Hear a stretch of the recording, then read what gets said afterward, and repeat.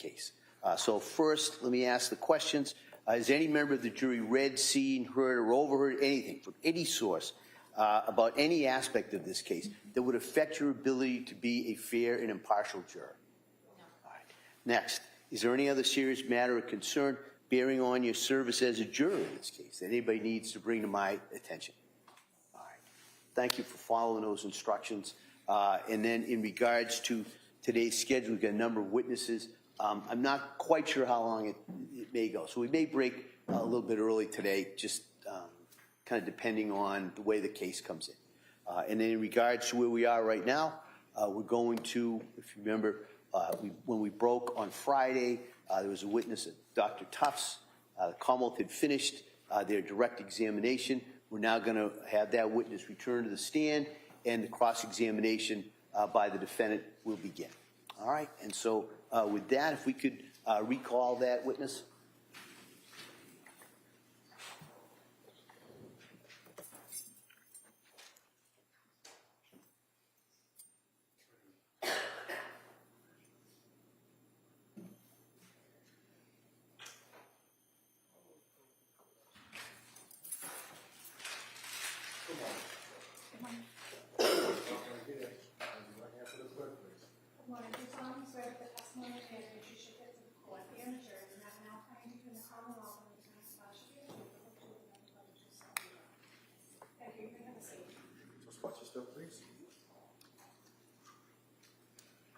All right, good morning, Doctor.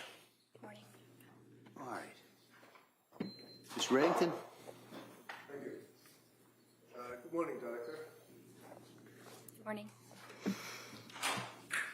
Do you have your record in front of you, your notes? Or I do. And you can look at that anytime you want, just to refresh your memory of what's going on with you. Thank you.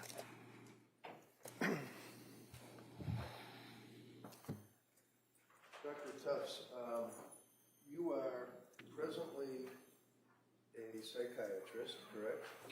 Correct. And can you tell me where you went to med school? University of Vermont. And what were the years that you were at University of Vermont? 2014 to 2018. Beautiful country up there. Great place to live, right? It is. It's beautiful. And when you graduated from med school, you then did your residency? Correct. And where was the residency? Boston Medical Center. And can you tell me, what is it exactly that you do as a psychiatric resident or a psychiatrist resident? What do you do? You do a lot of different things. You rotate in all the different aspects of psychiatry, as well as internal medicine, so that you have a foundational knowledge of broad medical topics. You admit patients into the inpatient hospital. You manage emergencies in the hospital and in the emergency room, decide whether patients need to be admitted psychiatrically or not, and also carry a panel of outpatients. Is this a hospital that you're working in, or is it Boston University? Is it a medical center? So yes, it's the Boston University program located at the hospital, Boston Medical Center, with also a lot of time spent at the various Boston VA locations. And what were the years, I'm sorry, that you did your residency? 2018 to 2022.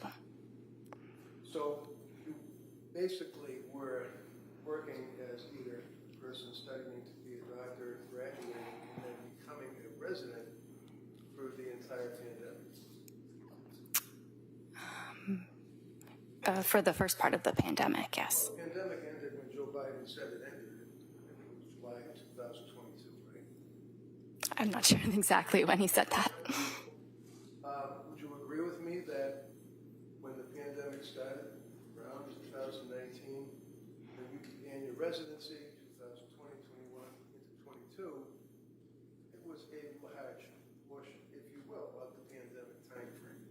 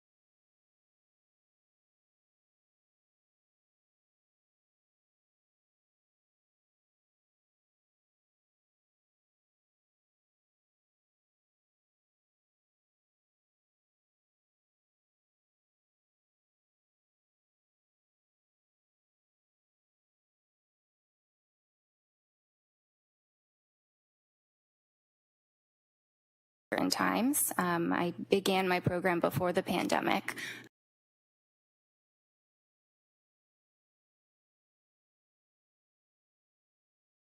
Labor and delivery nurse with a woman who's having a baby directly in front of you, can you? I imagine not. So, when you finished, did you graduate from a residency, or is it like you get a certificate or something? Yes, there is a certificate for completing it. And then, at that point, you are now a licensed doctor? Is that how it works? Well, you're actually a licensed doctor the entire time that you're in residency. But upon the completion of that, you can obtain a full, unrestricted Massachusetts license and also become board certified. And the board certification, for example, you have a board certification in general psychiatry, is that correct? Yes, sir. And when was it that you got that certification? When was it? Yes. It was September 12th, 2022. When was it that you actually started working as a physician, as a psychiatrist? I started working as a physician and as a psychiatrist during the residency training program, but I started practicing completely independently at Astor Mental Health in August of 2022. August of 2022. Yes. Now, prior to working with or at Astor, is that ASTOR or ER? ASTER, like the flower. And what is Astor? What is it, like a group of doctors? Is it a medical center? What is it? It is a outpatient practice that is owned by a psychiatrist. It has a number of psychiatrists as well as therapists. And where is it located? Is it a brick and mortar type place where you have offices? Yes, the original offices were in Braintree, Massachusetts, and now there's an office in Peabody as well. Your office, where do you work? So at the time I saw the patient, I was working in the Braintree office. I currently work in Peabody. Where, I'm sorry? Currently in Peabody, Massachusetts. So when you start working at Astor, obviously like anybody else, you submit a resume, an application, you perhaps and then they hire you, right? It's a fairly lengthy process and a number of interviews with different staff at the practice, and some recommendations, letters of reference, verification of credentials, all of that. But yes, it can be comparable to another profession in that process. Now, in August of 22, when you, congratulations, obviously you were hired by Astor, how many women had you treated in your residency that were postpartum? With postpartum depression? Or just in the postpartum period? How many women that were in the postpartum period did you treat prior to August of 22? Many. It's hard to give an exact number, but I did have specific training in that population. In that population. And where did you have the training in that population? At Boston Medical Center. And can you tell us in that 2-year period approximately how many women that were in the postpartum period that you treated as a resident? Okay, so it's really hard to give an exact number, but if I had to say, at least 50. So in the 2-year period, you treated 50 people in the residency that had postpartum. And can you tell me, what is postpartum? What is that? Well, I just want to address that it was a 4-year period, not a 2-year period. Oh, I'm sorry. Okay. So And sorry, what was your question? Hold on. You saw 50 people in a 4-year period that had postpartum. In other words, they had them after having a baby, right? Possibly, yeah, more or less. I saw a number of other patients. I saw much more than 50, but yes. So after you had your residency and after you were hired by Astor, is that when you began in August of 22 your practice as a practicing psychiatrist? Yes. And when was it that you actually got your DEA license that authorizes you to prescribe medication to citizens? So during residency, I had a DEA license, but it was affiliated with the with Boston Medical Center. And then when I started at Astor, I had my own DEA number. I don't know exactly when, maybe sometime around August. So August of 22, you start working at Astor. August of 22, you got your DEA license individually that authorized you to prescribe medication, correct? Yes. And it was when that you saw Lindsay Clancy? I believe our first visit was September 15th, Of, 2022. so you were practicing as a psychiatrist for a little more than a month. I was practicing independently with my full credentials for about a month, but the training is just immense that goes on before that. Absolutely, it must be. But that's a residency that you're talking about, right? Yes. And you know, in a residency, I mean, all I know is Grey's Anatomy, but I mean, you're working under a doctor, the doctors are supervising you, and they tell you what to do, and then you report to them, correct? They don't really tell you what to do. They're there as a resource if you need additional support. But I followed many of my own patients. I was the only person in the room with them. And, my notes were signed off by an attending physician, and that attending was available for any support I needed. So, in August of 22, when you started working at Astor, you actually filled out a form for your advertising. Is that correct? I believe that was handled by other people at the practice. And who would that be? Well, we have non-clinical staff that handle the administrative matters. Okay, but you're a doctor and you're out there to the public. You're advertising yourself and your services to the public. Is that fair? I believe yes. I'm not directing the marketing of our office, but yes. Okay, never mind your office. I'm talking about you. You had an ad that was on the computer that if somebody wanted to reach out to a doctor, they could see your ad amongst many others, right? Well, I don't think there was an ad. I think we have a website that had some information about myself. Okay. Now, in August of 22, up until when you saw Lindsay, how many patients in that month or so had you treated for postpartum psychosis? How many patients in a month up until that Yeah, month? I'm asking you about when you started working in August of 22 for Astor, and you are now on your own as an employee. How many patients had you treated before you saw Lindsay Clancy for postpartum psychosis? Well, in the span of 1 month, I would say none because it's a very rare disorder. Okay. But it exists, doesn't it? Absolutely. And one of the things would be the voices that people hear, right? That is a symptom of psychosis. Absolutely. And that's legitimate, isn't it? It is a legitimate diagnosis. Absolutely. It's not the diagnosis. People that have postpartum psychosis hear voices, do they not? Many do. The disorder can manifest differently in different people, but yes, many people do hear voices. How about postpartum depression? How many people in that month or so before you met Lindsay did you treat for postpartum depression? In the span of 1 month, it's really hard to pinpoint that.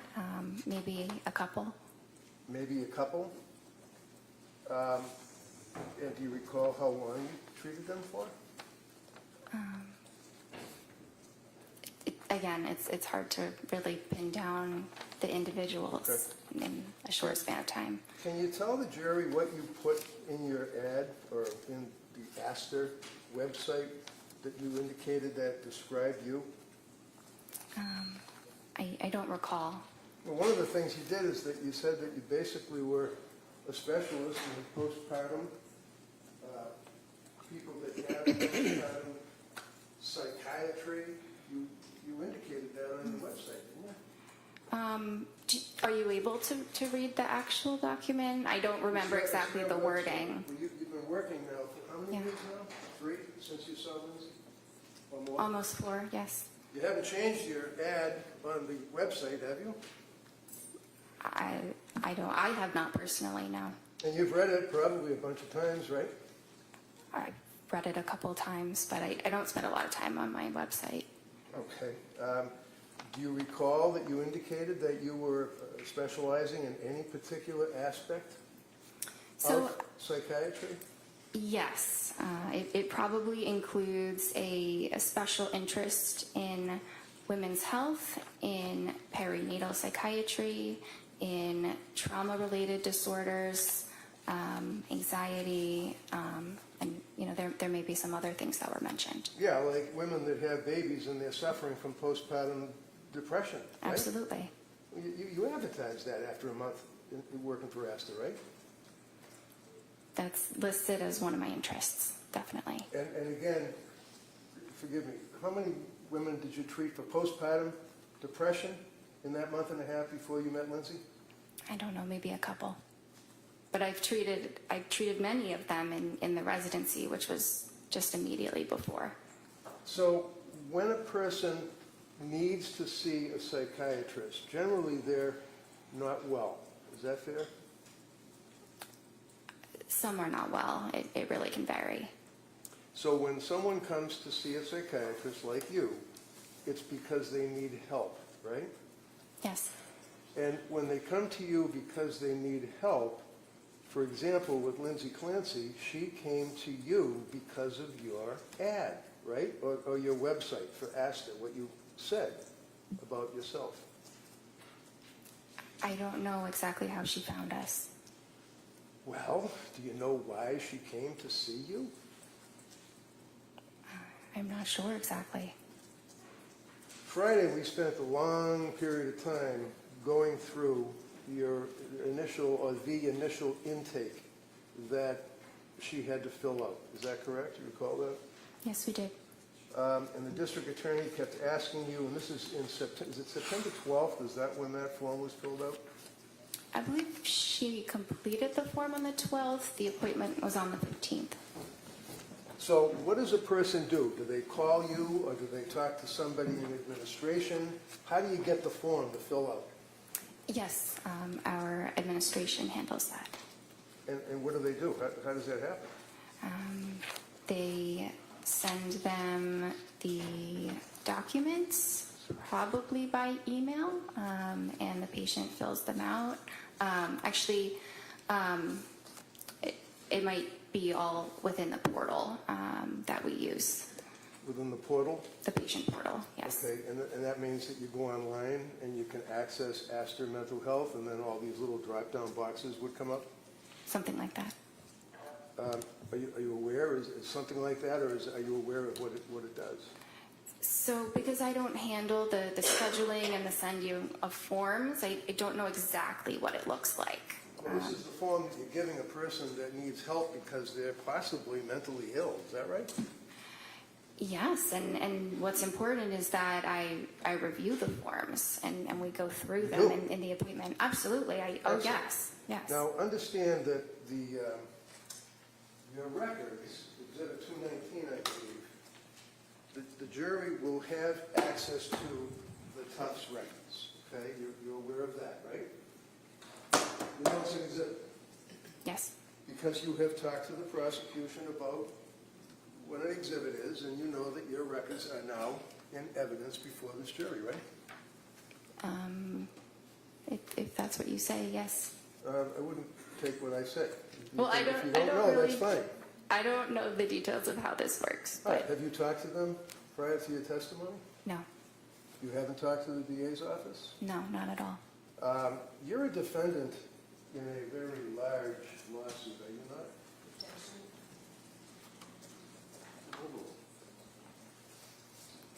Yes. You wouldn't happen to be represented by an attorney, would you? I am. And the fact that you have an attorney is your right under the Constitution. It doesn't mean that you're guilty of anything, right? Right. Okay. And you know that the outcome of this case is very, very major to the outcome of your lawsuit. Is that right? Totally. I don't actually know that. So you understand that if, in fact, it's determined that you advertised as an expert in postpartum and in postpartum psychiatry, and you had a month experience plus a residency, would you consider that to be negligent or misrepresentation? I do not believe that I have been negligent. Do you understand what misrepresentation means? Yes. With a month under your belt plus your residency, do you really want this jury to believe that you were an expert? Can you advertise that? I don't think that's exactly the wording that I used. I think I said that it was an interest of mine. You were what? No, go ahead. Good, you answer that. I just think the wording was that it's an interest of mine. I don't believe I called myself an expert. Are you an expert in postpartum? I may be. I don't know. I think it depends on what you define an expert as. Well, when a patient comes to you and they fill out the form, you agree with me that your records reflect that form that she filled out on September 12th of 2022, right? Yes. And the form that the district attorney went through painstakingly with you is basically, it looks something like this, right? That's one of the forms that you've got people fill out, right? Right? Yes. See the little check mark? Yes. Who puts the check mark in there? The patient.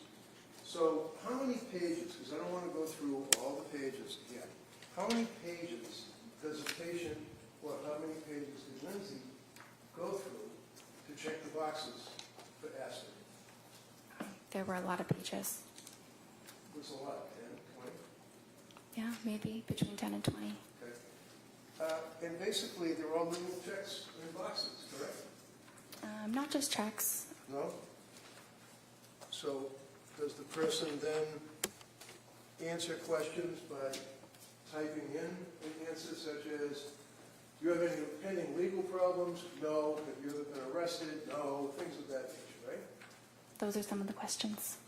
And the questions also, do they ask the patient what medications they were on Yes. before seeing you? Yes. And Lindsay told you that she was on SSRIs in the past, right? Yes. And SSRI means what? A selective serotonin reuptake inhibitor. And that's pretty powerful stuff, isn't it? It's an effective treatment for depression and anxiety. Well, it affects the serotonin levels in the brain, doesn't it? Yes. It rewires the brain, doesn't it? It doesn't rewire the brain. It increases the serotonin, and many individuals with depression have low levels of serotonin. So Lindsay told you that she had been prescribed an SSRI when she was in nursing school. Is that right? Yes. What was the SSRI? Prozac. And how long was she on the Prozac? I'm not sure. Never asked. I probably asked. Probably asked. Isn't it true? Don't you guys have a saying that if it's not written, it didn't happen? You take copious notes, do you not? It's impossible to write down every single thing that's said, so I write down what is clinically relevant, clinically necessary, but there's a lot that is discussed over an hour that is not able to be written down. Such as the fact that a person was on an SSRI when they were in nursing school is not an important fact to find out. Oh, no, that's important. Sorry. No problem. I'm not doing, the Sophie Cunningham at you. I'm just asking a question, that's all, and you can answer it, okay? How about if she had a reaction to Prozac? I asked her about the Prozac. Is that written in your notes? Yes. And what did she say? She said that she took it for a period of time. She didn't mention any side effects. Oh, she didn't tell you that she had side effects. I see. So when a patient comes to see you with a month under your belt and they're sick and they're looking for help, you wait for them to volunteer facts to you? She volunteered a lot of information. She knew very well what her medical history was and was able to provide that for me. Such as what? That she was in nursing school and took Prozac? That's part of it. And she told you that, right? Yes, And she was pretty upfront and honest with you, wasn't she, in answering these questions, right? I believe that she was. We all spent some time talking about the fact that she declared that she had consumed alcohol, that she felt guilty about it. You recall that on Friday? We dwelled on that for a while, didn't we? Yes, that was a component, yes. I mean, that's something that's important, right? Yes, What was her drink of choice? I'm not sure. Did you ever ask her? I'm not sure. We were not concerned that her level of alcohol use Well, the was. certainly was Friday, right? All right, well, here's, and everybody knows, Doctor, wait for the question, all right? And then same thing, I'll have counsel wait until you finish your answer, all right? Go ahead, Mr. Reddington. So is it important, doctor, for you as a physician to know your patient? In other words, know who they are? Yes, And you know that Lindsay was a nurse, correct? yes, You know that she graduated, obviously, from college, right? yes. Is she a good student? I don't recall. Do you know when she got married? I don't recall Did you that ask her? specific detail. I don't know. I knew she was married. She had 3 kids, right? Yes, And the reason that you knew that she was married is because you spoke to her husband, Patrick, correct? he Or did atten- you? Sorry, Or did you? he attended one of the appointments, and I spoke with him on that date. Ah. And did you say, hi, how are you, and give him a handshake when you came in your office? It was telemedicine. It was what? Telemedicine. Telemedicine. Is it fair to say that after, 14, you said to the jury, 14 appointments that you had with Lindsay during that period from September till January? 14 appointments? Yes, Every single one of them were by telemedicine, weren't they? yes. Until you came in this courtroom Friday, you never saw this woman in person, did you? Correct. Were you ever concerned about her mental health as a person? Absolutely. She was crying. She told you symptoms that she couldn't get out of bed. Isn't that right? At one time, she said it was difficult to get out of bed Oh, difficult to But- get out. Why was it difficult for Lindsay Clancy to get out of bed? because she was very depressed. And did you give her a hug? Oh, no, you're on telemedicine, so you couldn't give her a hug, could you? You didn't have any chance to even look at her in person, did you? I could look at her. It was always a video appointment. I couldn't give her a hug, but that's not actually something that psychiatrists typically do with patients. I imagine. Now, I'm looking at you, and you've got the witness stand cutting you off in half, right? So I can't see from your waist down, your legs, your feet, your hands, anything. That's the same view that you have on the telemedicine, right? Yes, Isn't it fair to say that you've studied and that you've learned that there are objective manifestations that patients may have that would be a tell, like if you're playing poker, you have a tell, that would be an indicia of the fact that they're stressed or emotionally disturbed, right? yes, Like hand wringing, right? yes. Were you able to see the hands wringing when you were on telemedicine? I don't recall seeing her hands. You recall, you know how people sit there and they do this with their leg and the leg bounces because they're going through some type of emotional stress? You couldn't even see her legs, could you? I couldn't see her legs, but I knew that she was under stress. So when she came to you, September 15th, I believe, is the first time that you all actually discussed her condition, correct? Yes. And looking at the medical records, which the jury will be able to look at, it says, visit date, September 15th, 2022, and you can look along with me if you wish. Indicates why she came to see you, right? Yes. Right? Yes? Yes. Okay. Why did she come to see you? According, not guessing and speculating, never mind the TV. You just look at your notes. Tell me what brought Lindsay Clancy to your office. Postpartum anxiety. Is that it? Is that what you noted in the records?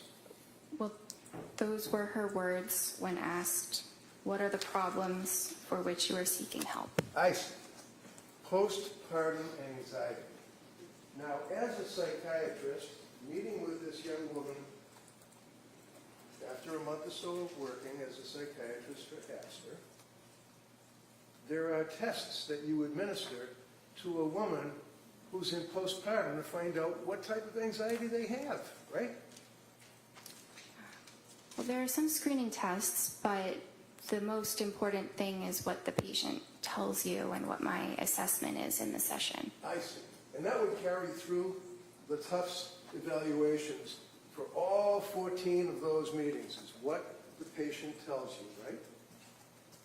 Yes, and what I observe in the session Through the television. through the computer.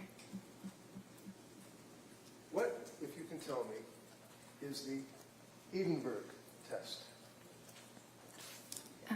It is a scale that looks at symptoms of postpartum depression. And when you administer, that's a major test, isn't it, for a doctor to evaluate a patient for PPD? I wouldn't say it's a major test. It's a pretty big one, though, isn't it? It's the only one that measures the postpartum depression, right? It's a common one. It's a what? Commonly used. Commonly. All right, so when you used it on Lindsay, when was that administered to her? I did not use it on Lindsay. Why? We used the PHQ-9, which What is the PHQ-9?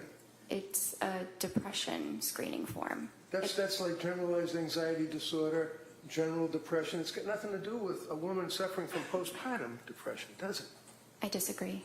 Well, do you agree that people perhaps that may know a little more than you determined that the Edinburgh scale is the appropriate scale to administer to a pregnant or postpartum woman? To state as the form. You're familiar with the Edinburgh scale, right? I've heard of it. And can you explain to me how it's graded? No, I cannot. There are 30 questions in it, are there not? I don't use this scale, so I don't know how many questions there are. So the Edinburgh scale, do you even know that the cutoff for someone that is depressed in their condition of postpartum would be 15? Anything over that, they're in severe depression? Okay. Do you know that her first Edinburgh test that was administered to her put her at a 23 Objection. Overruled. severe depression? I was not aware of this test. I was not aware that this had been administered to her. Well, you know that except for the Prozac that she had when she was a nurse, what, 23, 24, 23 years old, she hadn't, other than seeing her own doctor for having a baby, she hadn't seen any doctors. You knew that, right? I didn't know exactly which doctor she sees. I think we ask about your primary care doctor, but she did not report any other medical issues that she was under treatment for. So is it important for Dr. Jennifer Tufts to know whether or not a patient who is coming to you for help has a prior medical history other than what they might tell you? Well, when patients are able to advocate for themselves and share their medical history, we rely on what they tell us. Was she able to advocate for herself, in your opinion, when she came to see you, when you evaluated her in September? Absolutely. How about October? Yes. How about November? Yes. How about December? Yes. And your medical records, you would agree, show that during that period of time that she was deteriorating, was a word that was used on Friday. Isn't that right? So, No, so. You used the word deteriorating on Friday, did you not? she was a little bit worse at certain appointments, and the deteriorating word, which is not my word choice, is what is in the note because I had to select that. Because why? You have some kind of a program that you have to check the box and you have to bring down the drop box? You can't take a pen and write something down about a patient? There are certain parts of the note where I can write whatever I feel is necessary, but that specific aspect of the note is a button where you have to click one of three choices. So when the jury's going through your medical records, one of the things that they're going to see is that when you meet with a patient, you have a form that you fill out where it says, if you feel like you're going to harm yourself or somebody else, make sure you go to the emergency room, right? Yes. If you have any urges to harm yourself or others, go to the nearest emergency room. That's in every single time that you meet with a patient, right? Yes. And it indicates that if there's any, call the Suicide Prevention and Crisis Hotline. If you feel that you're in crisis, you may text home to a particular number anytime. What's a suicide hotline? It's a phone number that patients in crisis can call and speak to a trained counselor. Now, a psychiatrist, you'd agree with me, is not a counselor, that's for sure, right? Well, a psychiatrist has training in therapy as well as in medicine. Did you give Lindsay Clancy any therapy? There was some therapy incorporated in our sessions, Like but what? we did. Like what? Sorry.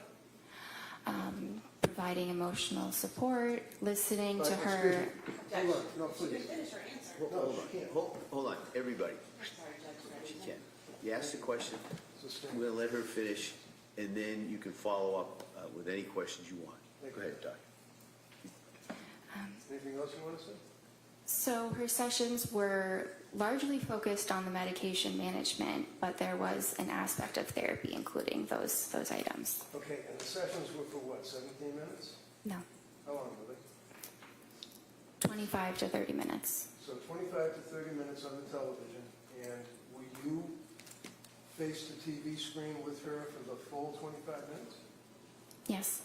And that's not noted in your records. It says 17 minutes on all your records, doesn't it? So if you look closely, it says the therapy component was for 17 minutes. It doesn't say the entire duration is 17 minutes. So what do you do when you're trying to give therapy as a psychiatrist to a patient that came to see you? What do you do? What do you do for therapy? It depends on the person. Well, how about Lindsay Clancy? What did you do for therapy with her?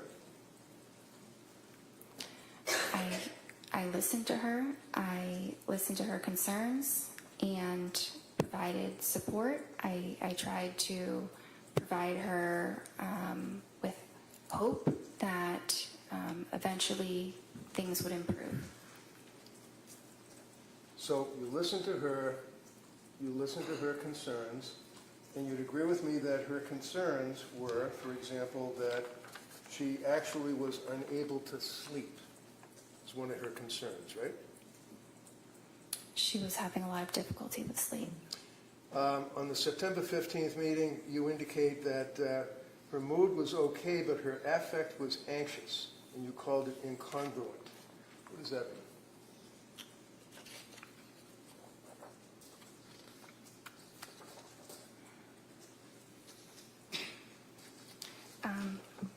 So she said she was feeling okay. She appeared anxious And she also stated that she was anxious. So one of the things that you talked about Friday is when a patient presents with an incongruent something or other, I don't remember, appearance perhaps, that would mean that they're saying, I'm okay, but they don't look like they're okay, right? Well, it could. I don't think her affect and her mood were really that incongruent at that time. I think that she didn't appear terribly depressed. I didn't say she was terribly depressed in that initial visit, but she said she was anxious and she appeared anxious. That's pretty congruent. Okay. So did you put in the report that she was congruent or incongruent? So that is not an option for me to indicate in that section, but So- it was congruent. You're like a robot. You can't take a pen and write something down. You have to do the drop box and the X's on the computer. Well, if it's on the computer, I'm limited by the options that are up there You're a doctor. Why are you limited? because of the technology. What technology? The fact that there's a form on a computer? You're trying to treat a human being who comes to you for help. And that's what's most important. What's most important was the treatment, not what is checked off on a box. Makes sense. So you were unable to make a note as to whether or not her affect and her mood appeared to be in conflict and that she would have been incongruent and that she had poor insight. You couldn't write that down. Is that right? Because the box doesn't let you. Correct. So basically she's telling you that I'm okay. Well, actually, when she came, do you know that she never saw, other than when she was in nursing school, would it surprise you, a psychiatrist?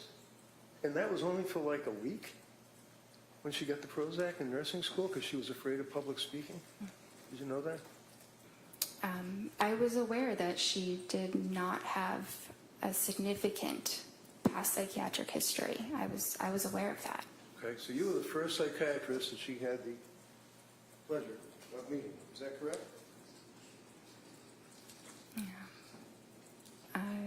I think it was. And isn't that important for you as a doctor to take a history? I did take a history. So can you tell us?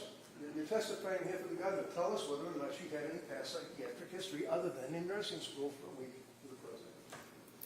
She did not report any other past psychiatric history other than the Prozac and Wellbutrin. So when a patient comes to see you and you're treating to help that patient, if they don't report something to you, you don't know about it apparently, right? Well, I think it depends. There are certainly things I can assess, but if it's related to their history, I do need them to tell me. Well, you can't assess it unless you ask, right? Unless I ask or they volunteer it or they Of fill course, it we out in already talked forms. about the volunteering. How about you as a doctor, when you're evaluating a patient coming to you for help, do you ask them questions? Yes, You didn't ask her prior history. I did. What did she tell you? She said that her prior history was what we discussed about the Prozac in the nursing school. So, basically, other than hoping to give her hope, is what you said, for the therapy. How do you give someone hope for therapy? The other doctor. Try to encourage them and... What did you encourage her on September 15th? Sorry? What did you encourage her to give her hope on September 15th? What did I encourage her? Yeah. I don't remember exactly the words. It was Did you write almost it 4 down in years your ago. records? No, we don't write those details of Well, everything that's the that's therapy said. you're talking about, right? Yes? Yes. And you don't write down the therapy you give the patient in the records, right?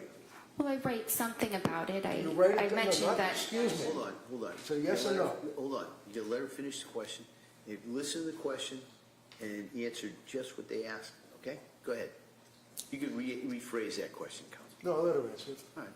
I mentioned that I provided supportive therapy. What is supportive therapy? It's listening to the patient's concerns and providing emotional support and validation. So emotional support and validation all sounds good. Here's a young woman who was what, 20, 29, 30 years old, came to see you? Yes, And came to see you for help, right? yes, Told you she couldn't sleep and she was anxious, correct? yes, You know that she was postpartum, correct? yes. You know that as a patient who was postpartum. By the way, what is your opinion of the period of postpartum wherein one can have postpartum depression or, more importantly, postpartum psychosis? What's the time frame? It's typically 1 year. So she was well within that time frame, correct? Yes, And you tried to provide therapy by giving her hope. And how long do you figure did that take? 5 minutes, 10 minutes, 2 minutes? I'm not sure. I think it was different in each session. Okay. So the only thing that you diagnosed Lindsay with on September 15th was GAD, Generalized Anxiety Disorder, correct? It was generalized anxiety disorder as well as an adjustment disorder with depressed mood. And you prescribed medications to her, right? Yes, And the medication that you provided to her was the sertraline, right? yes, And the sertraline would be Zoloft, right? yes, Now, this is a little chart that shows the prescriptions that Lindsay was on. And you are the yellow colors. They're the house. Okay? You can see that. Do you agree with me that on September 15th, you prescribed sertraline, Zoloft, 30 count on September 15th, 25 milligrams, right? yes.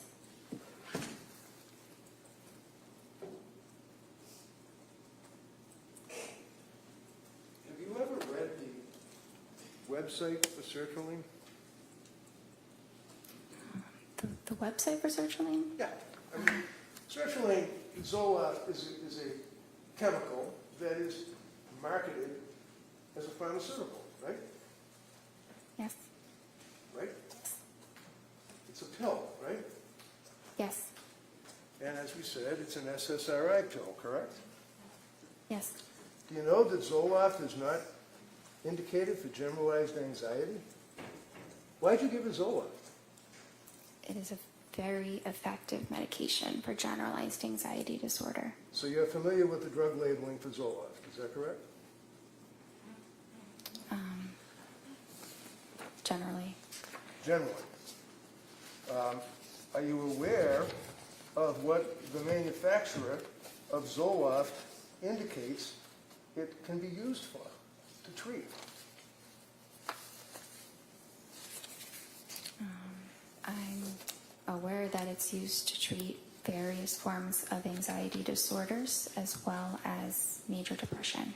So when Lindsay came to see you, you know that she had stopped breastfeeding her son, right? Not at the time of the first appointment. When did she stop breastfeeding? In October? Something around then. You know that she had little or no psychiatric history other than seeing you, correct? And the Prozac, yes. You know that, in fact, that she had stopped drinking whatever it was that she was drinking, because you never asked, right? I was not concerned about her level of drinking. Well, it's in your form, right? That was at the intake, but Wait, you know that she wasn't drinking when you were meeting with her, correct?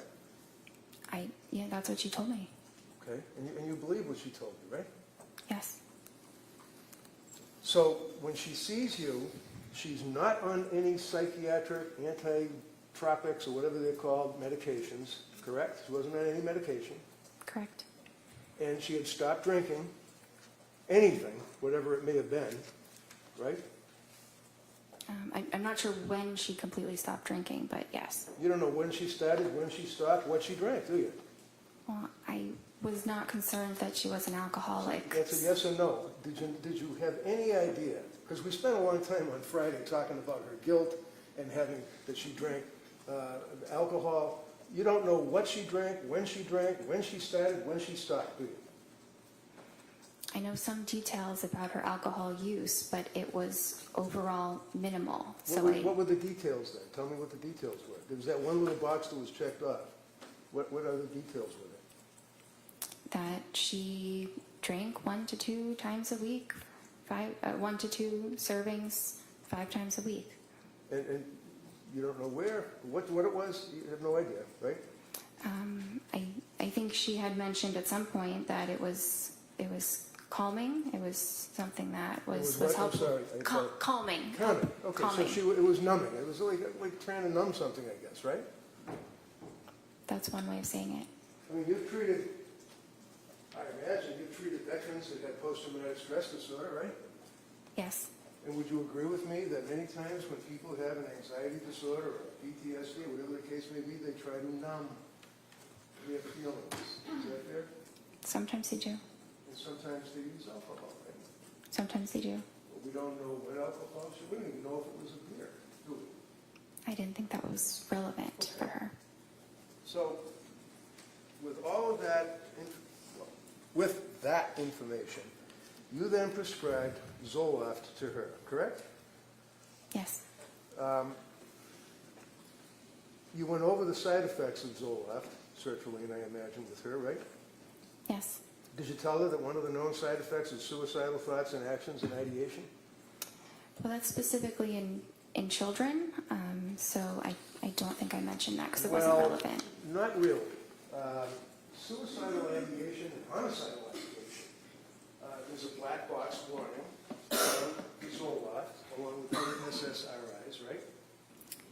Under Yes age, or no? for children and adults younger than Lindsay. Excuse me, doctor, I apologize. Can you just listen to my question and answer it yes or no? Is there a black box warning on Zoloft? Yes. Okay. And a black box warning is required or prescribed by what? The FDA? Probably. Probably.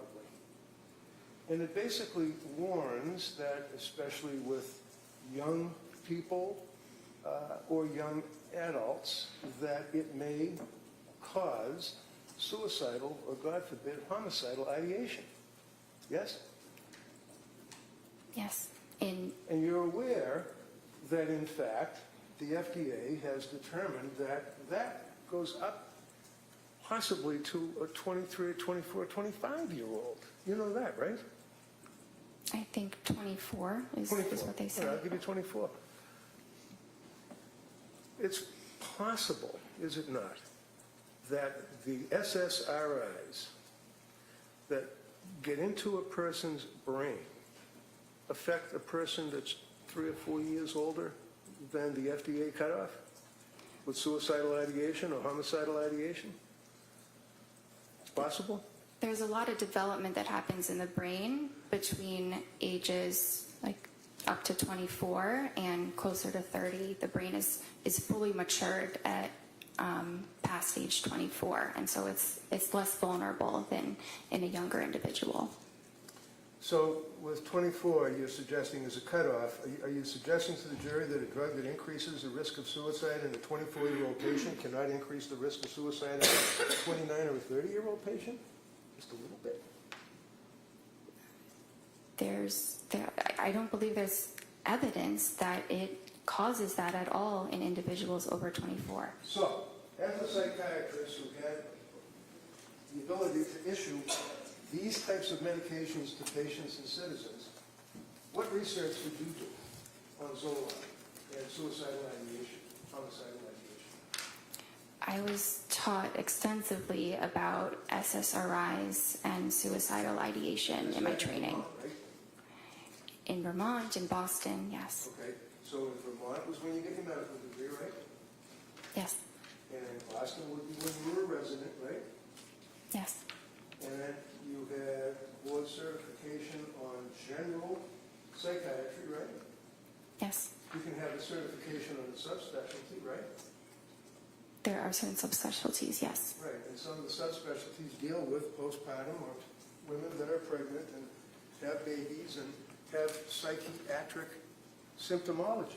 There's no board certification for perinatal or reproductive psychiatry. Well, there are plenty of classes that are recognized as, for example, at Harvard Medical School, there's an annual class or symposium, if you will, for postpartum. Have you ever been to that? No, sir. What have you done to research or to improve your education? I understand you went to med school and that you were a resident. What programs, continuing education, symposiums have you attended since you got the ability to prescribe these medicines to people? I have not attended a symposium. Have you attended anything? I have not, but I have done a lot of reading on my own, of research and guidelines about this area in psychiatry. Did you tell Lindsay when you were going, because one of the things that you guys are always concerned about is what's called informed consent, right? Yes. And what is informed consent? What does that mean? It means In a medical sense, not just like out in the street or something. explaining to a patient the risks and benefits of treatment and possible alternatives, and making sure that the patient understands what you're saying. Now, when you were going over the symptomology or when you were going over the side effects of Zoloft, one of the side effects of Zoloft is, and I quote, severe trouble sleeping, right? Yes. Did you tell her that? Well, insomnia is listed as a side effect. No. You already said yes, you know it. Just, did you tell her that Zoloft has a side effect of giving the patient severe trouble sleeping? That's all. So I didn't use the word severe because it typically doesn't cause severe trouble sleeping, but I thought you were referring to when she told me that she did have severe trouble sleeping, and that was true. That's what she told you, right? That she had severe trouble sleeping, right? She told me, yes. And you know that one of the side effects of Zoloft is, let's say, trouble sleeping. You know that, right? Yes. Your answer is yes. The jury has to be able to hear you. Yes. And why would you prescribe Zoloft to a young woman who's postpartum, who's coming to you with anxiety, who's telling you she can't sleep, she's got all of these symptoms, and you prescribe a medication that would have a side effect of trouble sleeping? So individuals have very varied responses to medications. Some have no side effects, some have one or two. It's impossible to predict, but Zoloft is a top choice, a first-line medication for Says her. who? It was Says who? says it's the general consensus Well, you know among about the lawsuits psychiatrists. against Hold on, Zoloft, right? again, we can't have both of you talking at the same time. So let her finish her answer, and then I'll give you plenty of time to follow up any questions regarding her answer. So, you finish your answer on that? There's extensive research supporting the use of sertraline in this instance, and the general consensus among psychiatrists is that it's a first-line safe medication for individuals, including postpartum women. How about the kids that shoot other kids in high schools and the lawsuits that come out of that against Zoloft? You ever read about them? Overruled. Sorry? You didn't hear me?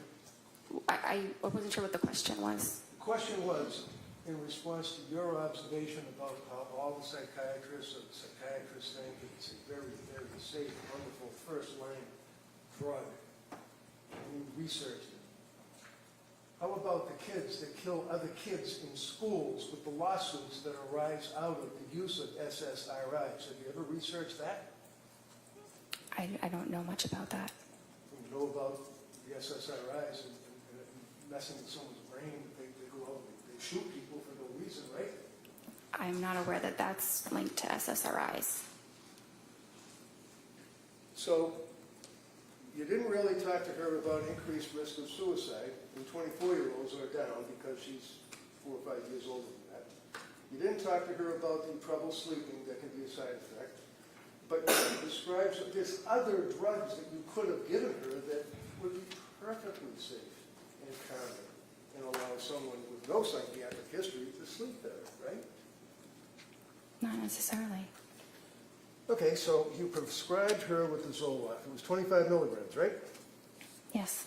And when you prescribed her with the Zoloft, 25 milligrams, was that increased up to 0.05 milligrams, or did you increase it at some point?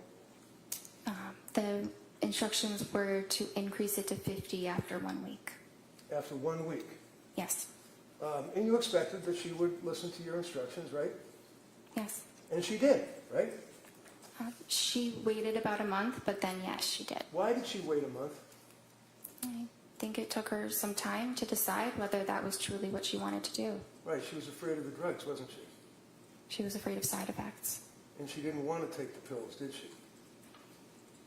She eventually did want to take the pills because she wanted to feel better. A month later, right? Yes.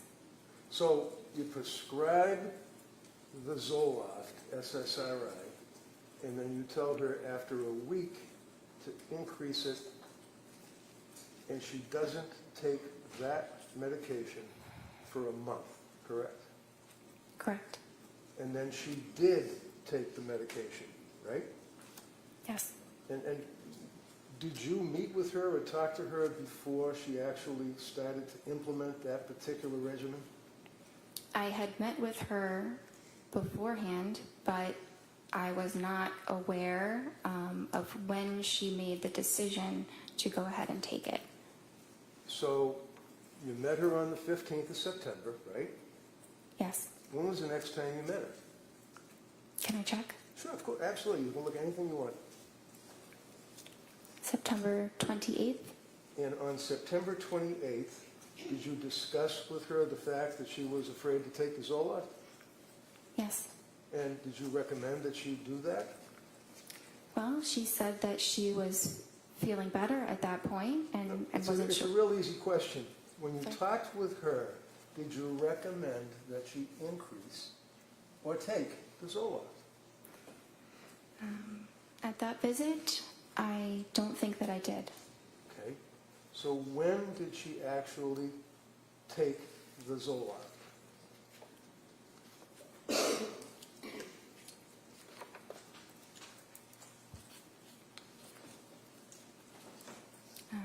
She told me in her October 20th visit that she had taken it 1 week prior. And she told you that when she increased it in accordance with your instructions, she went off the rails, right? I don't think she used those words, but she had What words did side she use effects. for you as her doctor? She felt awful. Awful. Why did she feel awful? Did she have a stomach ache? Did she have a headache? Why did she feel awful? She did have some stomach aches. She had some diarrhea and had a difficult time eating. She also had increased anxiety. She had some more depressed feelings. She had more difficulty sleeping. And what was your advice to her as her doctor on the 28th of October, after she told you about the effect the Zoloft had on her? I told her to stop it. Stop the medication. Okay. Now, Zoloft being an SSRI, and a patient that is taking the Zoloft, and 0.05, we spent Friday afternoon going over the drugs, and 0.05 milligrams is the lowest dose, and all that. That's the dose that is prescribed to people, invariably, correct? It goes up to 200, but that is a starting dose. For pretty much all of you psychiatrists would agree with that, right? 0.05, right? 50. 50, okay. And you then told her to stop? Yes. What does it mean to titrate something? To slowly increase the amount. What do you tell patients when they're on an SSRI as to weaning them off the SSRIs?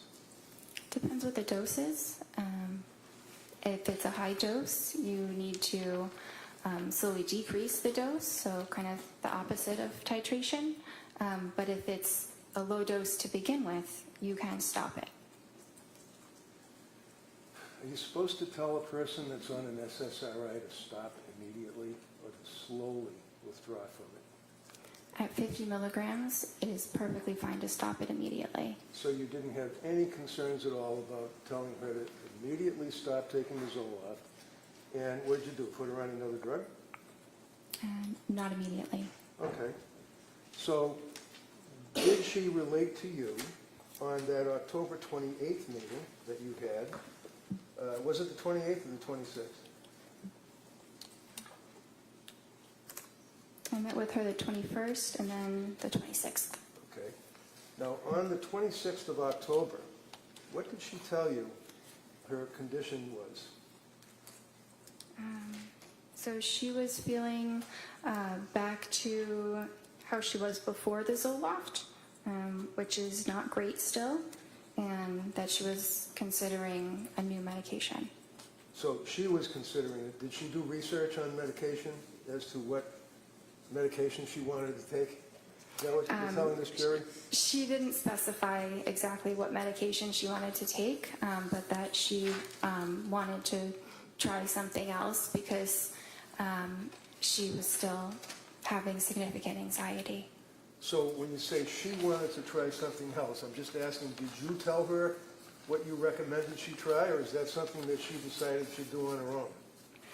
No, I gave her my recommendation. Okay. The only reason why I ask that is that, you know, a lot of times people might think that she's a psychopharmacologist, that she's a heart surgeon, that she's a vascular surgeon, that she knows everything about medicine. That's not true, is it? No.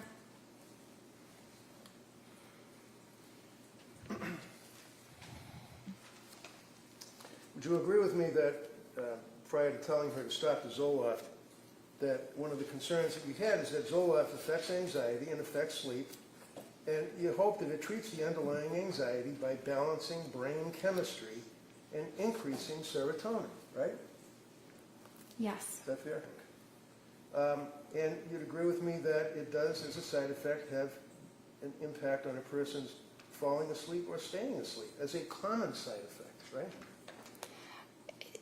It can happen. It doesn't happen to everyone, but it certainly happens to some. But it is temporary. That's the important distinction. Is that there are many side effects that disappear entirely, and then the medicine is quite helpful for those certain conditions. What's that? Yes. She had problems sleeping, didn't she? Yes. Even after the Zoloft, right? Yes. So you, not her, you recommended a particular drug that she should take, right? Yes. And again, as it relates to what one would expect a young woman who's a labor and delivery nurse to know about psychiatric medication, what is methazine? Do you know? I'm sorry? Methazine. I'm not sure. How about hermababate? B-A-T-E. H-E-R-M-A-B-A-T-E. How about that? You ever heard of that? I'm not familiar with that. That's what's used to administer to a woman who's going through birth. You don't have an obligation to know that, do you? No. You have an obligation to know about psychiatric medications, though, right? Yes. There's a difference between what's known as nescience, which is not knowing what you have no duty to know, and ignorance, which is you don't know what you should know. Is that fair? Yes. So, did you ever gauge Lindsay's knowledge or ability to judge what medication would be good for her? So that was my role. Right. I didn't expect her to know significantly the details about different psychiatric medications. Is it important to know that a woman that's coming to you because of postpartum issues, shall we say, had prior problems in prior deliberates. Yes. And you'd agree with me that you're on the front line of healthcare for pregnant women when someone comes to see you, either pregnant or after having a baby, right? They're usually referred by a therapist or an OB, but yes. Okay. So being on the front line and dealing with these people, and you advertise that you deal with pregnant people before they have babies, right? Yes. And after, correct? Yes. Did she have any prior issues with her prior babies? I knew that she had had some anxiety symptoms with her prior, after her prior child was, or sorry, after her second child was born. And that would be Dawson? Yes. And when she saw you after having Callan, how old was Dawson? Did you A few years old, maybe 2 or 3. know? Did she tell you what the side effects were after she had Dawson? She did. I did not list them because, Excuse me, that means you didn't write them down? yes. So what is it, your memory that we'll go by that, right? Sorry? We'll go by your memory? Go by my memory about what? I don't recall exactly which side effects she said, but I recall that they were some of the very common ones, the ones that are temporary. Hold on. You're telling this jury that you don't recall what the side effects were that she told you, but your memory is that they were general, common? Is that what you're saying? Yes, because if they were anything else, I would have documented it. How about And she took Zoloft? Did she take Zoloft, SSRI, after having Dawson? I think she took it for about a week. You think? Or she did? She did. So isn't that something that would be indicative of the fact that there was some psychiatric issues after she had her second child? Yes, but she did not describe them as being severe. Well, as a psychiatrist, can you ask her whether or not they're severe, or do you just wait for them to tell you? Based on her description, they did not sound severe. Tell me about bipolar. What's bipolar? Bipolar is a mood disorder that has both depressive episodes as well as episodes of mania. And is it your understanding that if a person has a difficult birth and in fact has some psychiatric attributes as a result of that difficult birth, that you should not prescribe SSRIs to that person because they could be bipolar?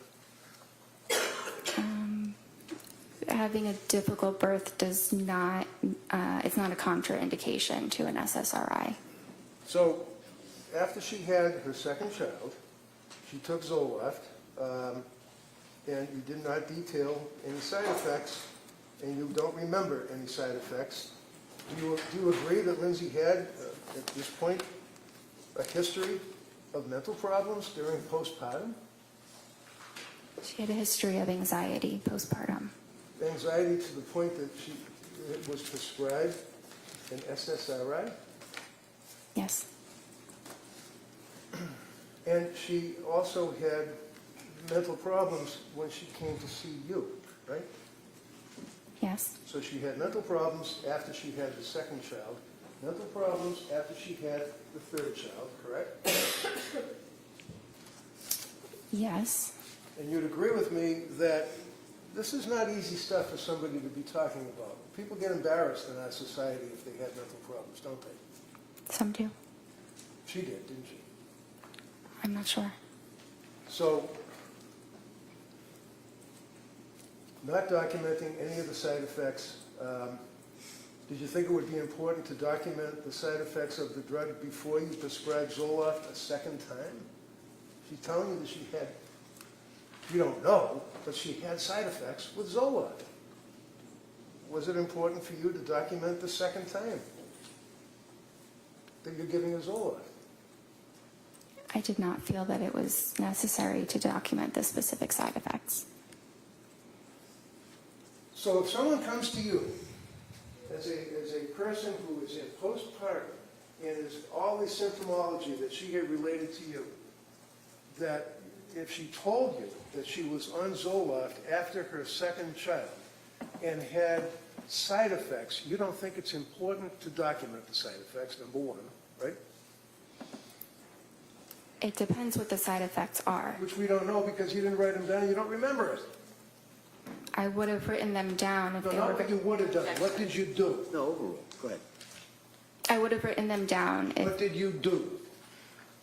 I wrote that she had side effects. What are they? I'm not sure. And then you prescribed Zoloft again, didn't you, in 2022? Yes. Do you recall, in the period of September of 22, October of 22, into November of 22, that she used the word overwhelmed, told you that she was overwhelmed? Is that correct? Sorry, which visit are we looking at? Well, the period of time, September, October, November, did she use the terminology that she was overwhelmed? Yes. Okay. And when you were treating her, you didn't think that she was just merely overwhelmed with 3 children. You knew she was really struggling, didn't you? I did. And it was at that point that you diagnosed her with a psychiatric condition, and you prescribed psychiatric meds. Isn't that right? I prescribe psychiatric medications, yes. So when you prescribed the Zoloft and told her to increase it, she told you that she was having all these difficulties. You told her to stop. Did you give her therapy when you saw her? Yes. What did you do? I think that I provided Again, I reassurance. apologize, but not what you think. I want to know what you did. And that's why you write stuff down. So take your time and look at your notes. What did you do with this young woman for therapy? On which day? On what? Which day are we talking about When specifically? she came to you and told you that she was overwhelmed, and you diagnosed her with a mental illness and prescribed a psychiatric condition, the psychiatric meds. What therapy did you give her? Because you told us that when you're on the television, you still give them therapy too, right? I do. What did you do? Well, I'm having trouble identifying exactly when she said the words overwhelmed. So it's hard to pinpoint exactly what I said in a span of, a number of different visits. Did you indicate that there's information on the website that if a person has an emergency that they should do something? I did, and I advised her the same. So basically, if one of your patients becomes suicidal, and on that note, did she tell you at that point, up to November of 22, that she was dwelling on suicidal thoughts?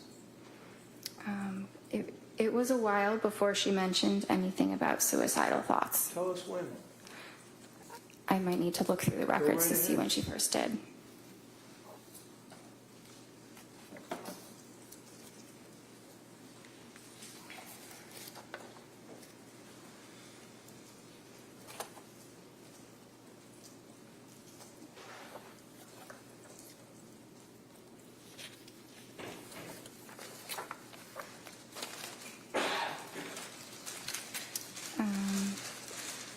December 1st.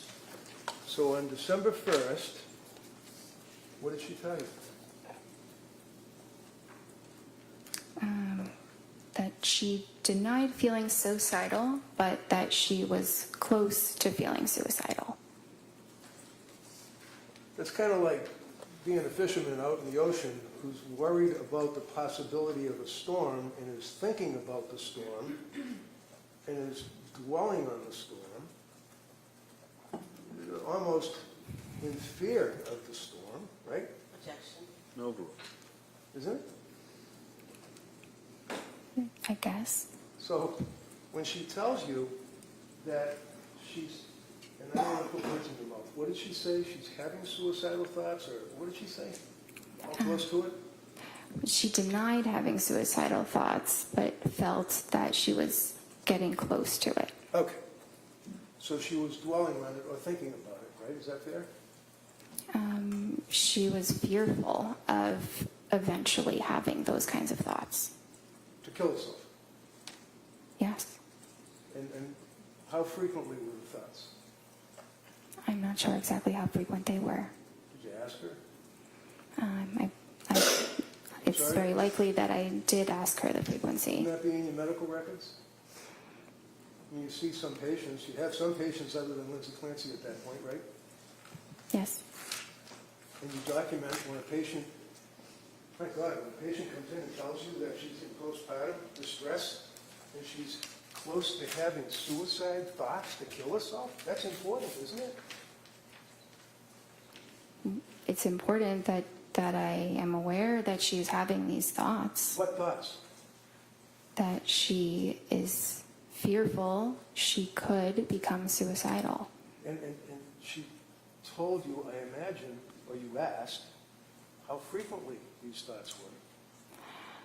I don't have it documented how frequently they were, but that is a question that I usually ask when we're talking about suicidal When we're thoughts. usually testifying on a murder case, we usually have facts that we can tell the jury, not speculation.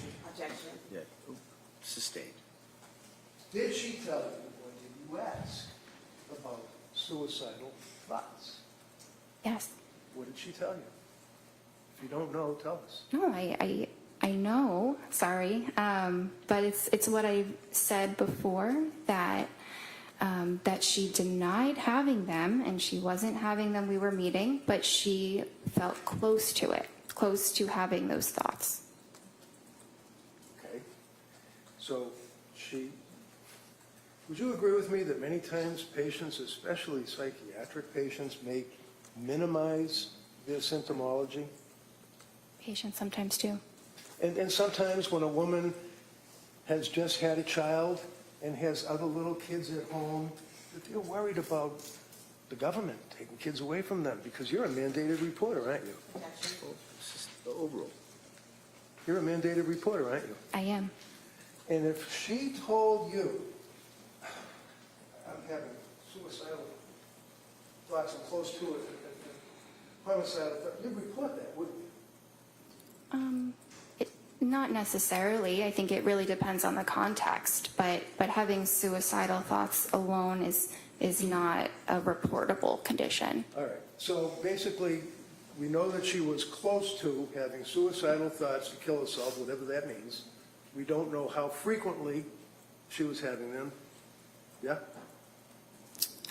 Today, I don't know how frequently, but at that point, I believe I did know how frequently they were. Okay. So as a result of that, you then gave her therapy, I imagine, right? Through the television.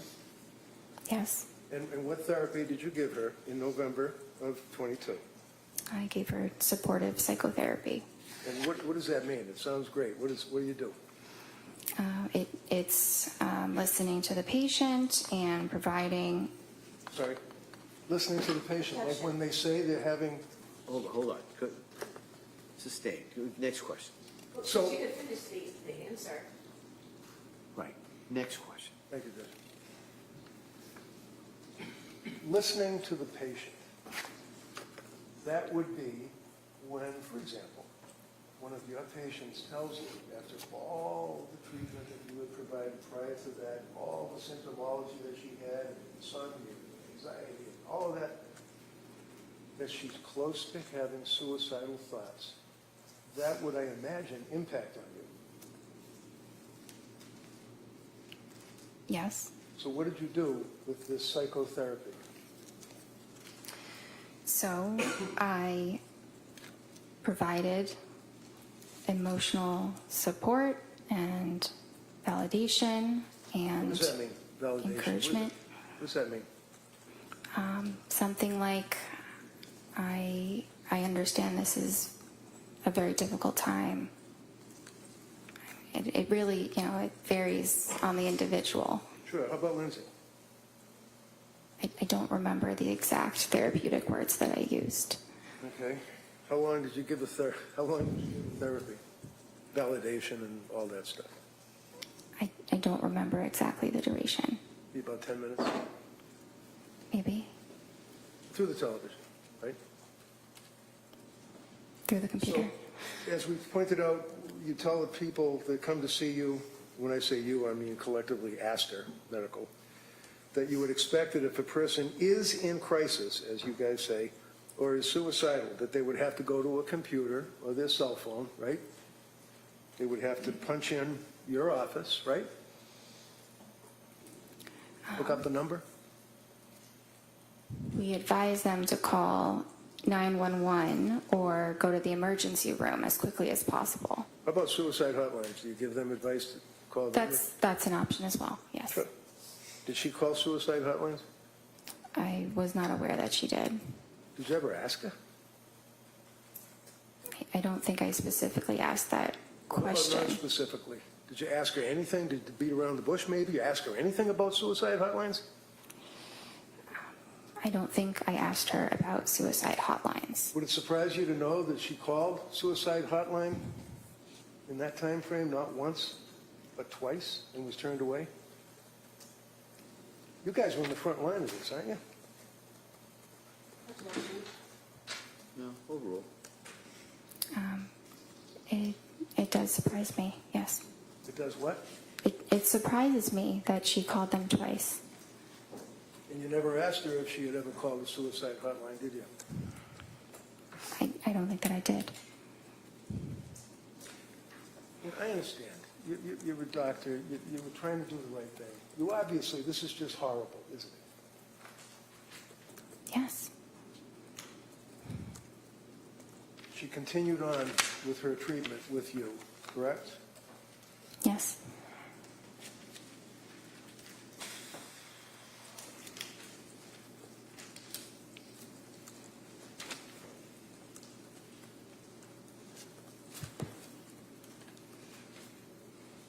What was the next medication that you put her on?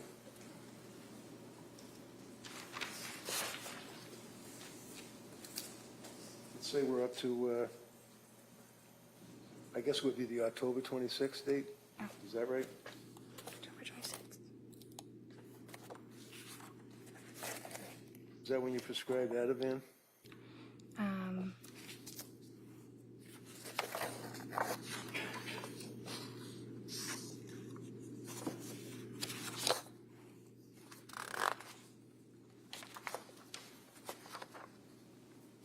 I prescribed that on the 21st.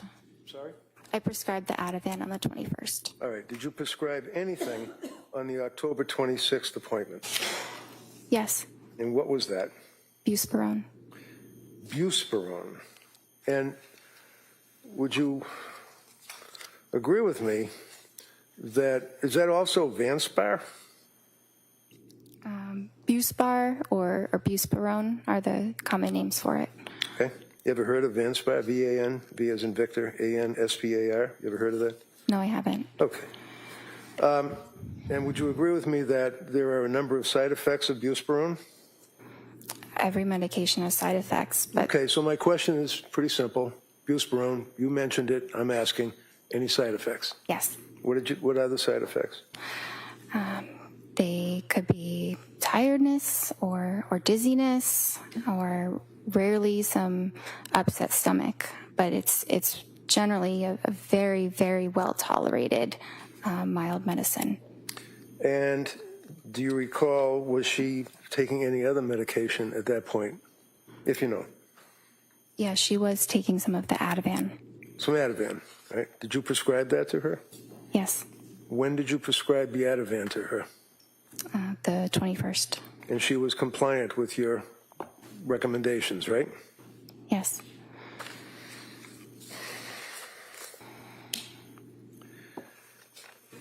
Was she also reporting to you that she was taking Benadryl, it's like over-the-counter stuff? It was being used as needed, yes. So that's PRN, on the records, PRN or whatever, you take it as required, right? Yes. And she reported to you that she was taking Benadryl, right? She reported that, yes. And you didn't document how much she was taking, right? It's only available as one dose over the counter. Okay. Did she re-up the dose over the counter? Do you know? She didn't tell me that she did. Did you ask her? I don't remember asking her about if she increased it. I think she was just taking one of them. You think? Did you know that Ativan and Benadryl are contraindicated, that they can have a serious impact to the central nervous system and depressant effects?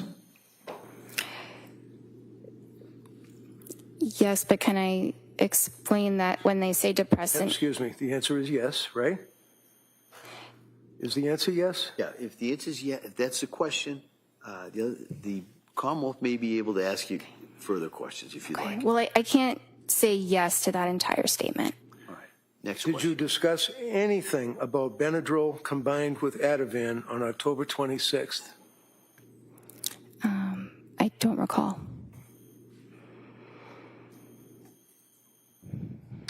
On October 26th, was she still worried about suicidal thoughts? She denied that. And on October 26th, how did she deny that? Is that, you have that noted in your record? I do. And what does it say? Patient denies suicidal ideation. Okay. So there's a huge difference between suicidal ideation and somebody having thoughts of suicide or being close to it, right? Not exactly.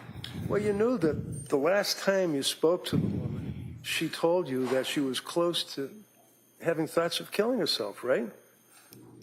Yes. And you're her doctor, right? Yes. So what do? You just say, do you have, and check the box and say, do you have any suicidal ideation? And she says no, and you check the box? No, it's not that simple. Do you ask her, like, well, gee, the last time I spoke to you, you told me that you were close to having suicidal thoughts of killing yourself. Did you pursue that on the 26th of October? Yes. And what did she say? That she wasn't. Now, how long was that appointment, if you recall? Would you agree it was 17 minutes and then there was some therapy? The entire appointment was something between 25 and 30 minutes. And that was again through the television, right? The computer, yes. Computer. Did you also add a drug called hydroxyzine? Yes. When was that?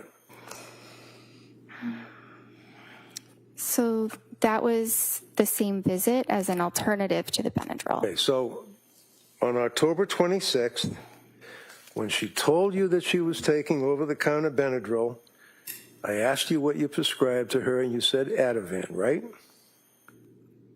Right? Yes. And then I asked you about the contraindication of Ativan and Benadryl, right? You asked me about that, yes. And then you, on October 26th, started her on Buspar, correct? Yes. And what is the purpose of Buspar? Is that for anxiety? Yes. And what kind of drug is Buspar?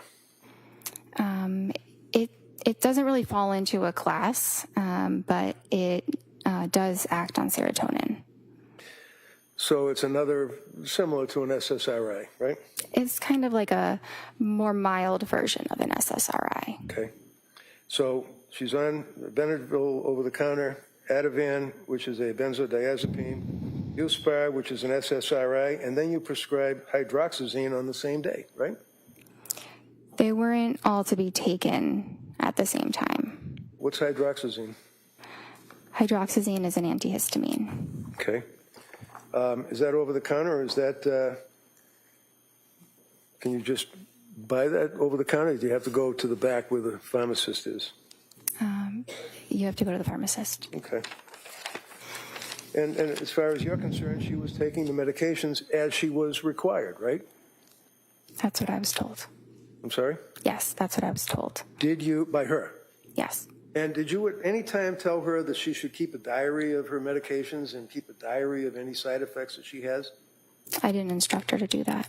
You don't have to instruct somebody to do anything, but did you recommend it? Like say, hey, if you're on all these meds, if you're having an effect, you should write it down. When, time, date, anything like that?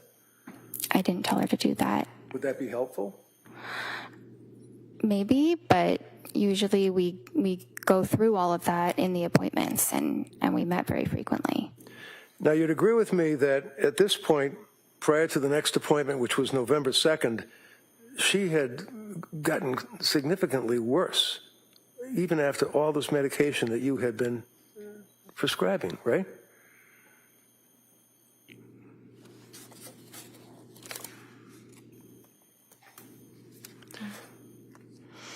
Did you make a note that she was telling you that she had depression and that she was crying,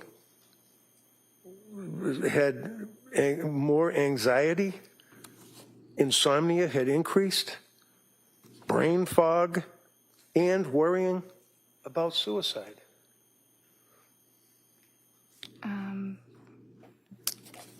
In the couple weeks after starting those medicines, I don't recall that the symptoms were significantly exacerbated. Okay. Friday afternoon, you answered the DA and you said that you recall that she used the word brain fog, right? She used that at some point. I don't recall when. Okay. What is brain fog? It's a very subjective feeling that someone might have where maybe it's, hard to think of a word that you're trying to think of, or maybe it feels like, maybe you're thinking of things a little bit more slowly than you normally would. And how often was she dwelling on suicide? At what point? At the point she told you that she had anxiety, insomnia, brain fog, crying inconsolably. Objection, if we could have a date. I think he's going to get to that. Go ahead. October 26th, heading into November 2nd. Do you recall, I'll rephrase it, do you recall going into the November month, meeting with her, and she told you that she had brain fog?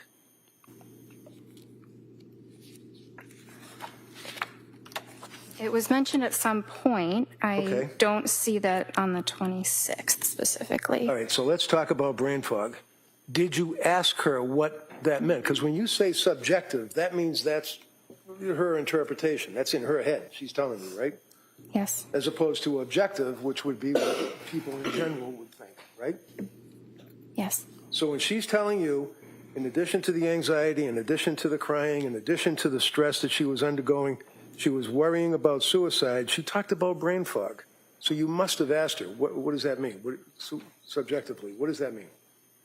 Subjectively means in the patient's, own opinion, that's what their experience is. Okay, so she's the one that's inside her head, right? Yes. So what were the symptoms? What is it? When a patient tells you that they have brain fog, is that something you would consider as being a potential side effect of the medications that you would put her on? It depends. On what? I mean, sometimes it could be, and sometimes it could be unrelated. It's a symptom of depression as well. So sometimes it's hard to tell what it's attributed to. So at this point, heading into November, your answer was to prescribe more medication, 3 more drugs, right? You prescribed Ativan, or increased the Ativan. What was her load for Ativan at this point? Do you remember? Sorry? What was her milligrams, if that's right, or nanograms, whatever it is, on the Ativan, on the script that you had provided her? Objection, if we could just have a date.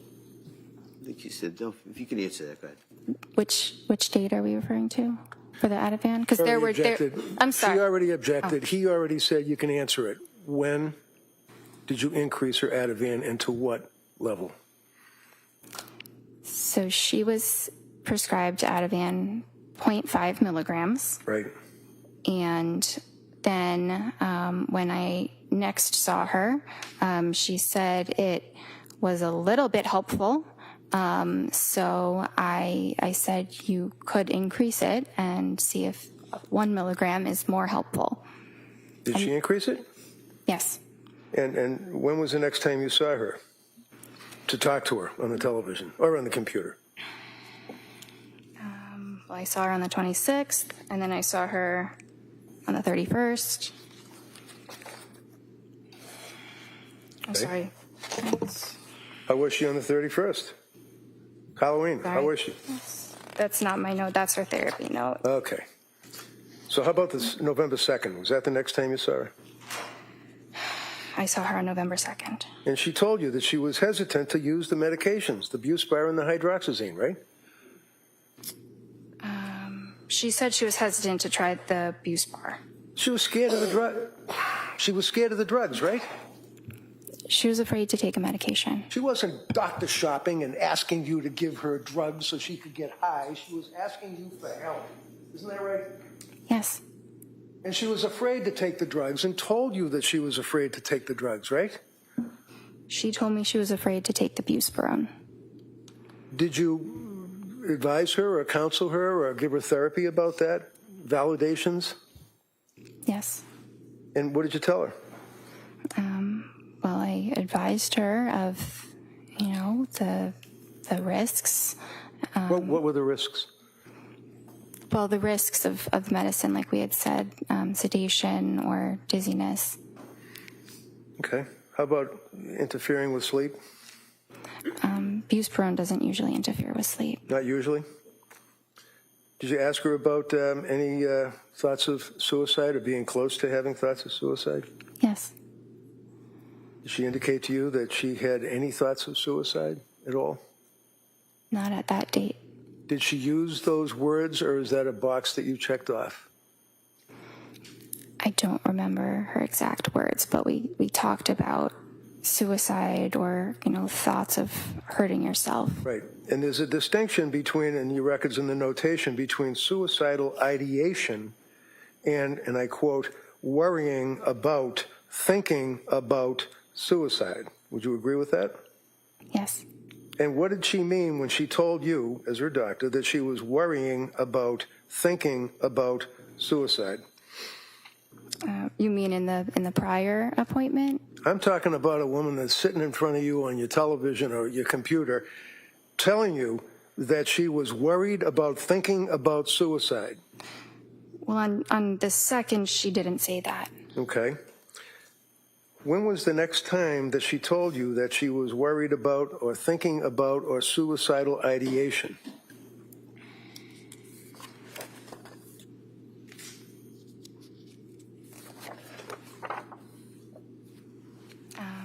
That was the December 1st visit. Okay.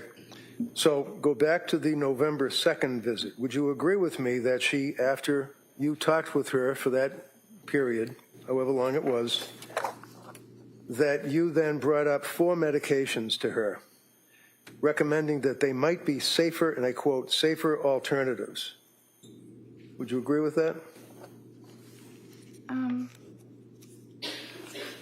I see the word alternatives, not Okay. safer alternatives. Do you remember talking to her about Remeron? Yes. Did you recommend that she take Remeron? No. Did you ever prescribe Remeron? No.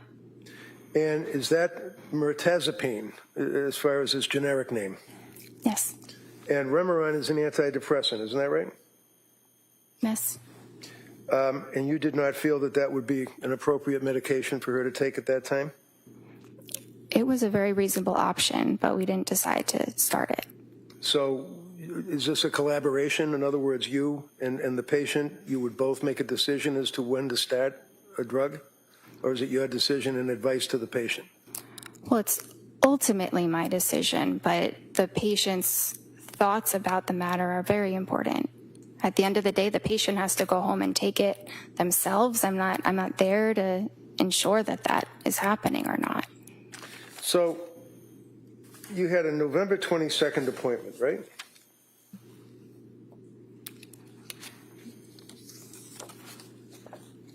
Yes. And it was at that time that she told you that she had been to see South Shore Perinatal Clinic, right? Yes. And did she tell you why she was seeing someone from the South Shore Perinatal Clinic? I think she told me that it was because they were exclusively focused on treating perinatal conditions. Yeah, but so are you, right?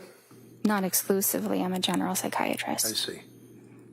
And did she mention the name of any doctor or nurse practitioner that she was seeing at the South Shore Perinatal Clinic?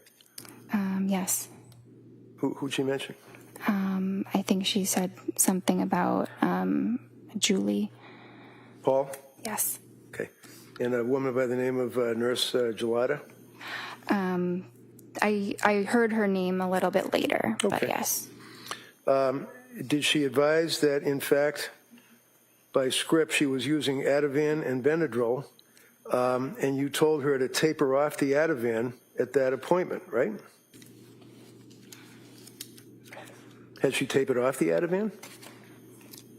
I think I had told her I gave her a prescribed taper prior to that appointment. What does that mean?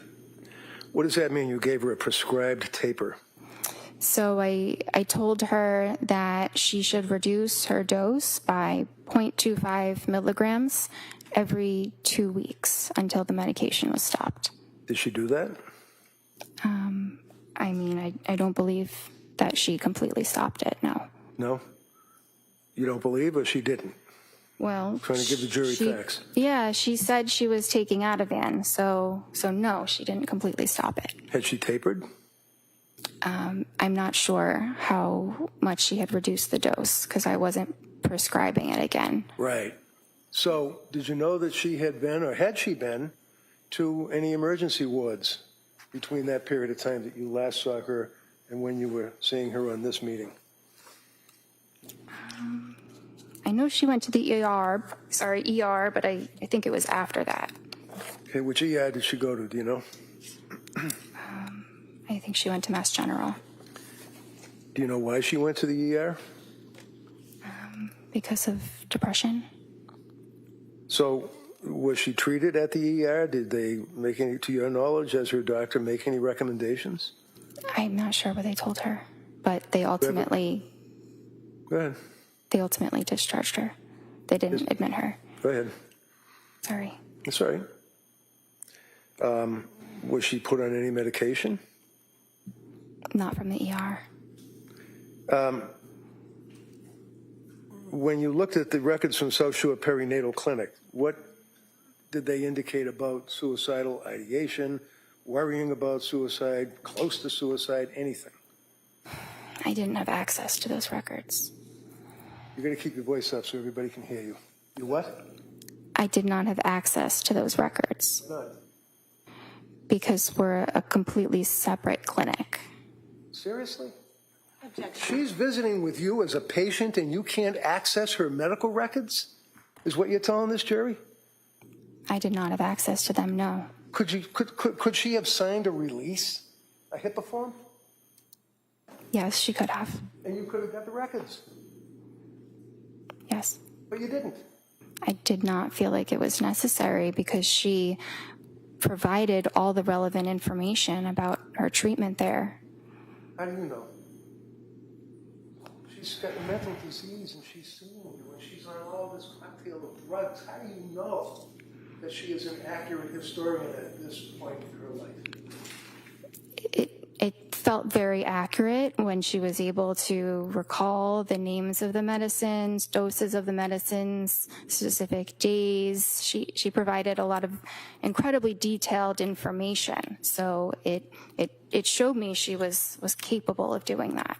So when you talked to her husband, Pat, how many times did you talk to her husband, Pat? I think The guy was living with her. it was once. And he came to your office, right? No, he didn't. He got on the television or on the computer screen, right? Yes. And when was that?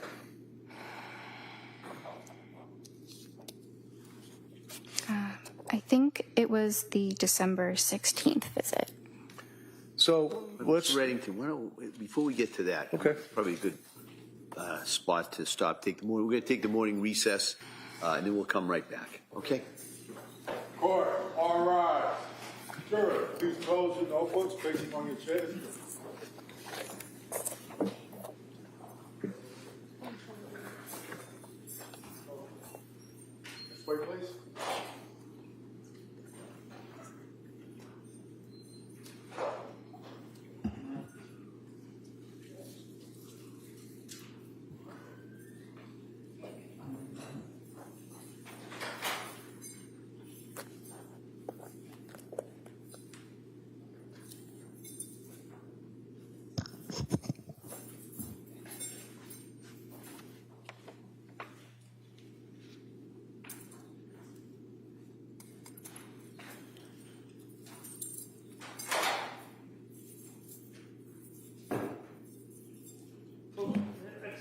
questions? Contact him on the phone back.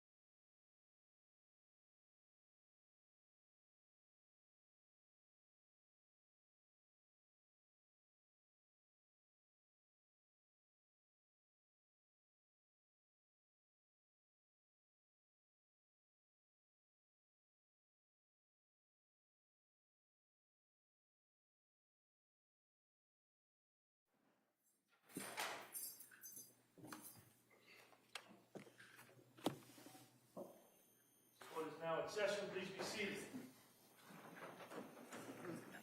You all set for the jury?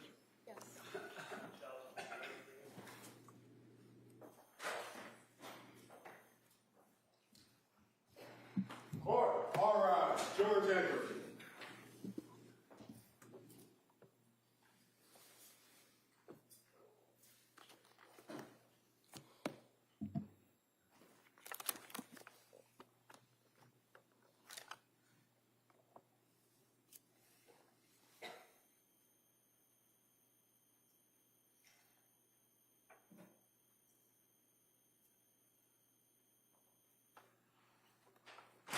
This court is now in session. Please be seated. Your Honor, for the purpose of the record, we return back to the trial of Commonwealth versus Lindsay Clancy. All parties are present, including the defendant and the 18 jurors. All right, thank you. Mr. Reddington. If you would just please look at your medical records that you have in front of you, I believe, and just go back to the October 20th record, where you have, I believe it's called interval history. I had trouble hearing the date. Can you repeat that? Sure, October 20th? Sorry. Okay.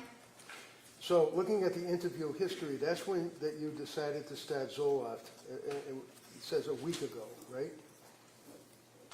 That's when the patient started it, yes. Okay. And she then increased the dose, and it says last night, right? Yes. And what was she telling you on the computer screen when you were talking to her? What did she say about increasing the dose of the Zoloft? That she felt awful. She couldn't sleep. Had insomnia, which became worse when she increased the dose. She didn't want to eat. She was having diarrhea. Food felt really unappealing. She was more depressed on it, crying all day yesterday, which is not normal for her. She had some mental fog and was terrified to start something new. Did she also tell you about her anxiety level? Anxiety was really bad even before med. Now hard to differentiate. Overnight racing thoughts, paranoid of getting suicidal thoughts, something bad happening, doesn't want to be alone. That must have given you concern that you had a pretty sick patient on your hands at that point, right? I was concerned, yes. So you gave her some therapy, did you?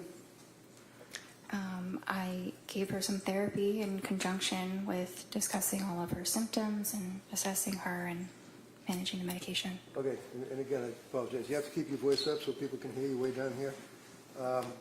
So when you say you were talking about the symptoms, and what did you do? Just talk about the same thing that we've just gone over, the symptoms?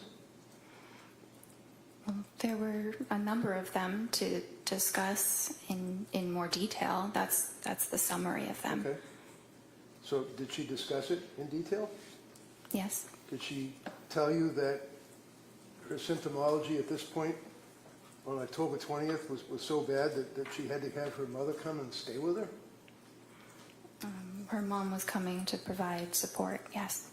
She wasn't coming to provide support. She was coming to stay with them, to live with them, wasn't she? Yes, I don't know for how long, but yes. Did you bother to ask her? Why is her mother having to stay with them? Because she needed some help. Do you know how long her mother stayed with her? I don't. Do you know that she ended up sleeping in the basement? I don't. Do you know that she ended up sleeping with her mother? I don't. So you decided that you'd stop the Zoloft and you would monitor closely, right? Yes. What does that mean, you'd monitor closely? Well, I saw her the next day, so that's monitoring, an example of Okay. monitoring closely. So this would be on October 21st that you saw her the next day, is that correct? Yes. Now, on the 20th, you made reference to the fact that you also recommended that she try fish oil and things of that nature, natural remedies. Yes. You also wanted to look into what's called Zulresso, Z-U-L-R-E-S-S-O. Yes, What's Zulresso? it is a treatment for postpartum depression. And when you say that you were looking into it, what did you do? Did you find out if it was available and if she could participate in the program? I did some digging online to see where it is done and how to do it. I hadn't officially recommended it, so I had not started that for her. It's not really an easy medicine that I can just start because What? I'm sorry. sorry, it's not a medication I could start on my own. It is it's infused through an IV in a hospital, so it's a bit difficult to coordinate. It's a 60-hour infusion, right? It's a long infusion. That sounds right. And it's about 2.5 days of infusion, and it has to be under hospital circumstance, and the only hospital around here is in Rhode Island, right? Yes. And did you ever recommend that she do that? It was something to consider. I couldn't make the official recommendation because that's not something I prescribe. Why? Because you can't pick that up at the pharmacy. Well, no, obviously you have to go to a hospital setting and basically have an infusion through your veins for 60 hours or 2.5 days, but why didn't you look into it or recommend that she do that? Well, I did look into it. So what happened?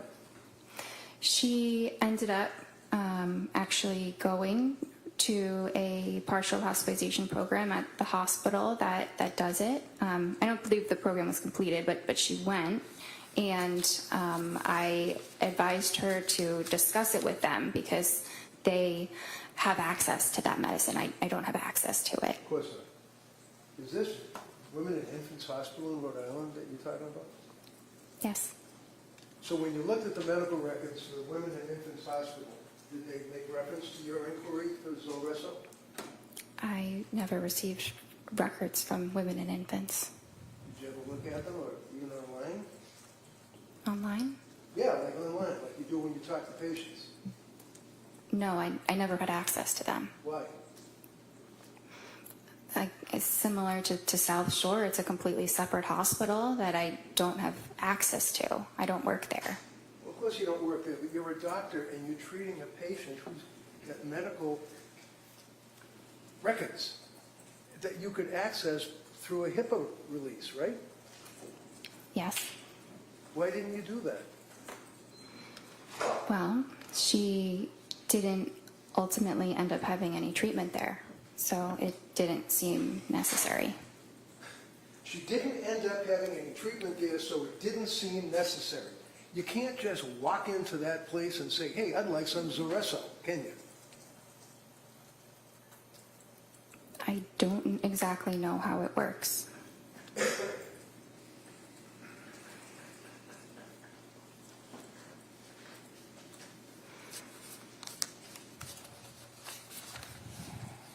And then again, on that date, which would be October 20, when the jurors are looking at the records, you checked off the boxes again on objective findings, mental status exam, appearance, speech, things of that nature, correct?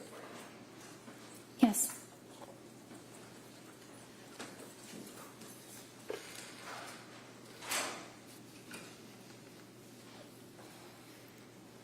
Excuse me for 1 minute, Judge, jurors.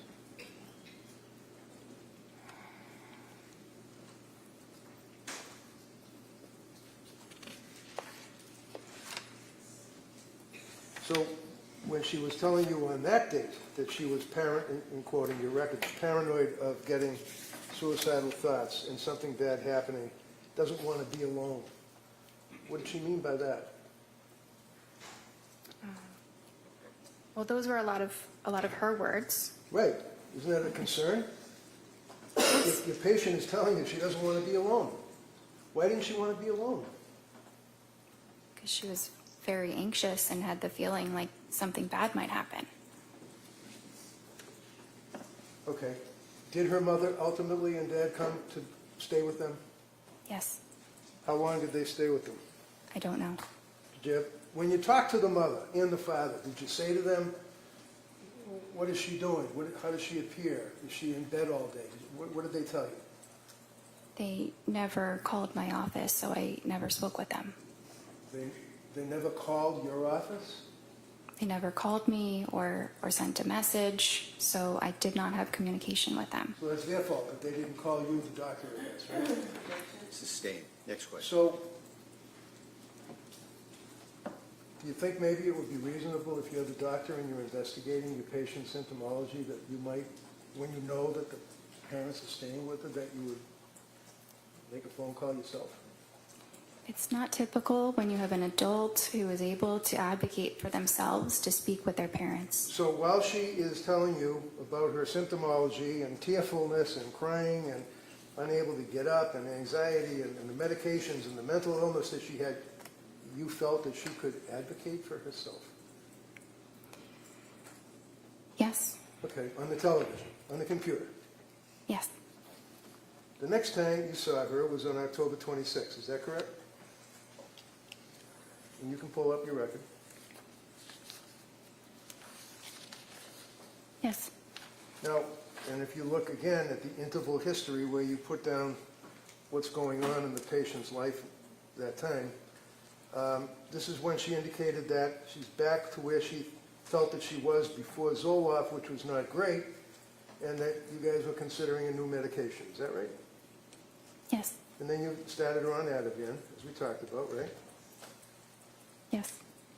And then you started her on the buspirone, right? Well, she had already been started on the Ativan, and then we added the buspirone. So my question was, you started her on buspirone, right? Yes, Okay.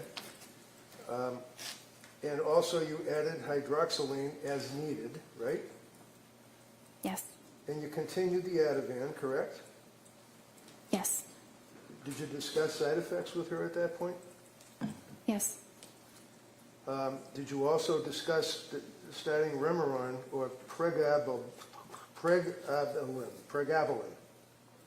yes. What did you tell her about Remeron and pregabalin? I don't think I went into any detail about those medicines, just that those might be things to consider in the future. And then you saw her on October 31st, right?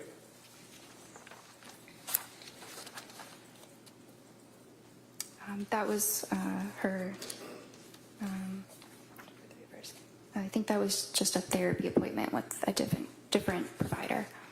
Would that be Jennifer McAllister? Yes. So it's a different provider in the sense that she works for Astor, right? Well, yes, it just wasn't myself. Right. So on October 31st, they did a suicide assessment, or she did, right, McAllister? I wasn't there.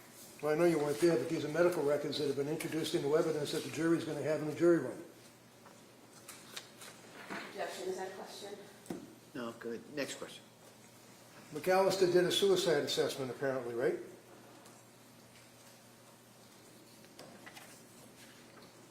I'm sure she assessed No, for no, no, look suicide. at the record, please, Where do you see it? Sorry. where it says suicide assessment. There's only 4 pages for October 31st. Yeah. Well, actually, there would be 8 because it's 2 sides. So that is the assessment that you go through. If somebody reports any thoughts of suicide, then you ask those questions, which go into a lot more detail about them. So here you have a patient who's already reported to you as a psychiatrist that she's got suicidal ideation, worried about suicide, worried about killing herself days before October 31st, and a suicide assessment was done by McAllister, right? I wasn't there. You would have to ask her. Well, maybe I will, if she Okay. comes in. Okay. Why don't you tell me what the record shows? Did they do a suicide assessment? Did she check off the little boxes? I'm looking for that section.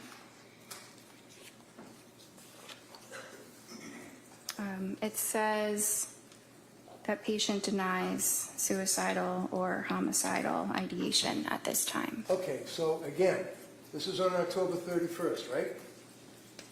Yes. The patient, within a period of a couple of days and meetings with you, that McAllister has access to because the records are within your business, right? It's not my business, but yes. Has reported suicidal ideation and fear and dwelling about killing herself and afraid of those thoughts, right? Let's see. I just want to be absolutely clear.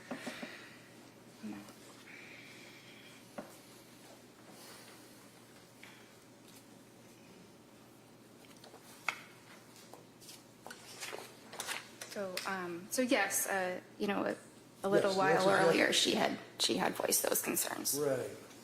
So as a result of voicing those concerns, is it your understanding that McAllister did not do any of the suicide assessment questions because Lindsay reported that she wasn't suicidal? It appears that she asked about Right, you already suicidality. told us that. I'm asking you about, excuse me, she's not, Hold on.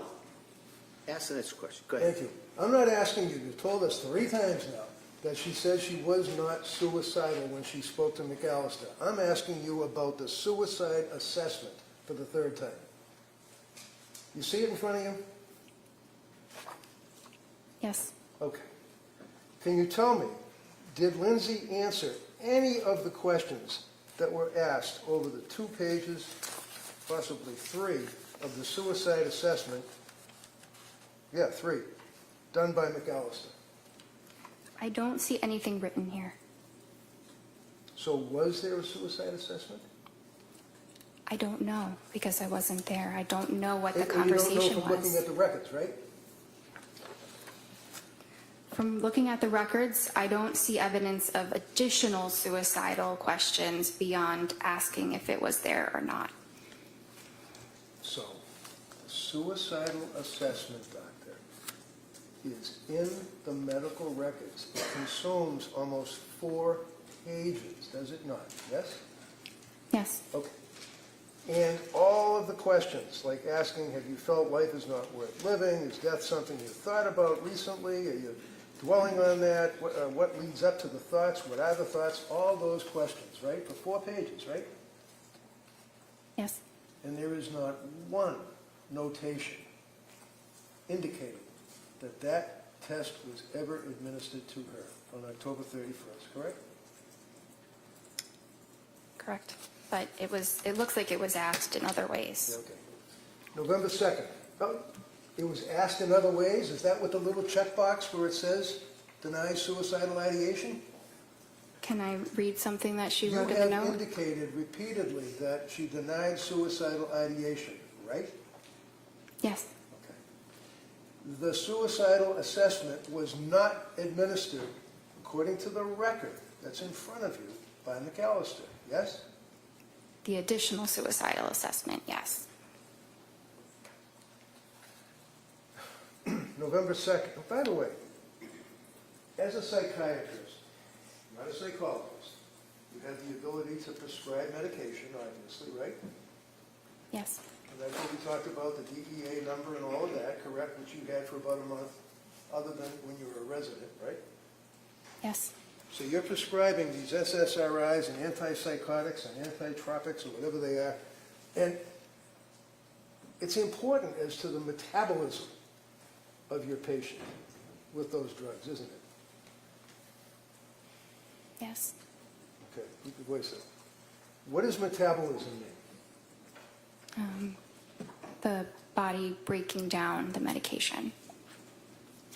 So how is it that you can determine how the body of your patient is breaking down the medication that is in their brain and they're complaining about all of these symptoms? How, as a doctor, do you determine how the body's breaking it down? We don't typically have any specific testing that we do to understand that. How about a blood test? It's not done for that. It's not done for that, meaning a blood test is not done to determine the metabolism of your patient, of your medications? Are you referring to genetic testing? No, I'm asking Okay. about the metabolism. I'm not Okay. talking about genetics. I'm talking about the metabolism of the SSRIs in her body. Okay. You can tell that metabolism rate through blood testing, right? Not in the way that you're describing. Okay, what way would it be? There is genetic testing that can give information about metabolism. Like what? It can talk about different enzymes that a person might have to suggest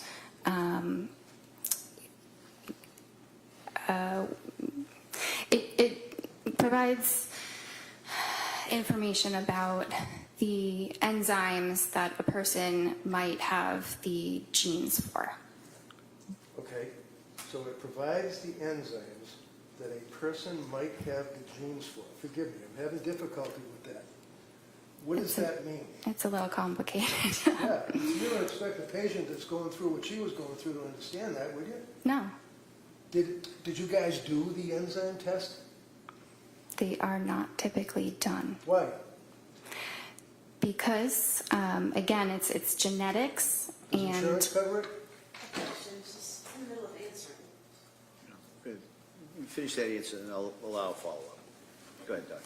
so it's not as simple as testing for an enzyme or not. You can test someone's genome, like we have the ability to test the entire human genome now, but which is great, but the clinical use of that is not there yet. So while we can test these things, it does not yield meaningful clinical information, so it is not commonly done. What is the Cytopro P4-50 system? That's one of the enzymes that I'm talking about. So the Cytopro P450 system talks about and tests for the breakdown of psychiatric meds in the blood, right? It's not in the way that you're describing. It All doesn't I'm tell you what describing is that medicines it's to a Hold test. on, again, one at a time. Finish the answer, and then you can ask follow-up. Go ahead, Doc. It just, yes, this is a test that is done, but it doesn't tell you what medications a patient will do better on. It's not useful in that way. So what's it useful for? I mean, I don't find it terribly useful.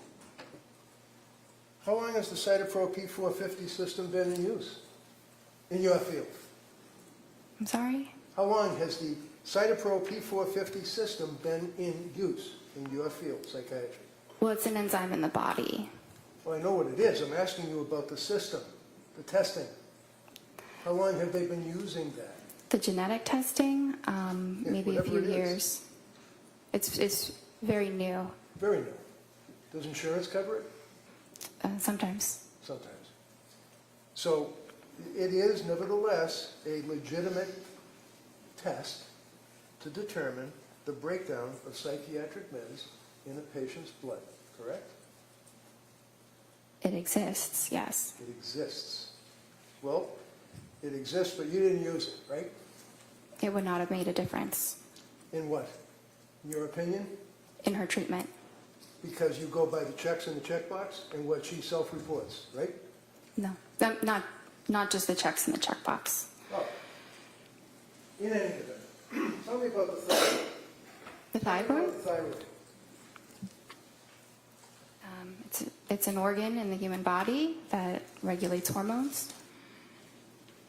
And what, if any, import and impact do thyroid levels have on your evaluation of a woman who is in the throes of postpartum depression? They don't. What is the purpose of a test to determine the thyroid levels?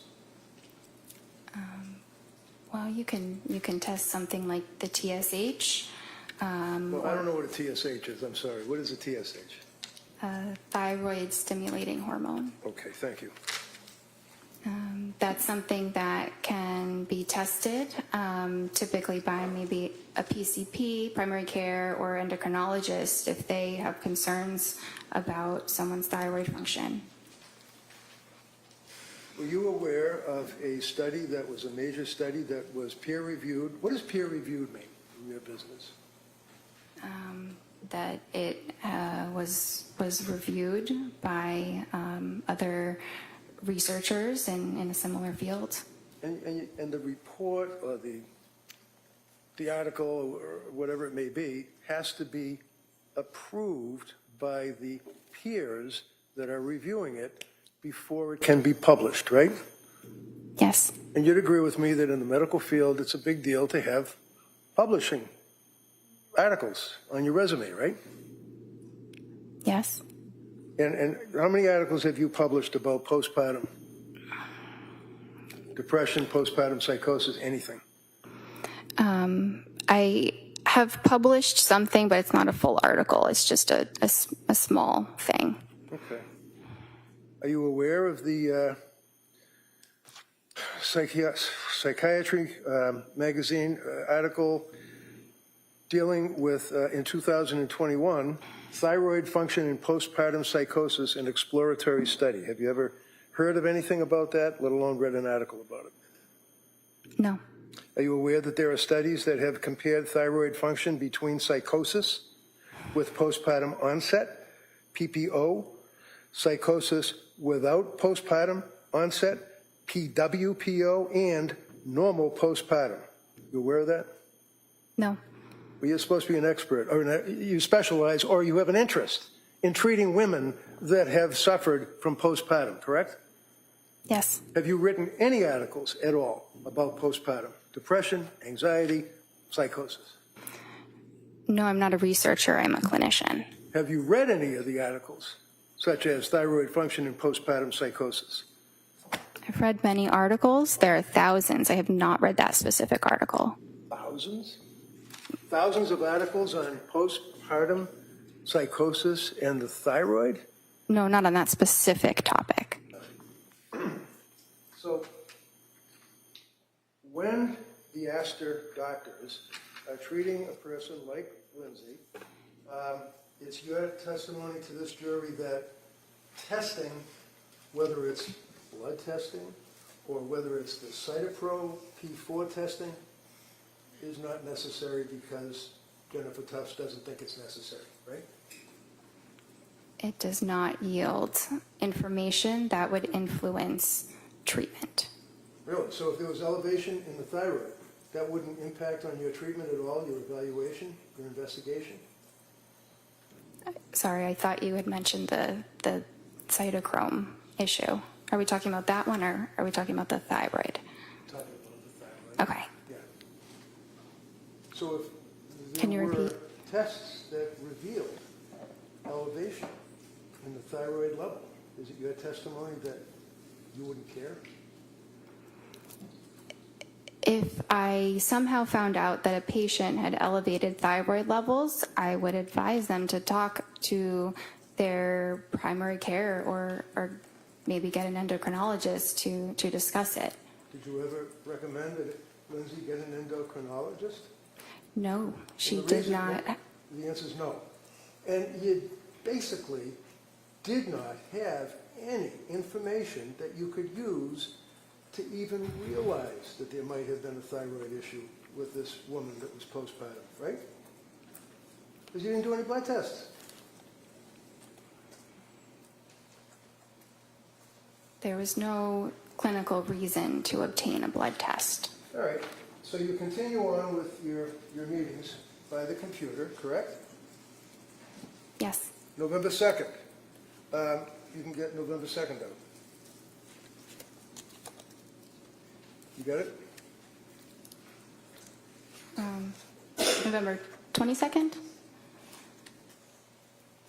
No, it looks like November 2nd. I apologize. That's what I'm looking at. Tufts, Jennifer, MD, Clancy, Lindsay. Follow-up note, November 2nd. Yes. Okay. And you're still diagnosing her with generalized anxiety disorder, GAD, right? Yes. You add in there an adjustment disorder with depressed mood, I guess because of what she had been telling you, right? Yes. Okay, looking at the psychiatric condition, you note that it's improving. Right? Yes.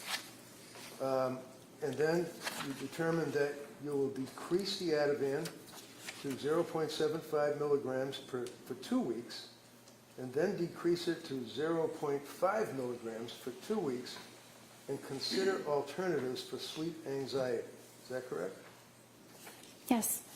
And then you note if she's having urges to harm herself or others, to go to the nearest emergency room and call 911 and things of that nature, correct?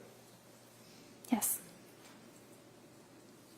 So is that a form that you basically press a button and because it seems to be kind of like a generic advice. Call 911 if you're feeling suicidal and things of that nature. Well, that's advice that we provide for every single patient. Okay. And then you note that half the encounter was on counseling or coordination of care on November 2nd, right? Yes, that's a typical statement. It's just a part of documentation that doctors use. All right. Now, on November 2nd, you were suggesting the 4 drugs that she would start would be Remeron, Trazodone, Pregabalin, and hydroxyzine, right? Those were just things we were considering. Oh. I wasn't starting all of those I medicines. see. On November 22nd, now that would be almost 3 weeks later, right? You saw her, right?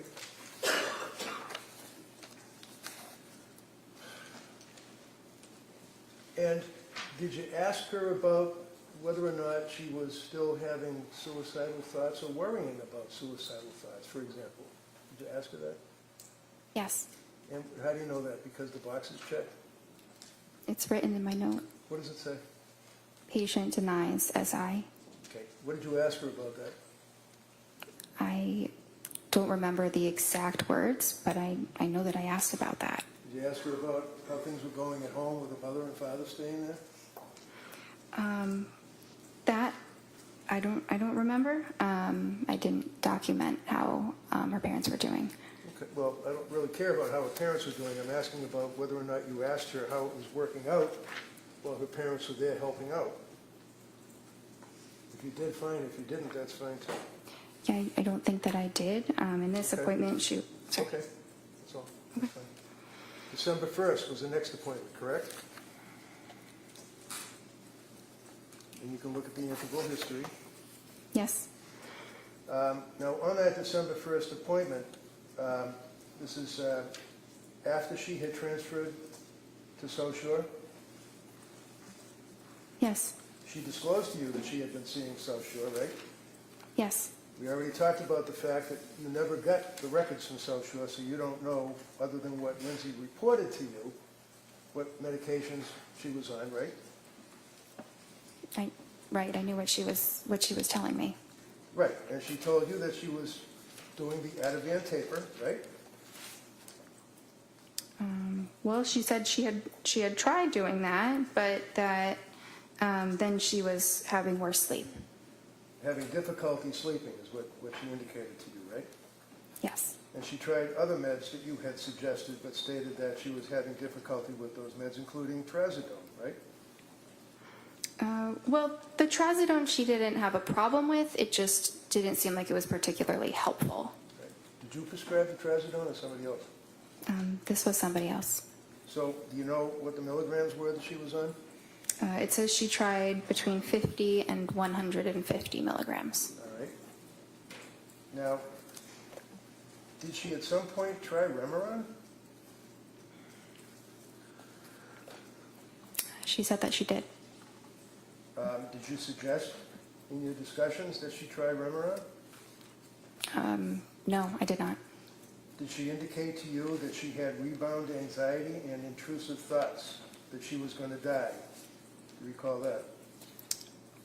Well, she said worse depression and intrusive thoughts. Okay. Did she tell you what the intrusive thoughts were? It was the feeling like I'm going to die. Did she then have a script for Prozac, 10 milligrams?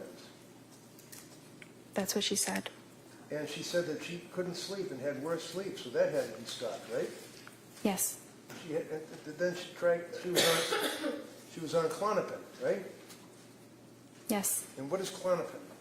It's a benzodiazepine. And on December 1st is when she told you, again, that she was close to having suicidal ideation, feeling hopeless. Do you recall that? Yes. Now, on the interval history, on that date, you indicated that she can't sleep, she's panicking, she had worse depression, intrusive thoughts, she was numb, nothing mattered, I feel like I'm going to die, denies suicidal ideation, but, quote, yesterday, close to it, feeling hopeless. Did you give her therapy and validations after she told you that? I believe that I did. What did you do? You got a woman that's telling you that she's hopeless. She doesn't care if she dies. Can't sleep. What did you do to validate on your therapy? Well, I told her that this was something that we could address, that there was hope, that there were treatments, and there are different types of treatment programs that are more supportive, like partial hospitalization programs. So she knew that she still had options and a reason to hope. Did you ever suggest to her that maybe you ought to come in and see me rather than talk on the computer? Talking with her over the video did not seem like an issue. It didn't seem like there was anything that I was missing or that there was any need to see her in person. Now, you'd agree with me that in December of 2022, COVID was all done, right? It wasn't completely all done. Were you still nervous about dealing with people and wearing masks and stuff, or were you able to sit down and talk to somebody face to face? We were definitely feeling more comfortable about being face to face with people, but I think, it was still something that we thought about. You discussed trying Seroquel with her at that point, right? I didn't really discuss it. She had told me that was something that she had discussed with her other provider. So looking at your notes, does it say also discussed trying Seroquel alone tonight? Your notes say that? It says yes, but I wasn't making a recommendation about the Seroquel. It was just a medicine I was providing her more information on. So you were telling her about the Seroquel? You're providing information? Yes, we were talking about the Seroquel Right. Why? because her other provider had recommended that she started it. What is Seroquel? It's an antipsychotic.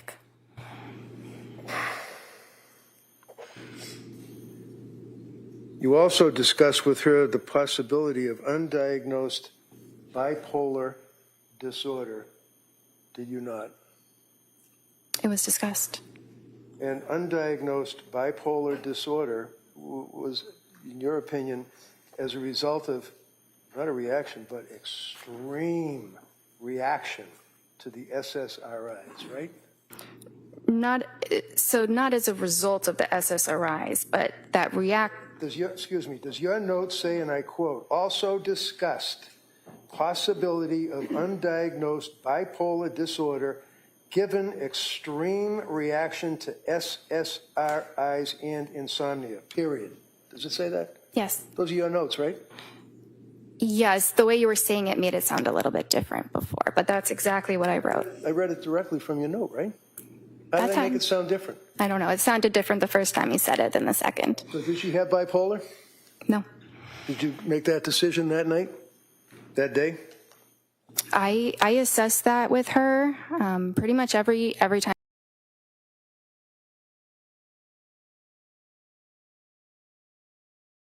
Stabilizer like Lamictal. Did you discuss that with her?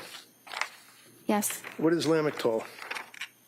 it's an anticonvulsant, but it's used in treating mood disorders. So what was the end result of your meeting with her on December 1st? What did you guys do? Did you give any recommendations, advice, anything?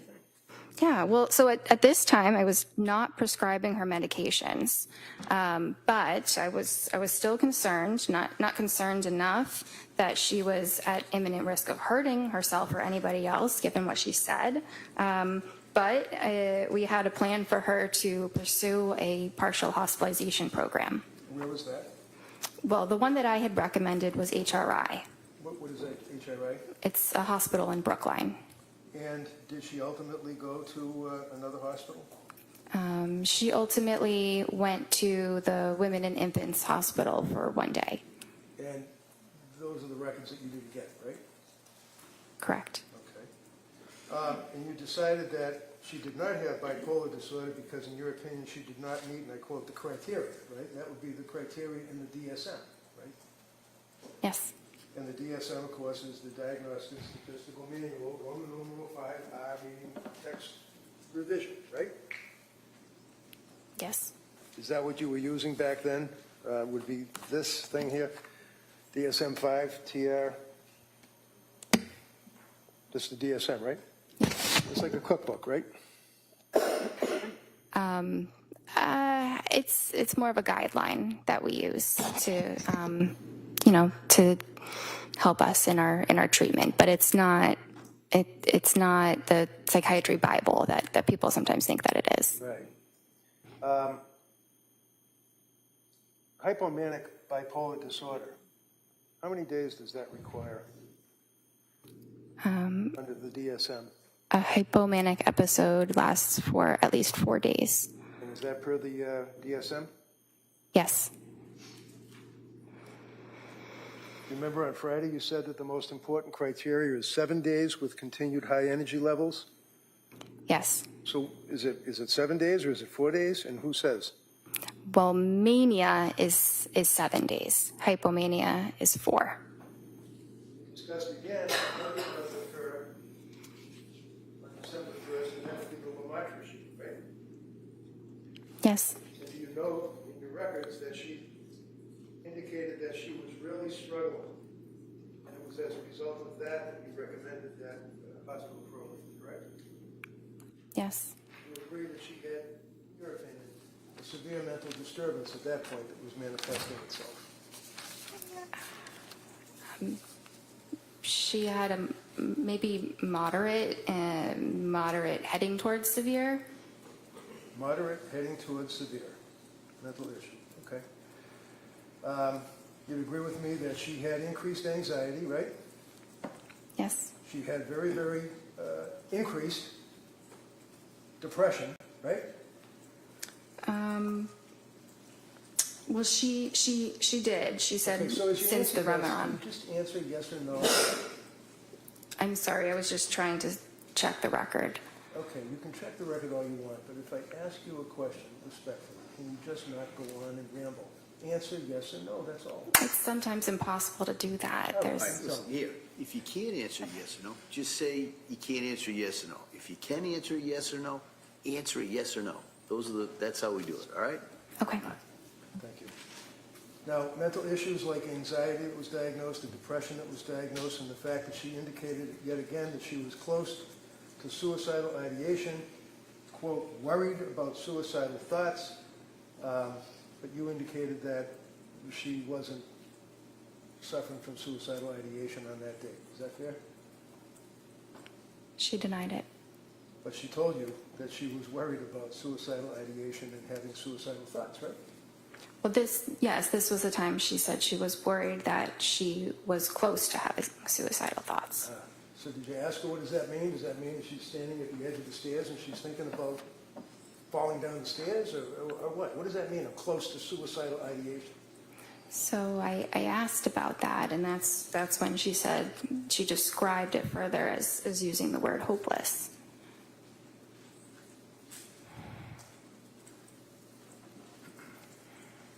So, did you prescribe the lamotrigine on that occasion or no? No.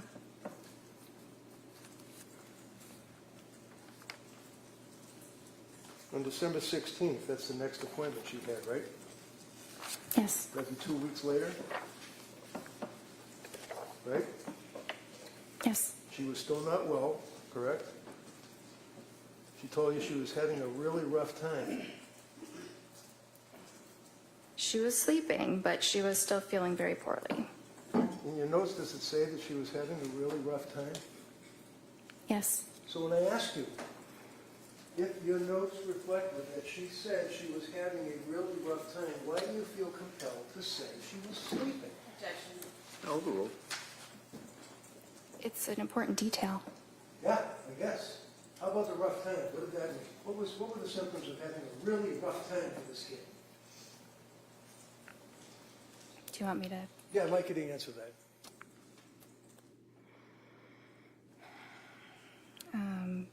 So finally works, referring to the Valium and quetiapine, but very depressed during the day. No motivation, some SI. Do you want me to continue? Sure. Went to MGH emergency room for SI, declined inpatient, feeling hopeless, no intent or plan, and feels like depression related to Seroquel. Okay. Now that's the question on Friday that, well, strike that. So what was the SI, suicidal ideation? Yes. And can you read that back to me again? What did she say about SI? So that when she went to the hospital, she went because she had no motivation, some SI. Some SI meaning that she had some suicidal ideation, right? Yes, Yes? in her words, yes. Yeah, in her words. As opposed to thinking about having suicidal ideation or worrying about suicidal ideation. She actually indicated that she had suicidal ideation, right? I can't answer that as a yes or no. Well, it's in your notes that she said that, right? Yes? What is in my note? Do you understand my question? I'm a little bit confused right now. Can you repeat what your question is? Sure, of course. We've spent some time talking about thinking about suicidal ideation, worrying about suicidal ideation. Now, saying she had suicidal ideation, right? She said it, yes. Well, this is the only source of information that you're getting, apparently, is what she's telling you, right? Yes. So what suicidal ideation did she have? Was she thinking of cutting her throat? Was she thinking of throwing herself off a building or running out in front of a car? What? No. What was she thinking of? So I asked her those important follow-up questions, and Like that's, so what do you mean when you say I'm feeling suicidal? Okay. And that's when she said, it means I'm feeling hopeless. And then I asked do you have intention of hurting yourself? Do you have a plan for hurting yourself? And she denied those. And that's where you left it? I mean, I'm sure more was said, but that's the most important part of that clinical encounter. And did you give a therapy by the computer on that date, too? Yes. What did you do for therapy about her suicidal ideation and saying she wanted to kill herself? Well, we explored what that meant, and what to do if you're feeling that way. To do what? Call 911? To go to the emergency room. Did you discuss prescribing Seroquel to her, or was she getting Seroquel? Did Seroquel enter into your discussion at all? We talked about it. I was not prescribing it for her. What is Seroquel? That's an antipsychotic.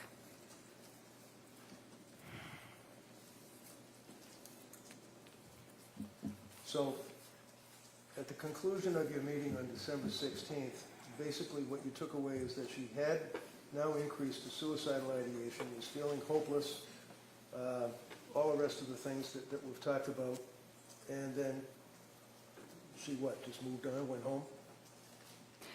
Well, she was assessed in the emergency room and was not admitted.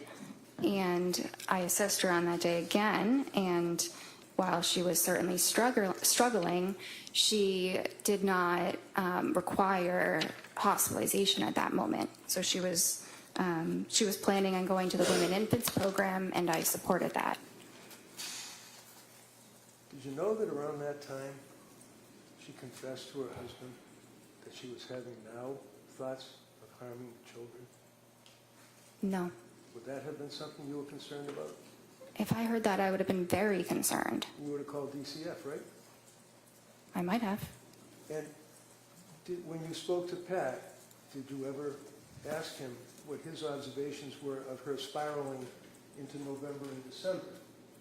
Not that one time that he stuck his face on the computer and talked to you. Did you ever talk to him? He never called me again. Or he never called at all. I never spoke with him again. So he is a husband of a woman, just had a baby, who's postpartum with all of these symptoms that we talked about, all of the drugs that you were prescribing her that she was dealing with, trying to get help. You never talked to her husband about what he observed? Because he didn't call you? Well, we did speak on that visit, Which visit? the 16th. Or I think that that's the one that he was at. You think it was? It's not noted in your records?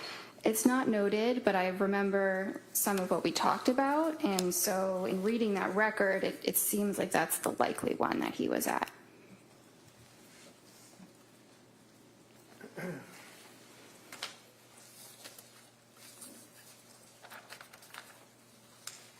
December 16th, on your objective findings, you note that her mood was depressed, right?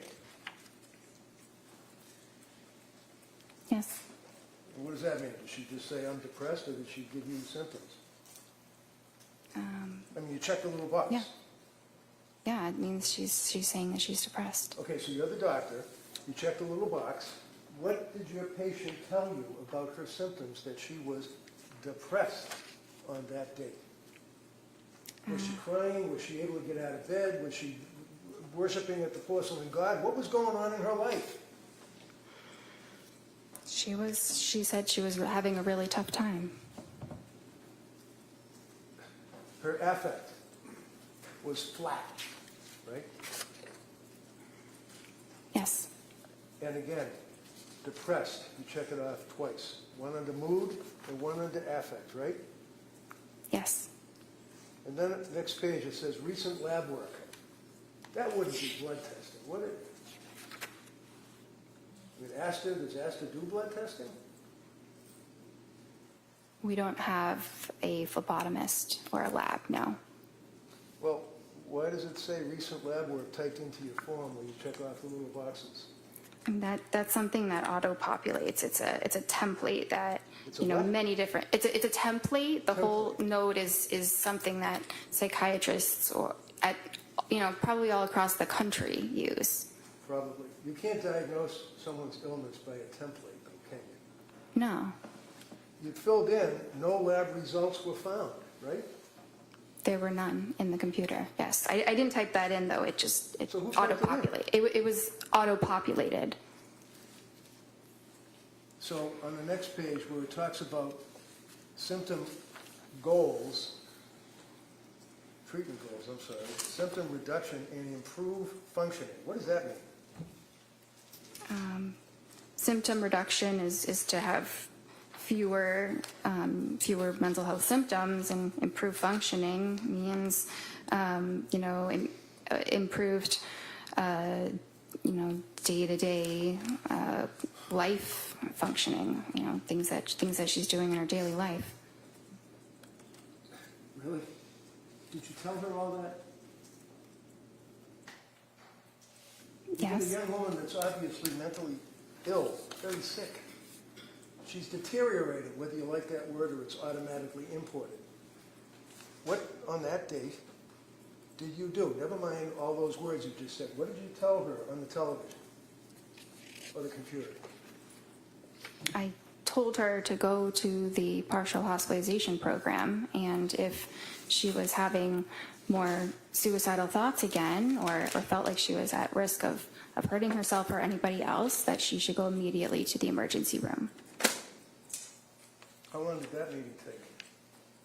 Probably about 30 minutes. And was that the therapy that you provided, telling her to go to the emergency room? I mean, that was probably a component. So the plan, excuse me, on December 16th was to follow up with women and infants, right? Yes. Did she? Yes. Do you know when? I don't know exactly the day. Shortly after. Then you were considering a brexanolone infusion, right? That's the Zulresso. That's the same thing in Rhode Island. Yeah. Okay. And that didn't go anywhere, right? That's No. It says start Lamictal, 25 milligrams daily, right? Yes. Continue Seroquel, right? What was the milligram for the Seroquel up to at this point? Well, she had told me it was 200. Well, That was was it- that. was it? I did not write that prescription, so that's what her provider had prescribed her. Okay, so you can ask somebody to show me the pill bottle. You can ask somebody to show me the CVS receipt. You can ask somebody, you can call to verify, right? I could. Yeah. But anyway, she said that she was on Seroquel 200 milligrams, right? And had stopped with the Valium, right? Yes. And then you go on with that form thing saying if you have urges to harm yourself or others, you got to call 911, crisis hotlines, and everything else, right? That's the next two paragraphs that are in that report, right? Yes. Was her mother and father still staying with her on December 16th, if you know, with Pat and the kids? I'm not sure. Did you ever ask anybody other than her how she was doing? I asked her husband when he was at the appointment. Yeah, that's the other appointment. How about now? We're talking December 16th into the month of December. Did you ever ask anyone how she was doing? Well, I think he was at that visit. You think he was at the visit? How did he tell? What did he say to you about how she was doing? He said she wasn't doing well. She's got an objection, Judge. Right. Objection. Overruled. Go ahead. He said she wasn't doing well. Anything else? Yeah. He felt that it might have been, his opinion was that it was related to when she started the Seroquel. He basically said you guys are turning her into a zombie, right? Objection. Those are the words? Overruled. I don't have that written. He may have said that. Does that kind of hit you, though? You might remember that. You might have been, as some people worry about suicide, you might be thinking in your brain that he did say you're turning her into a zombie. Possible. It's very possible. Excuse me. Next meeting after the December 16th, was it? Is it Yes. December 16th? Is that what we were just on? Yes. Okay. The next meeting was January 6th? Yes. Okay. And how does this happen? Does the patient call? I know you don't set up these appointments. Somebody has to deal with somebody in administration or whatever.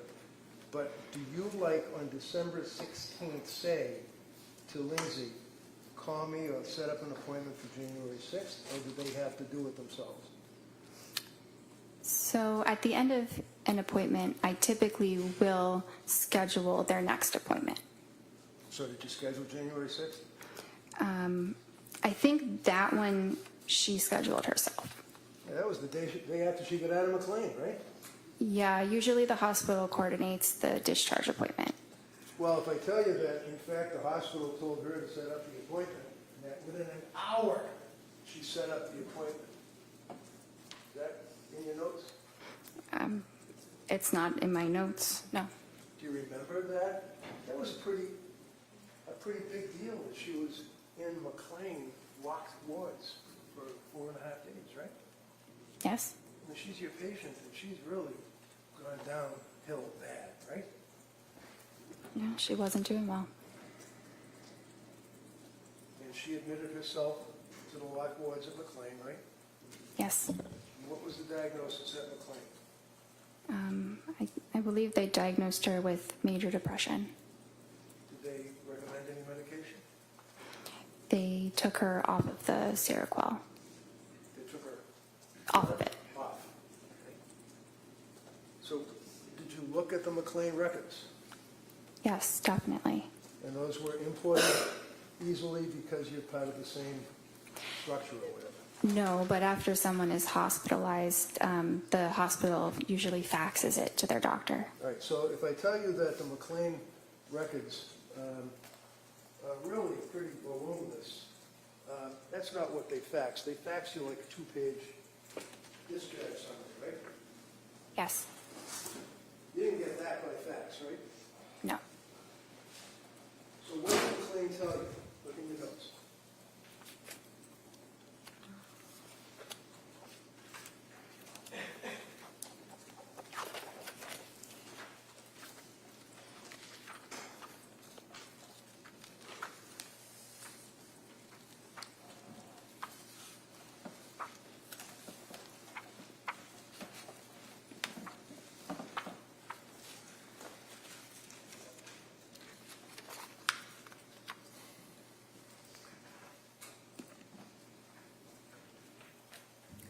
Which part do you want me to read? Did you ever have her sign a release from McLean? Did you ever get access to the McLean records? I had access to the discharge summary. Okay, so put the discharge summary aside, because that's what they faxed you, a couple of pages. What about the records? No, but that's typically not Well, done. never mind typically. The answer is no. You never got the records, right? A discharge summary is a record. Did you talk to the doctor that discharged her? No, no one called me. Know what? No one called me. I wasn't notified about the hospitalization until she was discharged. So you just sit there behind your computer and wait for people, Patrick, wait for the doctor from McLean, wait for the sick person who's the patient to call you? And if these people don't call you, it doesn't exist apparently, right? No, not exactly. I had no way of knowing she was even at McLean. Well, you did once she got discharged, right? Yeah, but that was after the fact. Right. So did you care why she was in McLean? Of course, And why was she in McLean? because she was depressed. And what was the, does your record indicate that she was discharged yesterday under interval history?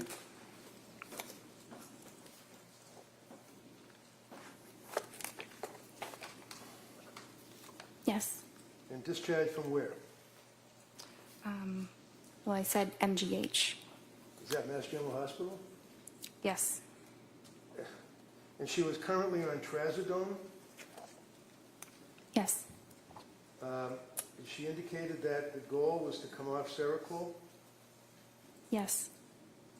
and she described herself as still being very numb. Yes. She couldn't sleep, right?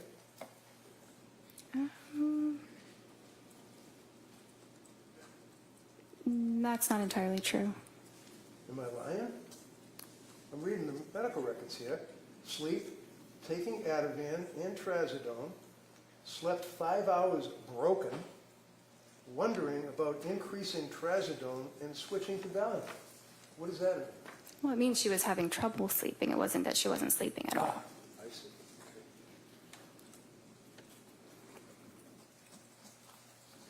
So was the trazodone increased at that point? Yes.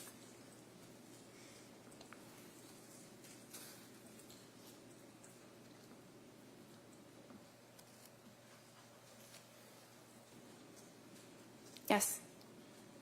How about on January 9th? Did you see her through the computer or whatever then? Yes. And did you prescribe medication to her on that date?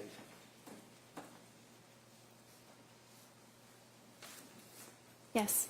And was that diazepam? Yes. 14 count, 1 milligram? No, I'm sorry. 14 count, 5 milligrams. That sounds right. Okay. Did you also, on January 12th, 3 days after January 9th meeting, prescribe additional medication to her? I'm not sure. I don't have a record from January 12th. Do you recall on January 12th that, in fact, you prescribed trazodone 150 milligrams, 30 count? Yes. 3 days later, or a couple of days later, January 16th, do you recall prescribing amitriptyline? Yes. What is amitriptyline? It's a tricyclic antidepressant. What does a tricyclic antidepressant mean? Well, it's an older antidepressant. It's called a tricyclic because it has 3 rings. If you look at the chemical itself, like a tricycle, but it's an older but efficacious medicine for depression and anxiety as well as insomnia. On January 16th, look at your interval history.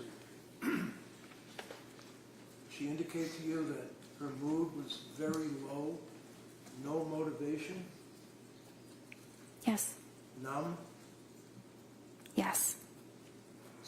able to force herself out of bed, taking care of basics, eating, concentration fine, caring for baby, bonding feels forced.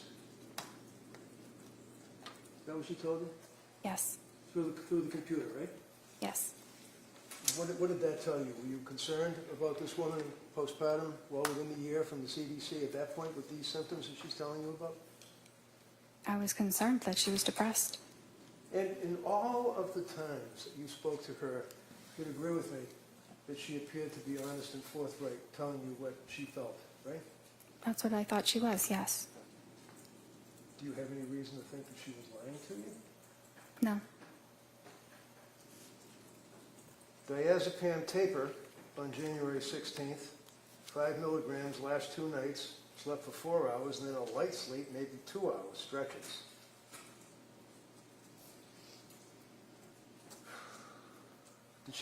Did she express that she was still having concerns about side effects from medications? Not at that point. So what does ROS mean under interval history that we're looking at? Review of symptoms. Okay. And then it says patient denies SIHI, that'd be suicidal ideation, homicidal ideation, correct? Yes. Denies other questions or concerns, and you recommend a low dose of amitriptyline for depression, correct? Yes.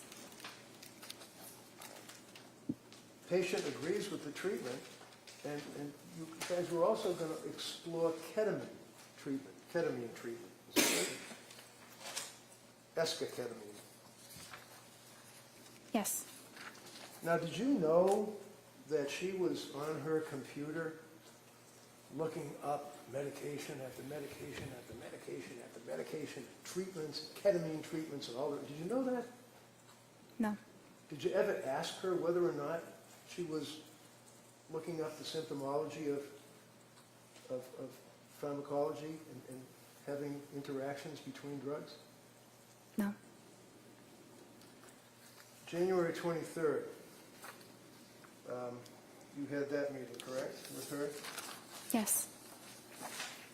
And this is after, obviously, excuse me, the January 16th appointment.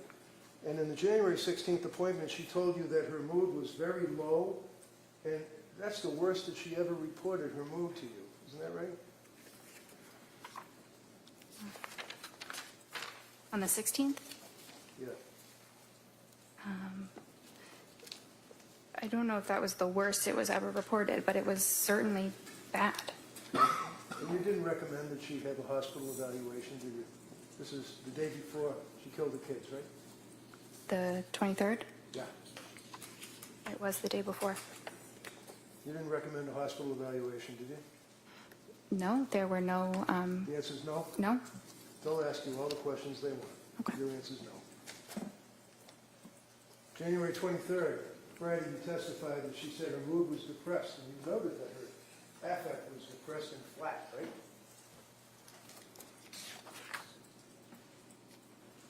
Yes, She also reported that her heart was racing, right? yes, She had no motivation, is what she told you, right? yes, She told you that she had been feeling, numb and no emotion for 17 days straight, is what she told you, right? I'm not sure about 17 days straight, but that's how she was feeling. You didn't reach out to her mother and father at that point? They didn't call you, I guess, right? No, And Patrick didn't call you at that point, right? no, So she's sitting in front of her computer, getting help from her doctor on January 23rd. And what did you do? well, I thought about how I could best help her, the medicines that she'd tried and what her current symptoms were, and it made sense to slowly titrate the amitriptyline so that we could get her to a dose that reduced her depression so that she would feel better. But you increased the amitriptyline. Yes, That pushed her over the edge, didn't it? I don't think so.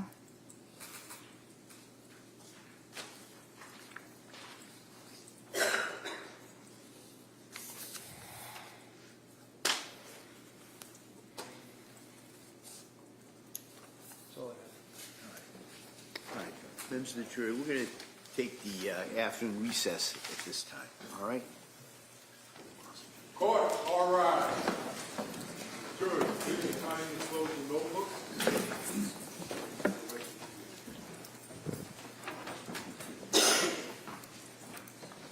This way.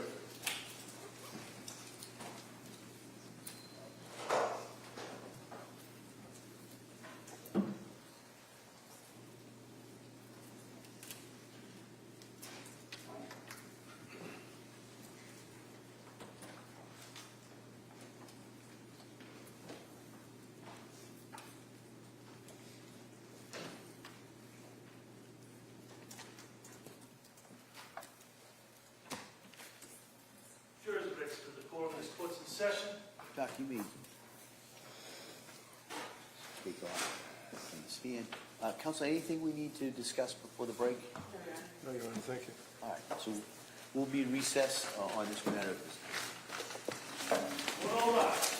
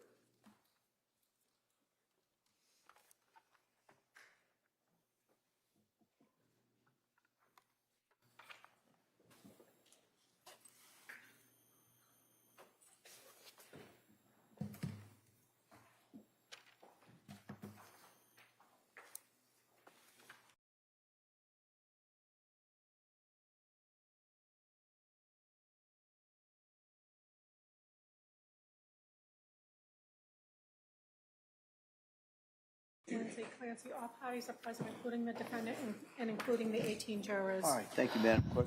Commonwealth, redirect. Thank you. Good afternoon, Doctor. I apologize for my voice. If you can't hear me, just let me know. Okay. You were asked on cross-examination about your residency. At that point, you were already a doctor, correct? Yes. And during your residency, that was a 4-year period, correct? Yes. And you were saying that you treated patients during that time. Is that correct? Yes. Was there someone with you while you treated these patients telling you what to do and how to handle them? No. Were you alone responsible for the evaluation, diagnosis, and treatment of your patients? For the most part, but if I had questions or, needed to talk it through, I had help. And approximately how many patients did you treat during those 4 years? Thousands? And those were all psychiatric patients, correct? Yes. You said approximately 50 of those patients were patients dealing with postpartum depression or some postpartum issues. Is that correct? Yes. You also said you had some specialized or specific training in that area. Can you describe that for us? Yes, I did a specialized elective with a specifically perinatal psychiatrist where I worked in an obstetrics clinic and I saw patients who were pregnant and postpartum. And how long was that clinic for? It was for about a year. And so for a year, you were evaluating and diagnosing and treating women with postpartum issues? Yes. And that's separate and apart from your residency? It's a part of the residency. It's an elective. So for 1 year out of the 4, that was specifically designated to postpartum issues? Yes. It wasn't every single day, but it was continuing the same patients for about a year. So you would follow those same patients throughout the year? Is that what you're saying? Yes.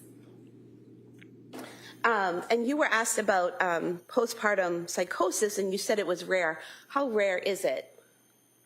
I'm not sure the statistic, but low. Well, have you dealt with patients in your 4 years of residency that had other types of psychosis? Yes, many. And psychosis, whether it's from postpartum or some other mental illness, does it present the same, or does it matter what the underlying illness is? I mean, it can present different based on the individual, but it's the same general disorder. And so what are the symptoms or signs that you look for to determine whether someone has psychosis? So you look at them, you assess their appearance, are they disheveled, and then you look at how cooperative they are, how they're engaging in your interview, are they answering your questions or maybe refusing to answer your questions, maybe being very aggressive. You look at their speech, whether they're speaking very fast, very loud, or the opposite, like maybe not really even speaking much at all. You look at what their thoughts are like, and we assess thoughts by what they're saying. That's how we know what people are thinking, and whether what they say makes sense linearly, or whether someone's jumping around and you can't follow them. We also assess the thoughts for their content. If someone is speaking about things that are very bizarre, things that are very paranoid, if someone is talking or making noises, or it seems like they're communicating with somebody that's not in the room, those are all things, behaviors that we assess for. So although you'd never treated someone with postpartum psychosis, you had evaluated, diagnosed, and treated people with other types of psychosis. Is that correct? Yes. Did you see any signs of psychosis in any of your interactions with Lindsay Clancy? No. Defense counsel mentioned that part of your residency was during COVID. Did mental health issues just stop during COVID? Of course not. They often got worse. And so it's fair to say you still kept busy seeing patients on a daily basis? Yes. You also mentioned that some of the patients you saw in your residency, it was outpatient care. Is that correct? Yes. Is that similar to the care you were providing to Lindsay Clancy? Yes. And was that all 4 years you were providing outpatient care to psychiatric patients? For 3 of the 4. You were also asked about telehealth. Is telehealth appointments in psychiatric care standard in the industry? Yes, And how long has that been standard? since COVID. And is it a fairly common and accepted practice at this point? Yes, Most of the session, for a psychiatric session, you're talking to someone, right? yes, Does looking at someone through a computer screen somehow inhibit how you hear the answers no, it does not. or inhibit the way you ask your questions? No, And defense counsel asked you about, not being able to see below the waist someone's shaking or moving, but if someone's sitting and they're bouncing, can you see it elsewhere? Can you see other movement? yeah, sometimes it can reverberate in different parts of the body. You were also asked about the Edinburgh scale. You said you don't use it, right? Yes. You said you use the PHQ-9. Why do you use that instead of the Edinburgh scale? It's not my choice. That's the practice at Astor of what we use. And the PHQ-9, what does that look for? It assesses various symptoms of depression. And postpartum depression, are there questions on the PHQ-9 that look for the signs and symptoms of postpartum depression?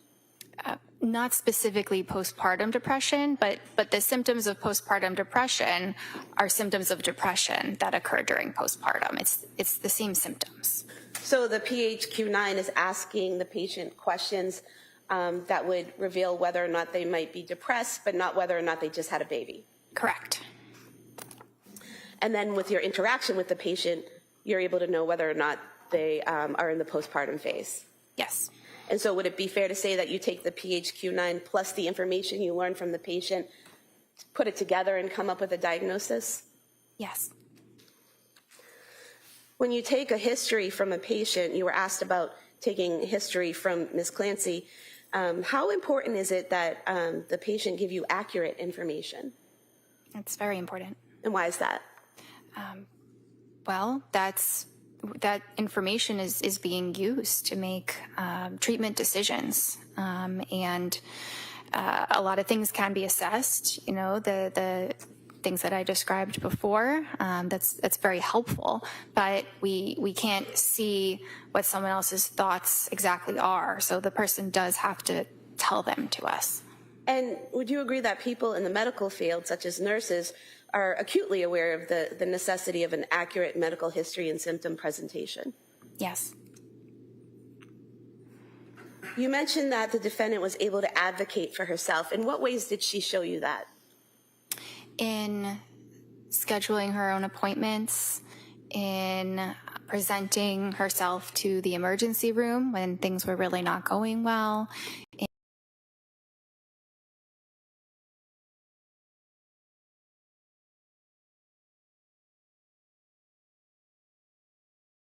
different Is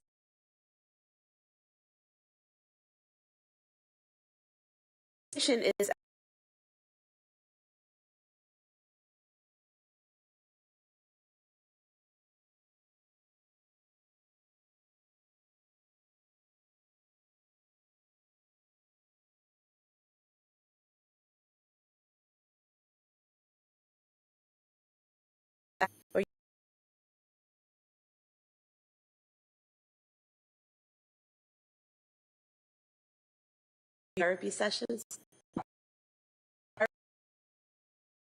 Conversation. Script or conversation? it's a conversation.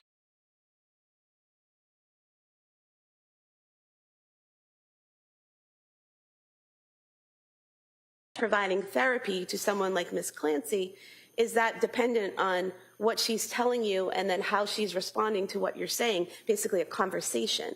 Yes. Therapy is a lot of listening. Would you say it's more important in therapy for the psychiatrist or therapist to talk or listen? Listen. And why is that? Because that's how you really understand what a person is feeling. Now, is it accurate to state that in every one of your sessions with Ms. Clancy, you told her about individual therapy and encouraged her to attend individual therapy? That was the treatment recommendation each time. I'm not sure if I explicitly mentioned it each time, but I did many times. And you, in fact, wrote it on the work form that we talked about previously on page 104 of the records. It lists, was the patient referred to other healthcare providers for evaluation or treatment? It says yes. If yes, state the nature of such treatments and expected duration of treatment. And it says individual weekly therapy, correct? Yes. And this is the form that the defendant asked you to fill out, correct? Yes. And you sent it back to her, and the first version she wanted you to make some corrections on, correct? Yes. But she didn't ask you to change that portion, correct? No. And in fact, on the second version, on page 107 of the record, it still says individual weekly therapy recommended, correct, for follow-up? Yes. Would it be accurate to state that the defendant only saw Jennifer McAllister twice the entire time that she was with your practice for therapy? Yes. You were asked about Zoloft being used for general anxiety disorder. Is that a common drug used for general anxiety disorder? Yes. And why is that? Because it's effective and it's safe. You were also asked about the suicide warning on it, that there is a suicide warning. Is that for all ages? No. What ages or groups is that suicide warning for? It's really for children and adolescents. They do say up to 24 years, but it's really children and adolescents. Would it be accurate to state that the defendant was 32 years old when she saw you? That sounds right. Well, if you want to check the records to be sure. Yes. Is that correct? Yes. Okay, so 32 years old is not 3 to 4 years older than 24, correct? No. Why didn't you have to titrate the 50 milligrams of Zoloft? You mean to stop it? Yes. Because it's still a very low dose, so it can be stopped right away. So it wasn't necessary? Not necessary. The defendant waited about a month after receiving the prescription before taking the medication, correct? Yes. And she only took the medication when she decided she was ready to take it, correct? Yes. So she was taking in the information you gave her, correct? Yes. She was making her own decisions, correct? Yes. She was not forced to, correct? Yes. She actually had an appointment in between when you first prescribed it and when she started taking it, where she was still discussing with you whether or not she wanted to take it. Is that correct? Yes. Is that part of the advocating for herself that you were talking about? Yes. Is that part of the medical sophistication that she possessed that you were talking about? Yes. Your Honor, at some point, in light of the fact this is direct, I have to object. Sure. Yeah, if you could just not ask the leading question. Sure. I want to direct your attention to the September 12th, 2022 form that the defendant filled out. On page 16 of the record, we have different page numbers, We right? do, but if you just tell me what you're looking at, I can find it. The past psychiatric history.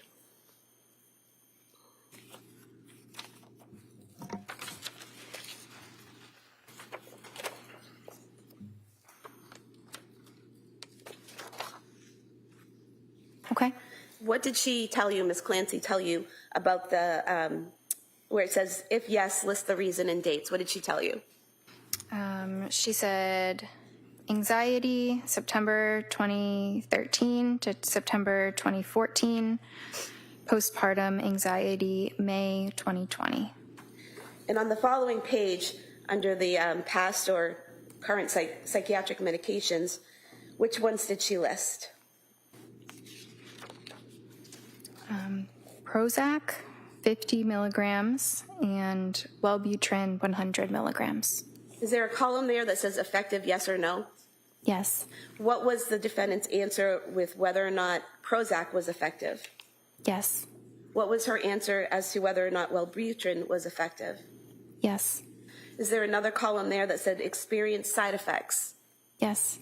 Did she check off any side effects experienced for Prozac? No. Did she check off any side effects experienced for Wellbutrin? No. Going to the October 20th, 2022 appointment.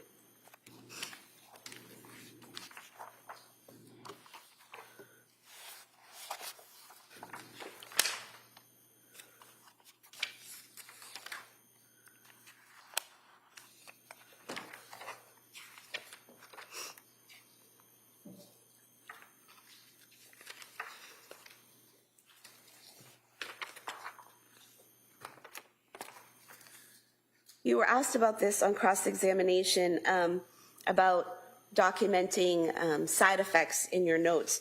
Did you document the side effects that the defendant reported from the Zoloft on October 20th, 2022? Yes. And what did you document? Well, I checked the box for GI, but I also talked about the side effects in the interval history. And so what does GI mean? Gastrointestinal. So would that mean stomach issues? Yeah. And what did you put in your notes? Couldn't sleep, insomnia, worse on increased dose, doesn't want to eat, diarrhea, food really unappealing, was more depressed on it, crying all day, yesterday, not normal, mental fog, terrified to start something new. And so you did document the side effects that she reported to you, correct? Yes. You also documented in the interval history, paranoid of getting suicidal thoughts. Was that the defendant's phrasing? Yes. And is there a difference between someone being worried about having suicidal thoughts and someone actually having suicidal thoughts? Yes. And what's the difference in terms of how a psychiatrist sees it? So that's the difference between what a patient might answer and then what the psychiatrist actually assesses. So say a patient might say they're having suicidal thoughts, but when they describe them, they're not actual suicidal thoughts. They're fears of suicidal thoughts. So that's the difference there. And I'm sorry, I think I forgot exactly what your question was. So what's the difference in your training and experience between someone having fears of suicidal thoughts and actually having suicidal thoughts? Well, so if it's a fear, then it means that they're not actually having suicidal thoughts. It's a negative. And does that affect the way you proceed with treatment? Yes, in some ways, yes. How? Well, you still proceed with treatment. It's still concerning, but it is a level of concern that can be managed on an outpatient basis, not requiring hospitalization. And so, according to the defendant, she was not yet having suicidal thoughts at that time. Yes. So when defense counsel asked you repeatedly why you didn't document how many times she had those thoughts, she hadn't had those actual thoughts yet, correct? Correct. That was later in December, is that right? Yes. Now, she also told you that she was worried about that something bad might happen, so she arranged for her mother to stay. Is that correct? Well, she arranged for her mother to stay. I'm not sure if that was because she was afraid something bad was happening, or it just seemed like they needed more help. Okay. So you don't recall the two being together as a thought? Correct. And the fact that she was struggling and arranged to have her mother stay, got support, advocated for herself, would those be protective factors? Yes. How so? So if someone demonstrates that they can advocate for themselves, that they can seek help if symptoms worsen, then that shows that they have good judgment. They can be trusted to present for care if serious safety concerns were to arise. So based on your training and experience with Ms. Clancy, where she says she's worried about getting suicidal thoughts, and she has her mom come stay with her, do you see that as a positive decision? Yes. You were asked about not asking the defendant if she had called the suicide hotline. If a patient denies suicidal ideation, would you typically ask them if they had called a suicide hotline? No, And why not? because I wouldn't think that they would have. If a patient were to call a suicide hotline, I would think that they would be telling me they're having suicidal thoughts as well.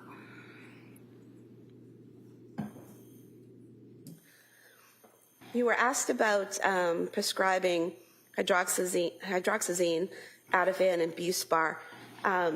Did you tell the defendant how to take those medications? Yes. What were your instructions?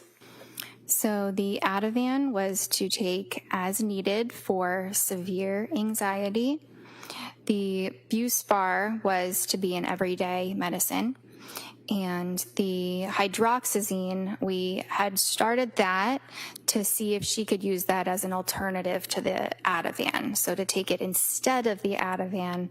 But if the Ativan if the hydroxyzine wasn't working, she still had the Ativan to use, it's stronger.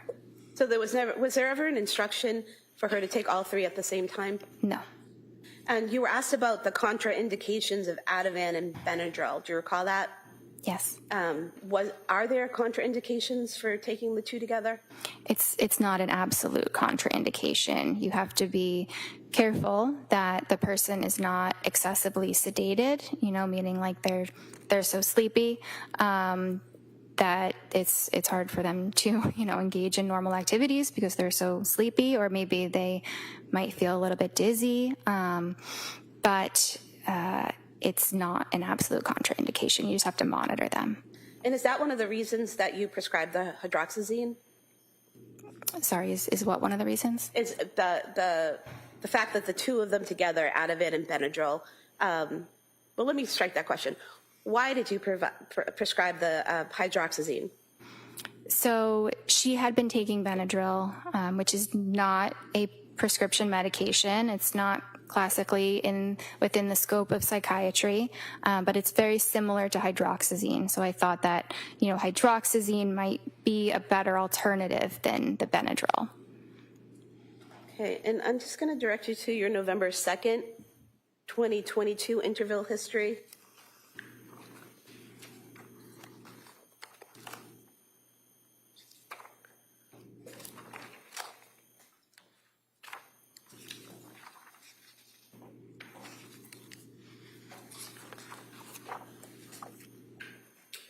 Now, would it be fair to say that on the November 2nd date, the defendant reported she was fine all day, evenings, bedtime, get anxious, Ativan helps, sleeping great on it, afraid to try something else, but knows it's not a long-term solution.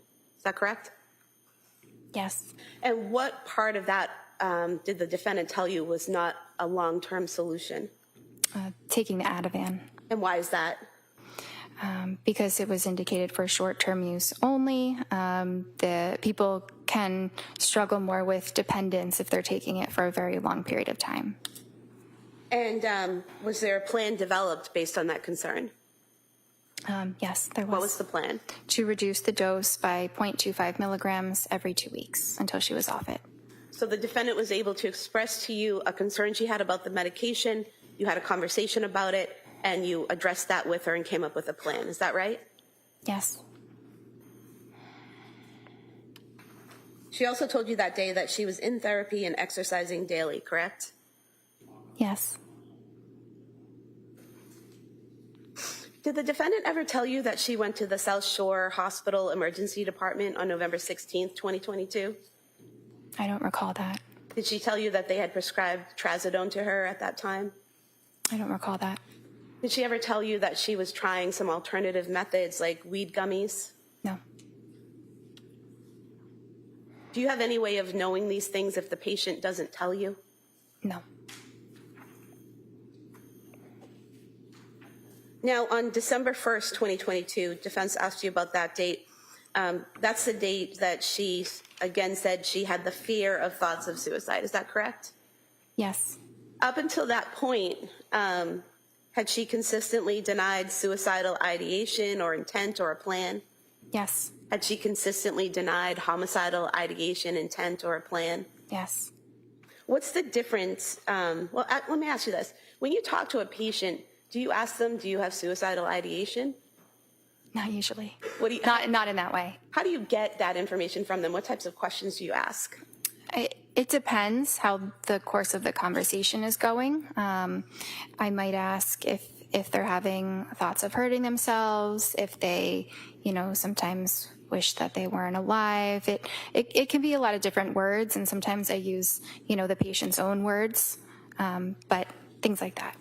And is there a difference between having thoughts of suicide versus having the intent and a plan to do it? Yes. And are there different types of treatment or things that you would do if someone has intent or plan to do it? Yes, that would generally require hospitalization. And so if Ms. Clancy had told you she had thoughts of hurting herself, or actually, if she told you that she had a plan to hurt herself or a plan to hurt her children, would you have moved to commit her? Yes. And that would be a Section 12? Yes.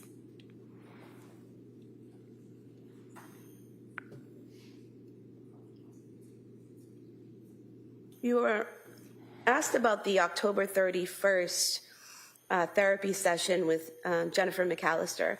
And I know you weren't present from that. You're just going from the records. But you did say that in that session, the defendant denied suicidal ideation and homicidal ideation, correct? Yeah, that's what's documented. Would there be any reason, based on your training and experience, to do that further suicidal intent assessment? No. Why not? Because if someone is denying suicidal ideation, they're just going to deny every other detail about suicide. That further evaluation, is that very specific questions about planning for suicide, how you do it, all of those things? Yes. You were also asked about evaluating the defendant for bipolar, and you said that she, based on your conversations with her, there were no signs of mania, correct? Correct. What are the types of questions you ask a patient to determine if they've experienced an episode of mania? Well, a lot of it is what I can see in the session. I might also ask about some of those symptoms, like decreased need for sleep, or racing thoughts, or increased risk-taking activities. But even if they're reporting those things, I would have to really see it for myself to diagnose that. And what would you see physically? So I might see that the person is talking very fast, and it's almost impossible to interrupt their rate of speech. And it might also be very loud. They might be hyperactive, not able to sit still. They might be yelling and jumping from one thought to another without any linear connection between the thoughts. They might, I guess that's probably what I would observe in terms of behaviors. Did you observe any of those behaviors with Lindsay Clancy? No, it was the opposite. What do you mean it was the opposite? So, the opposite of euphoria is dysphoria or depression. The opposite of hyperactivity is tiredness and fatigue. So, in a way, it was the opposite of mania that I observed. And in terms of the questions you asked about her past behavior, were any of the answers that she gave indicative of mania? No. You were asked about discussing Seroquel with the defendant, even though you weren't the prescriber. Why did you discuss that medication with her? Because the patient was asking about it, and her husband was also asking me about it. They really wanted my opinions about it. It wasn't necessarily that I was prompting this line of conversation. And what did you tell them about it? Well, I shared that it has very good evidence for treating depression, and I may have shared that Seroquel does different things at different doses, right? So sometimes people are concerned that it is called an antipsychotic, but it actually doesn't function as an antipsychotic until you get up to really high doses, like 800 milligrams. So in low doses, it's more of a sleep medicine or an antidepressant. So I think that I explained that to them, and it's obviously a very important part of it. But they were also concerned about that causing the depression that she was experiencing. So we talked a bit about how you would tell. You know, it can be hard to tell whether a medicine is causing that or it's just occurring because of depression. What did you tell them in terms of how to tell? That it's really based on the timing. If you were to notice a significant decline after starting or increasing the medication. And prior to Ms. Clancy taking the Seroquel, had you noticed signs of depression in her? Yes. And after she was off of the Seroquel in January, did you see signs of depression in her? Yes. So that was completely off of Seroquel, both before and after, still showing signs of depression? Yes. During January, the defendant told you she had trouble getting out of bed. Is there a specific visit? I think it was right after she got out of the hospital. Maybe your first or second visit with her.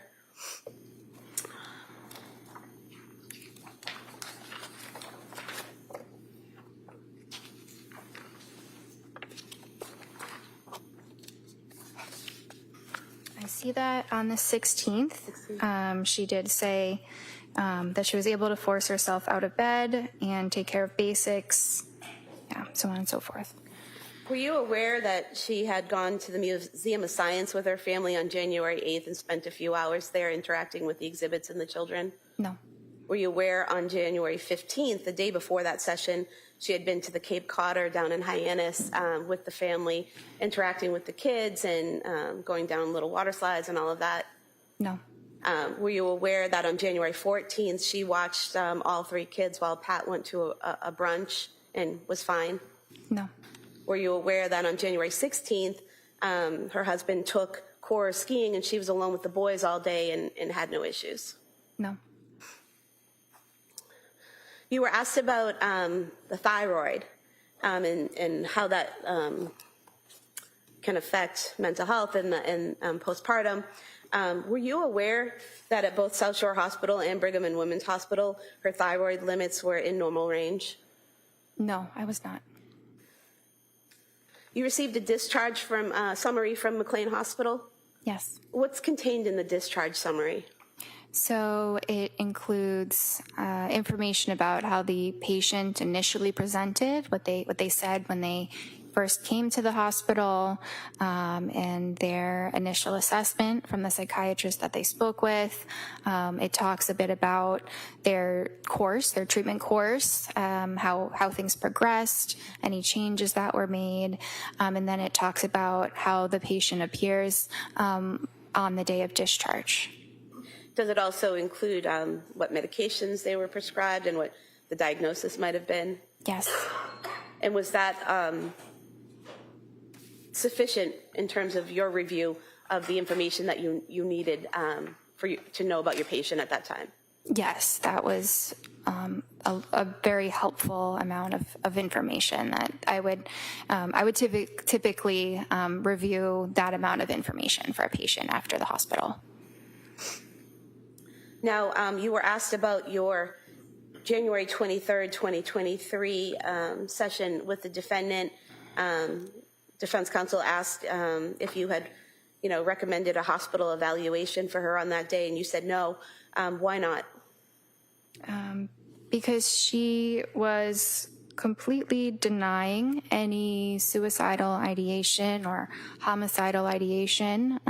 There were no signs of psychosis or mania, so there were no serious signs that her safety or that anyone else's safety was at risk.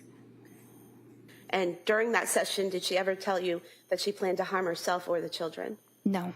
If she had done that, what would you have done? I would have, it depends exactly how it would have played out. It would definitely include hospitalization.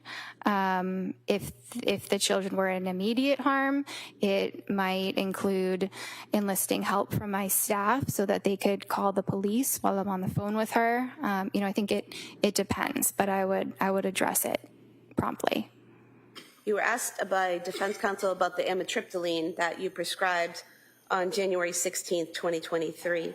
That initial prescription was for 10 milligrams, correct? Yes.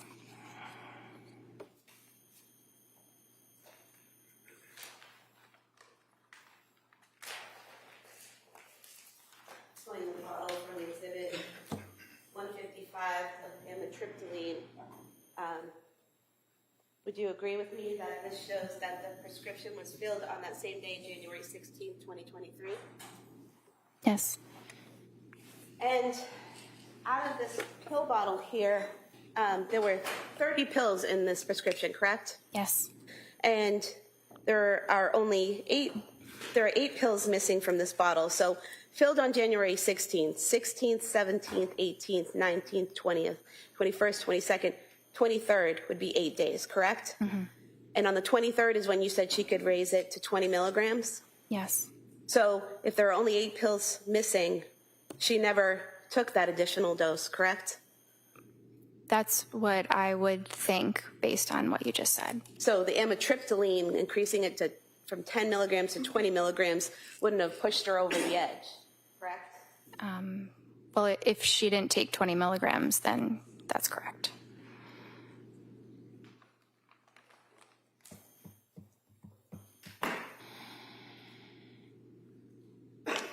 I have nothing further, thank you. All right.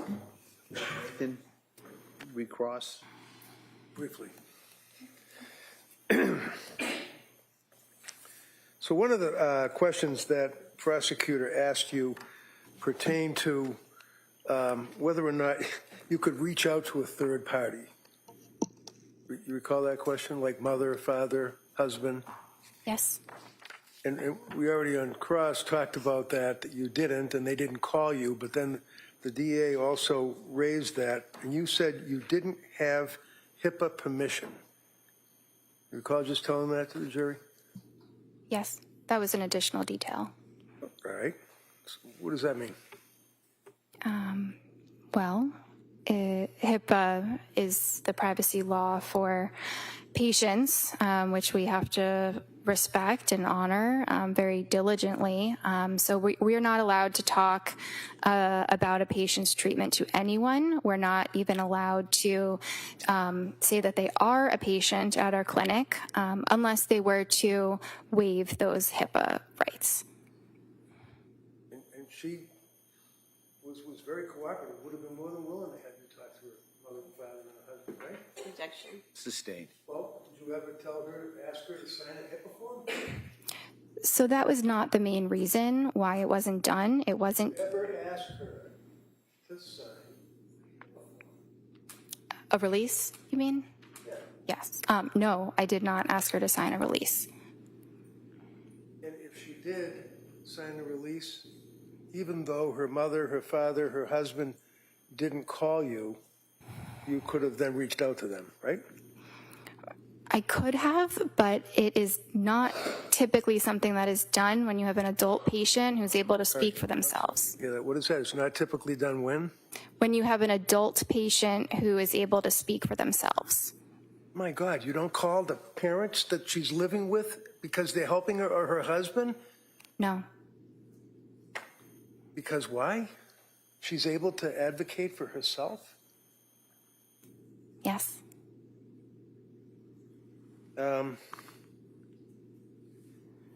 Prosecutor yet again raises the issue of the marijuana. You recall that question? Yes. She wasn't smoking marijuana, was she? She did not tell me she was smoking marijuana. Did she tell you that she was using marijuana? No. Did she tell you that she was using gummies? No. Did she, because gummies in plural is what the DA asked you, right? That she was using gummies? Yes. Now, I asked you about getting access to the Women and Infants Hospital records, which you did not. Which you did not, right? I did not. And we already went over that. You could have, if you asked for them with a HIPAA form, right? Objection, didn't ask about those records. I don't care if she asked about the Beyond records. the scope. Overruled. You can ask that question. She asked you about marijuana gummies, right? Yes. Okay. Your Honor, I would offer the Women and Infants Hospital records from Rhode Island dealing with Lindsay Clancy. No objection. Okay, they may be admitted. I just want to look at them at some point to make sure it's a clean copy. Sure, yeah. Before it goes to the jury, you can review it.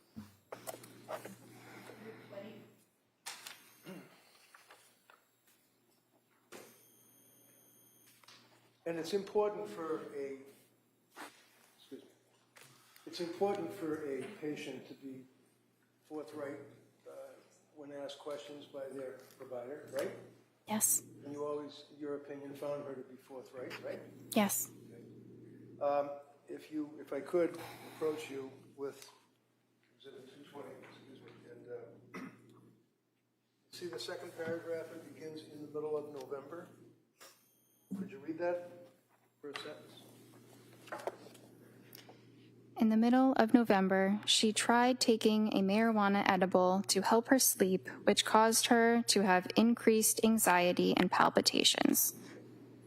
So the records, if you had obtained them, you would have seen that it was not marijuana, it was not gummies, plural. It was one gummy that she tried, and it didn't work out, right?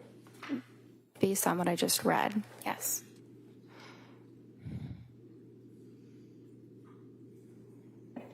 Then you told us that there's a difference between a thought of suicide versus a plan of suicide, one of which would result, in your words, were a commitment, right?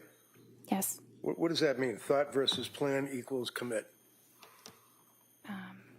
A suicidal plan means that they are, they know exactly what they're going to do to end their life, what they're going to use, maybe when they're going to do it, they've researched it, and that presents an immediate threat, and that is something that would require hospitalization.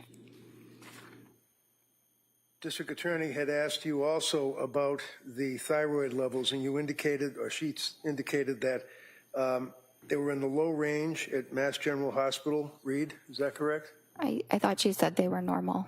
Oh, I thought she said low, but normal or low, MGH, Mass General Hospital, right? Sorry, what's the question? District Attorney asked you whether or not they were thyroid reads. Do you remember that question? She said her thyroid had been tested. My question now is, do you remember that question that she asked you that you answered with no problem? Yes. Okay. And your response was that, my memory, this is jurors' accounts, that it was low reads, MGH, and South Shore Hospital. Is that right? I thought she said that it was normal, or within normal limits. Almost fine. We'll go with normal. So your memory is that there were thyroid blood level reads of Lindsay Clancy from 2 healthcare providers. Is that correct? Yes. One would be Mass General Hospital, right? I don't remember exactly. I think she said yes. I think she said Mass General. Okay. Do you remember where the other hospital healthcare provider was? It might have been South Shore. Do you know what date those were? No. Those are old reads, weren't they? I don't know. One of the things that the district attorney asked you about on a number of occasions that seems to be important is if the person that you're treating has, I guess, what do they call it, pressured speech? Yes. And you told us repeatedly that you never detected that Lindsay had pressured speech, right? Correct. I'm sorry? Correct. Looking at the record from October 21st, would you... Objection. is writing on this. Well, all right, you know what, I'll ask her to just look at it. Might take a look at it, and if you want to get the actual exhibit, we could do that. All right, so forget all about my sloppy writing. I'm looking here on October 21st of 22, is that correct, right up there? Yes. Okay. Yes.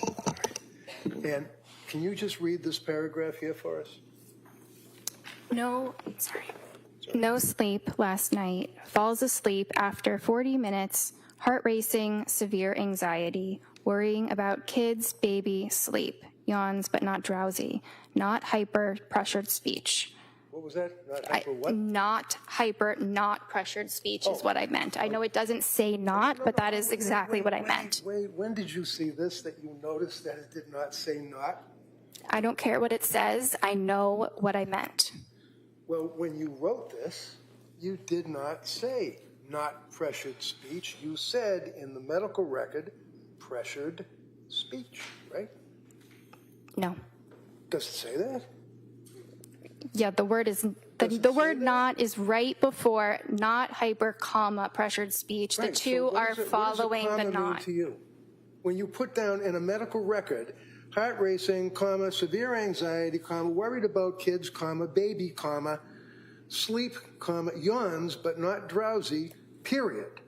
Not hyper, comma, pressured speech. That's what you wrote, right? She did not have Did you pressured write speech. that, doctor? I wrote that, but you're misinterpreting my note. Am I reading this correctly, and the jury will be able to look at it, that you put not hyper, comma, pressured speech? Did I read that right? Yes, but your interpretation is incorrect. As opposed to yours? That's all I have. Just in regards to what was raised there. Yes, just two brief issues. Approaching you with your records from October 21st, 2022, the section labeled speech, where there are all the boxes where you can put pressured, word salad, all of the different things. What do you check off for speech on October 21st, 2022? Appropriate. And defense asked you about the thyroid levels. Would it be accurate to state that I asked you if you were aware that her levels were normal at South Shore Hospital and Brigham and Women's Hospital? Yes. And your answer was no, correct? No, I was not aware. Because you don't have those records, correct? Correct. Thank you. Do we have any clue as to how old they were? I don't know. You're asking me about something I never saw. All right. Nothing further. All right. Anything further? All right. Thank you, Doctor. You may step down. Thank you.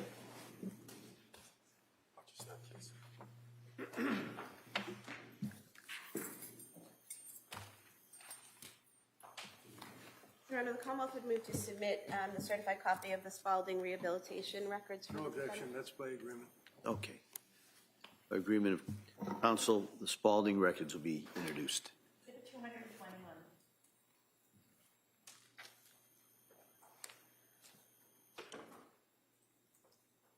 Can I call the next witness? Please, counsel. Commonwealth would call Julie Paul.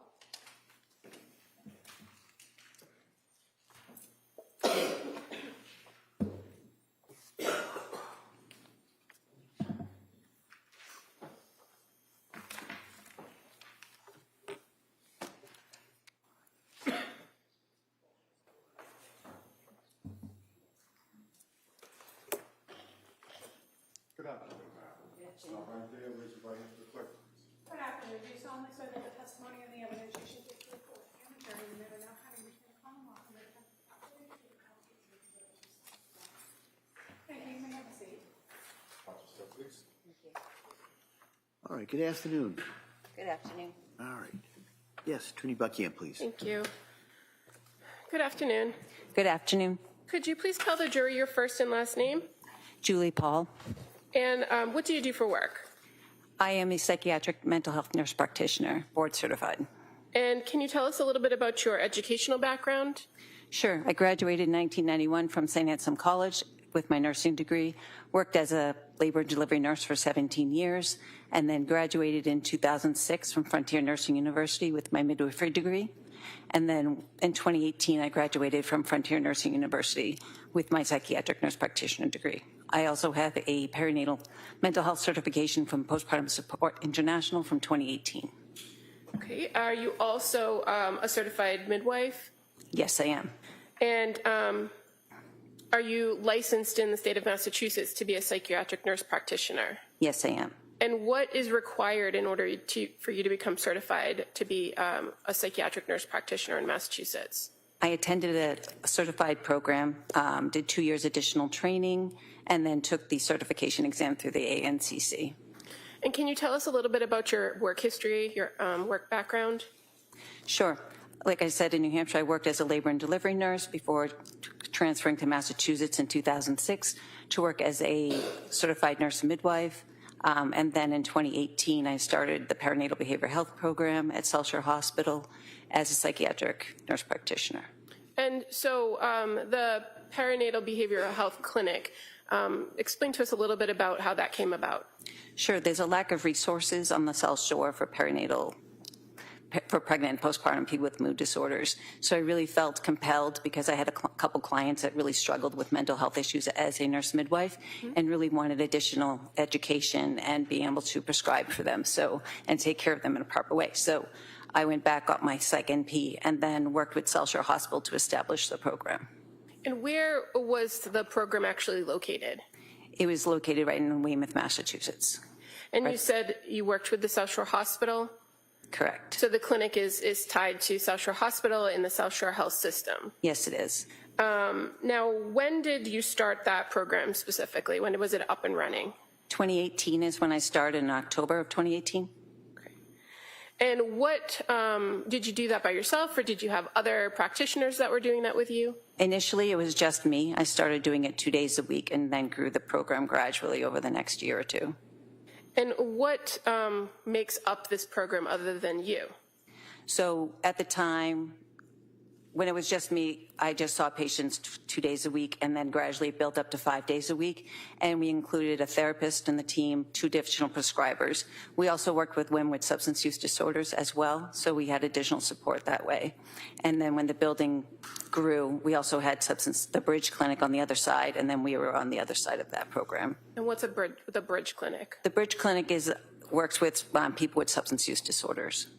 And all of this is kind of under that umbrella of what's classified as South Shore Behavioral Health, correct? That's correct. Now, as the clinic grew, did your role there change?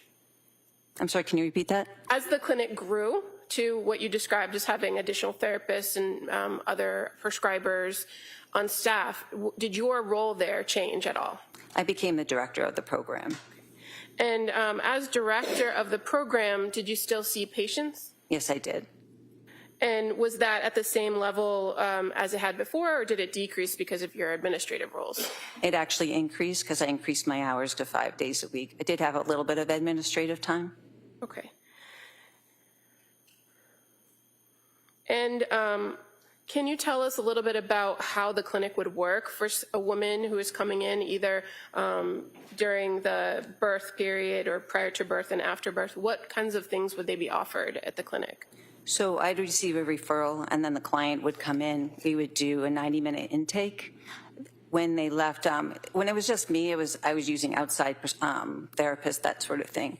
But as the program grew, we had moms groups run by doulas. We had therapists that we brought in, that was brought in from Aspire, but part of our program embedded within our program. And I brought in 2 additional prescribers as well as nursing staff. And when you talk about people as prescribers and your role as a psychiatric nurse practitioner who could prescribe, what were you offering to patients as part of this clinic as a prescriber? We were offering the proper medication for anxiety, depression, mood disorders, really any psychiatric disorder that came in, mostly for pregnant and postpartum people up to 2 years postpartum. We also offered therapy focused on sleep hygiene, really looked at the whole person, not just medication management. And fair to say that the medication is one piece and the therapy is another piece, and this is part of a team approach that you had at the clinic. That's to correct. Address all these resources for patients. That's correct. So while you, as the psychiatric nurse practitioner, might have been a prescriber, were you also engaged in the therapy or psychotherapy? I would do supportive therapy, but I'm not a therapist. I mainly am responsible for assessing, diagnosing, prescribing, but I also really understand the importance of sleep, nutrition, and exercise. And so, being that you had a history of working as a midwife and working as a nurse in labor and delivery, do you have a lot of experience with moms or women who are in that postpartum period? Yes. And how about your experiences with diagnosing and prescribing for women in that period? Do you have experience in that? In the labor and delivery realm, as a nurse midwife, yes, I diagnosed like labor and that sort of thing, and even depression, anxiety, not to the extent of higher acuity psychiatric conditions, but as a psychiatric nurse practitioner, I did. Okay. And as far as your role at the perinatal behavioral health clinic, fair to say that your primary patient base was all going to be women who are either pregnant or after birth? Correct. And a part of this team approach at the clinic, is it also to work on developing a treatment plan for patients when they come in? Correct. And so what encompasses a treatment plan generally? Generally, if it were a situation where we were referring them for therapy, then we would work with the therapist to kind of bring in the client to figure out what their needs are, and then really stress whatever. The therapist works on certain aspects of the therapy that we kind of work together, but not in tandem. Kind of we talk, but not to the extent we each are in our own disciplines. Okay. And as far as the resources that the clinic had available to you, is it fair to say that there are certain types of therapy, for instance, cognitive behavioral therapy or dialectic behavioral therapy, that are not necessarily encompassed with the social workers that you work with at the clinic? Our social workers primarily did cognitive behavioral therapy. We did group therapy for more social support. What I did mainly was just supportive therapy. Okay. And would you oftentimes, through the clinic, refer clients out to other local community providers? Yes, we would. Now, as the psychiatric nurse practitioner, does medication play an important role when you are dealing with a particular patient that came into the clinic? Yes, it does play a role. And how is it that you determine what's the appropriate medication track for any given patient? We do proper screening, and then we do a complete interview with the client, and then based on what their responses are, together we work as a team to develop the best medication options or treatment options for that client. When you say work as a team, does that include the patient themselves? Absolutely. The patient is the most important part of the team.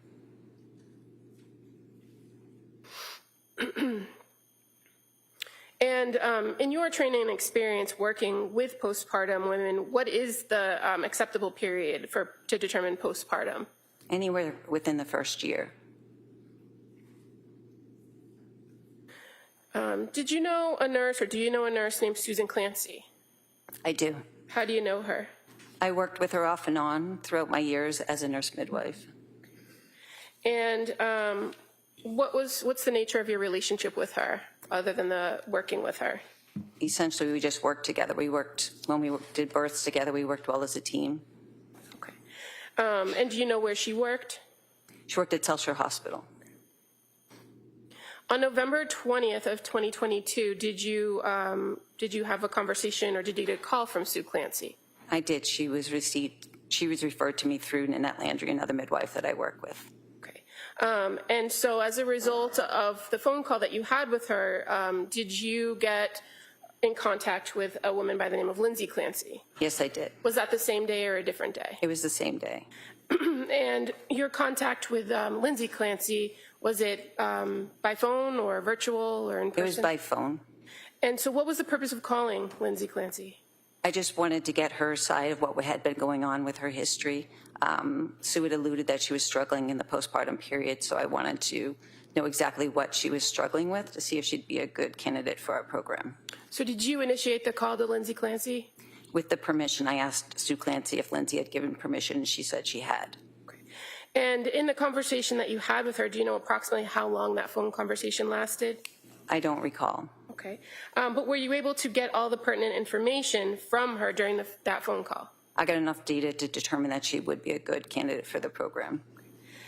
So she would have met criteria for a referral from any other resource? Correct. Now, is it fair to say that in this conversation, in order to determine whether she qualified, you had to ask her some background questions? I did. And so were you able to identify whether she was in that postpartum period? Yes, I asked when the birth of Callan was, and she said it was May 26th, 2022.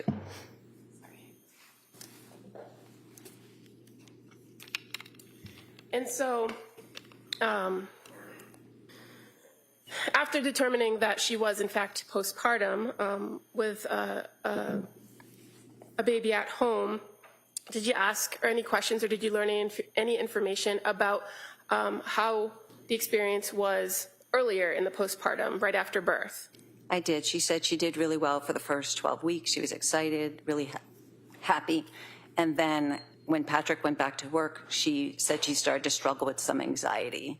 And you knew Patrick to be her husband, Patrick Clancy? Correct. And do you recall her indicating that she was having difficulty leaving the baby, that she was feeling overwhelmed and having racing thoughts? Yes. Okay. And so in your training and experience, are those things that you would hear from new moms? It was very typical of what I'd hear. Did you learn from her whether she had engaged with any other treatment prior to contacting or prior to you having this conversation with her? She did say that she had met with a psychiatrist. She didn't give the name. And then she'd also said that she had been in the emergency room a few days prior to. Okay. And were you able to determine that was actually the South Shore emergency room? Yes, it was. And that would have been on November 16th of 2022? Correct. Now, in addition to seeing a psychiatrist, did she identify to you some medications that she had been taking up to that point? She did. She said she had trialed Zoloft for 1 week. She also said that she'd been trialing Ativan and Benadryl, which worked the best to help her sleep. She identified she had questions about Buspar, didn't say specifically whether she had been prescribed that or not, but that she had questions about Buspar. Okay. And did she mention anything about that combination of Ativan and Benadryl in her treatment history that was of concern to her? Just that she had been taking it for 2 weeks. It worked really well, but then she was getting concerned about dependence, so she self-weaned herself off of that. And were you aware, did she tell you that she had been prescribed trazodone after that? Yes, after she went to the emergency room, she was prescribed trazodone. Did she indicate whether the trazodone gave her any relief to her sleep issues? She said she was able to fall asleep, but it was having difficulty staying asleep. Did she also indicate to you that one of her goals was not to be on long-term medications? Yes, she did. And based on this initial phone conversation, did you recommend that she come in for an intake appointment? I did. How about the immediate need for sleep? Did you address that with her in the phone I just encouraged her to take the medication that she already had on hand, that if the Benadryl and the Ativan were working, she should take that to help her sleep that night. And we talked the next morning about different options. And also in this initial phone call, did you have a conversation with her about options and risks of various types of SSRIs or continued use of benzodiazepines? Yes, we reviewed that being on SSRI most of the time is preferable than being on benzodiazepines for long periods of time, especially to address her concern about addiction or dependency on the medication. Okay. And is this kind of a normal conversation you would have with somebody to screen them and determine whether the clinic, the South Shore Perinatal Clinic, was an appropriate fit? Yes, it's more to establish rapport and get a basic understanding and make sure that she was safe. Okay. And she did indicate that she was safe. And so that's kind of my follow-up to that. So in the course of that phone call, you were able to communicate with her, correct? Correct. And what she was telling you about her reported history, did that seem to make sense to you? Yes, it did. And did you identify, or were you addressing or assessing during the whole course of this conversation whether there was any immediate safety risk or need for her? Yes, I was. And did you find that there was any? There was no immediate need. Now, as a result of this conversation, did you determine whether she was having any suicidal ideations? Yes, I asked her specifically if she felt like she wanted to harm herself or her children, and she said no. And how about asking her about homicidal ideations? Yes, And did she indicate whether she had any? she did not. Did you also ask her whether she had experienced any auditory hallucinations? I did. And did she experience any? Not at the time, no. And did she indicate to you whether she'd ever experienced any? No, How about visual hallucinations? Did you ask her about those? I did. And did she indicate that she had experienced any? No. And delusions, did you ask her whether she had any delusions? I didn't ask specifically about delusions, I believe. Okay. And in the course of talking with an individual, do you kind of constantly keep that in mind with what they're telling you, whether they're having any ideas or of delusion? Yes, I do. In the conversation you had with her on November 20th, did you identify, based on your conversation with her, whether she was experiencing delusions? No, I did not. And fair to say, a standard set of questions that you also ask have to do with drug use or tobacco or alcohol. Did you ask those questions as well? I don't recall.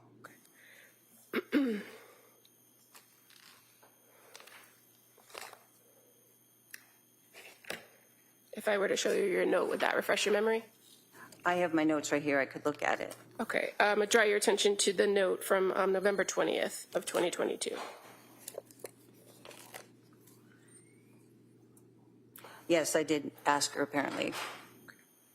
And she said no to illicit drug use, tobacco or marijuana or alcohol at that time. Okay.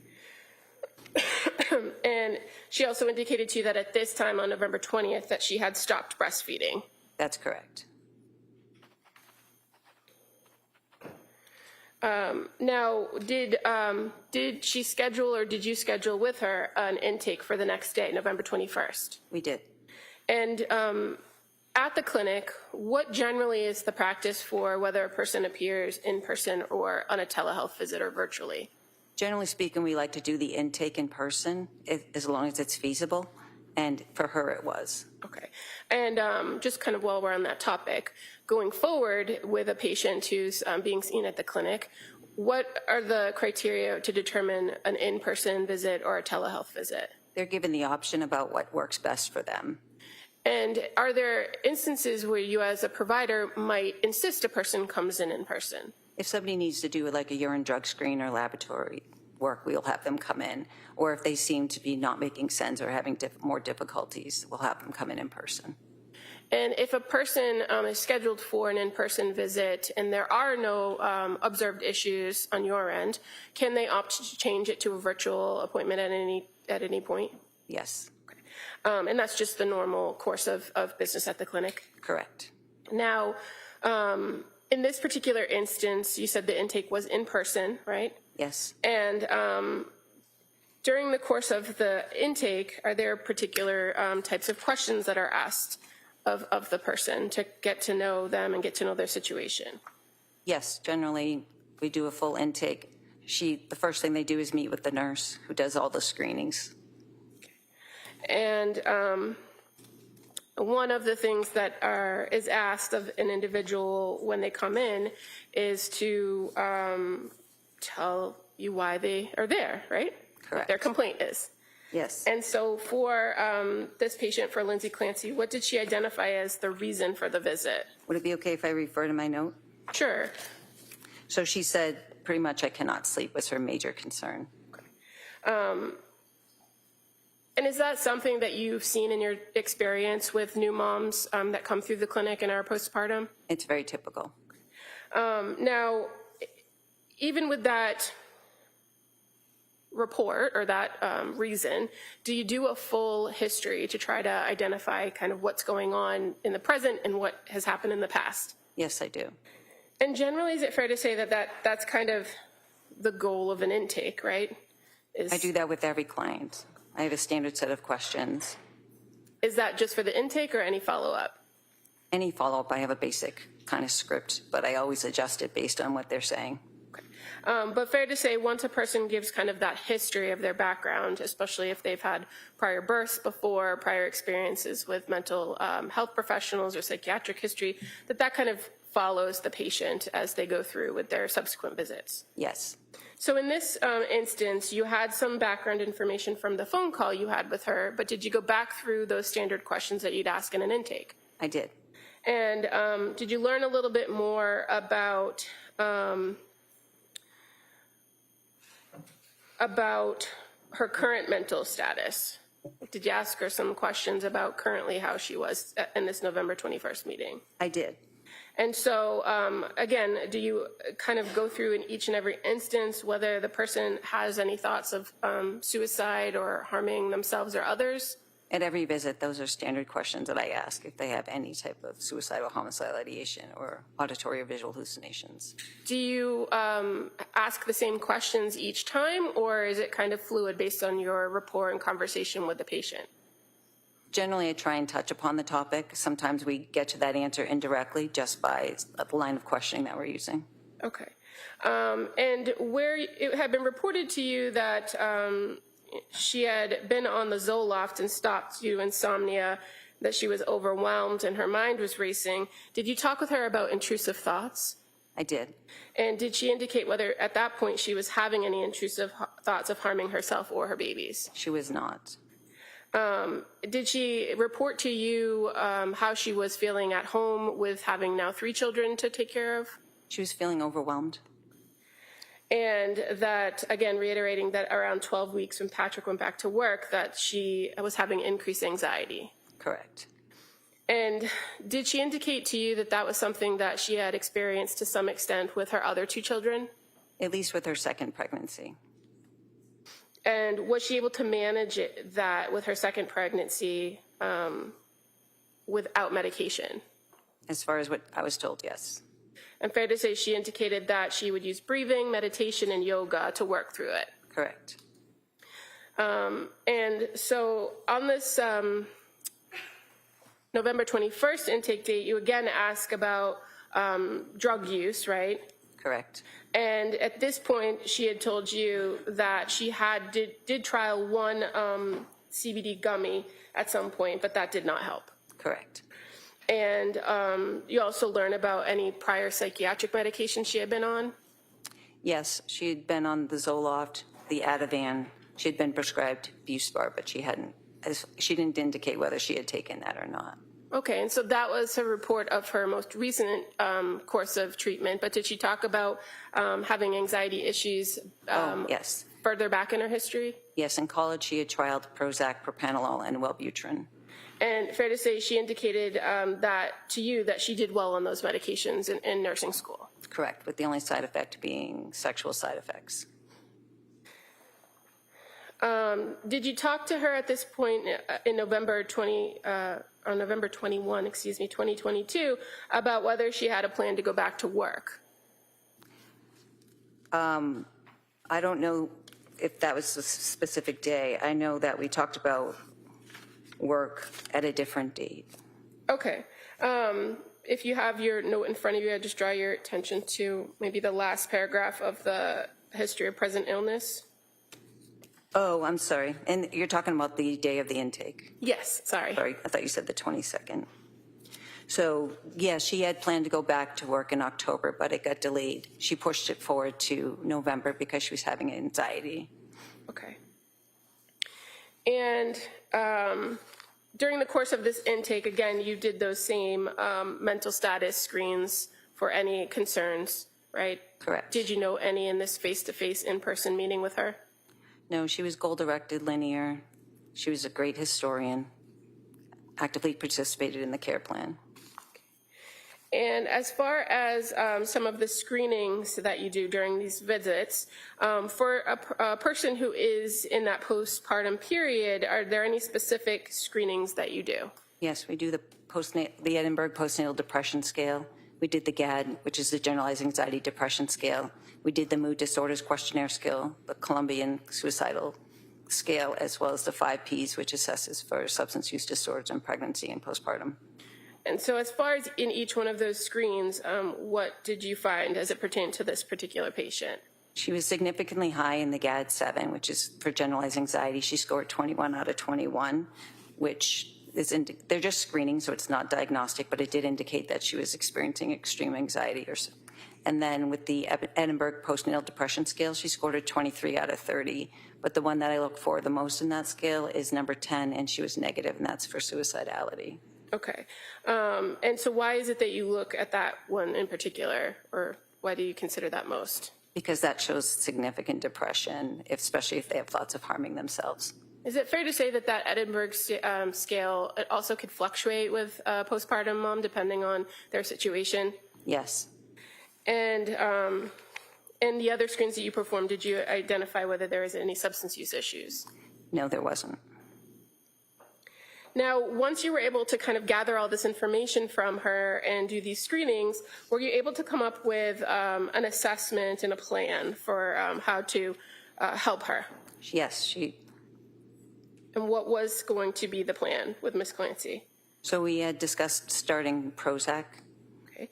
And is that, or why Prozac? Why start there? Because she'd had a history of being successful on it in the past, and that's a good indicator that instead of trialing multiple medications, to start with the ones that actually work. So I gave her 10 milligrams for the first 4 days to make sure there were no adverse reactions, and then I was going to increase her to 20 milligrams if she tolerated that well. Okay. And what about some of the medications that she had already, that she was already on, the Ativan and Benadryl and the Trazodone? Did you have a plan for those? I did. So I encouraged her to take the Ativan. So when Prozac can sometimes be very activating, it can make the anxiety worse before it gets better when you first start it. So I wanted to pair it with the Ativan just in the beginning, just to help her be more comfortable with the anxiety and to make sure that it didn't interfere with her sleep. And as far as Prozac goes, what class of medication is it? It's an SSRI, a selective serotonin reuptake inhibitor. Is it commonly prescribed to treat people with depression? Yes, it is a first-line treatment. You said first-line treatment? Correct. And the idea of pairing a particular medication like an SSRI with another medication, is that a fairly common practice with psychiatric medications? Yes. As far as you mentioned that sometimes symptoms could get worse before they get better. Is that also common with SSRIs? Yes, it is. Does it take a while for a medication to get into a person's system and stabilize them? Generally, side effects are the first week or two, but to get to a therapeutic level, it's about 4 to 6 weeks. And was this something that you discussed with her about the timetable it would take to reach a therapeutic level? Yes. And when we say therapeutic level, what's the goal of reaching therapeutic level? Is remission in symptoms. People start to feel better then, right? Correct. Now, even though you were advising that she continue with the Ativan and she had told you that she had concerns about continuing with the benzodiazepine, did you indicate that there would be a plan to taper that or reduce that? Yes, once the activating symptoms went away, then we would look at reducing that and moving away from the Ativan and moving more towards like a Buspar. Okay. And as far as talking about that plan and what the risks and benefits of that plan were, did she appear to understand and engage in conversation with you about that? Yes, she verbally understood and said that she understood the instructions. Did she ask the appropriate questions or follow up? Yes, she did. And as far as kind of overall what the plan was moving forward, was medication the only recommendation that you were making, or did you have other recommendations for her? No, I set her up with talk therapy with Letitia Dukes as well. Sorry, when you say talk therapy, what do you mean by that? So coming in and actually doing cognitive behavioral therapy with a clinician, someone who is trained in this. Okay. And so you mentioned Letitia Dukes. Correct. She was the clinician in our program at the time.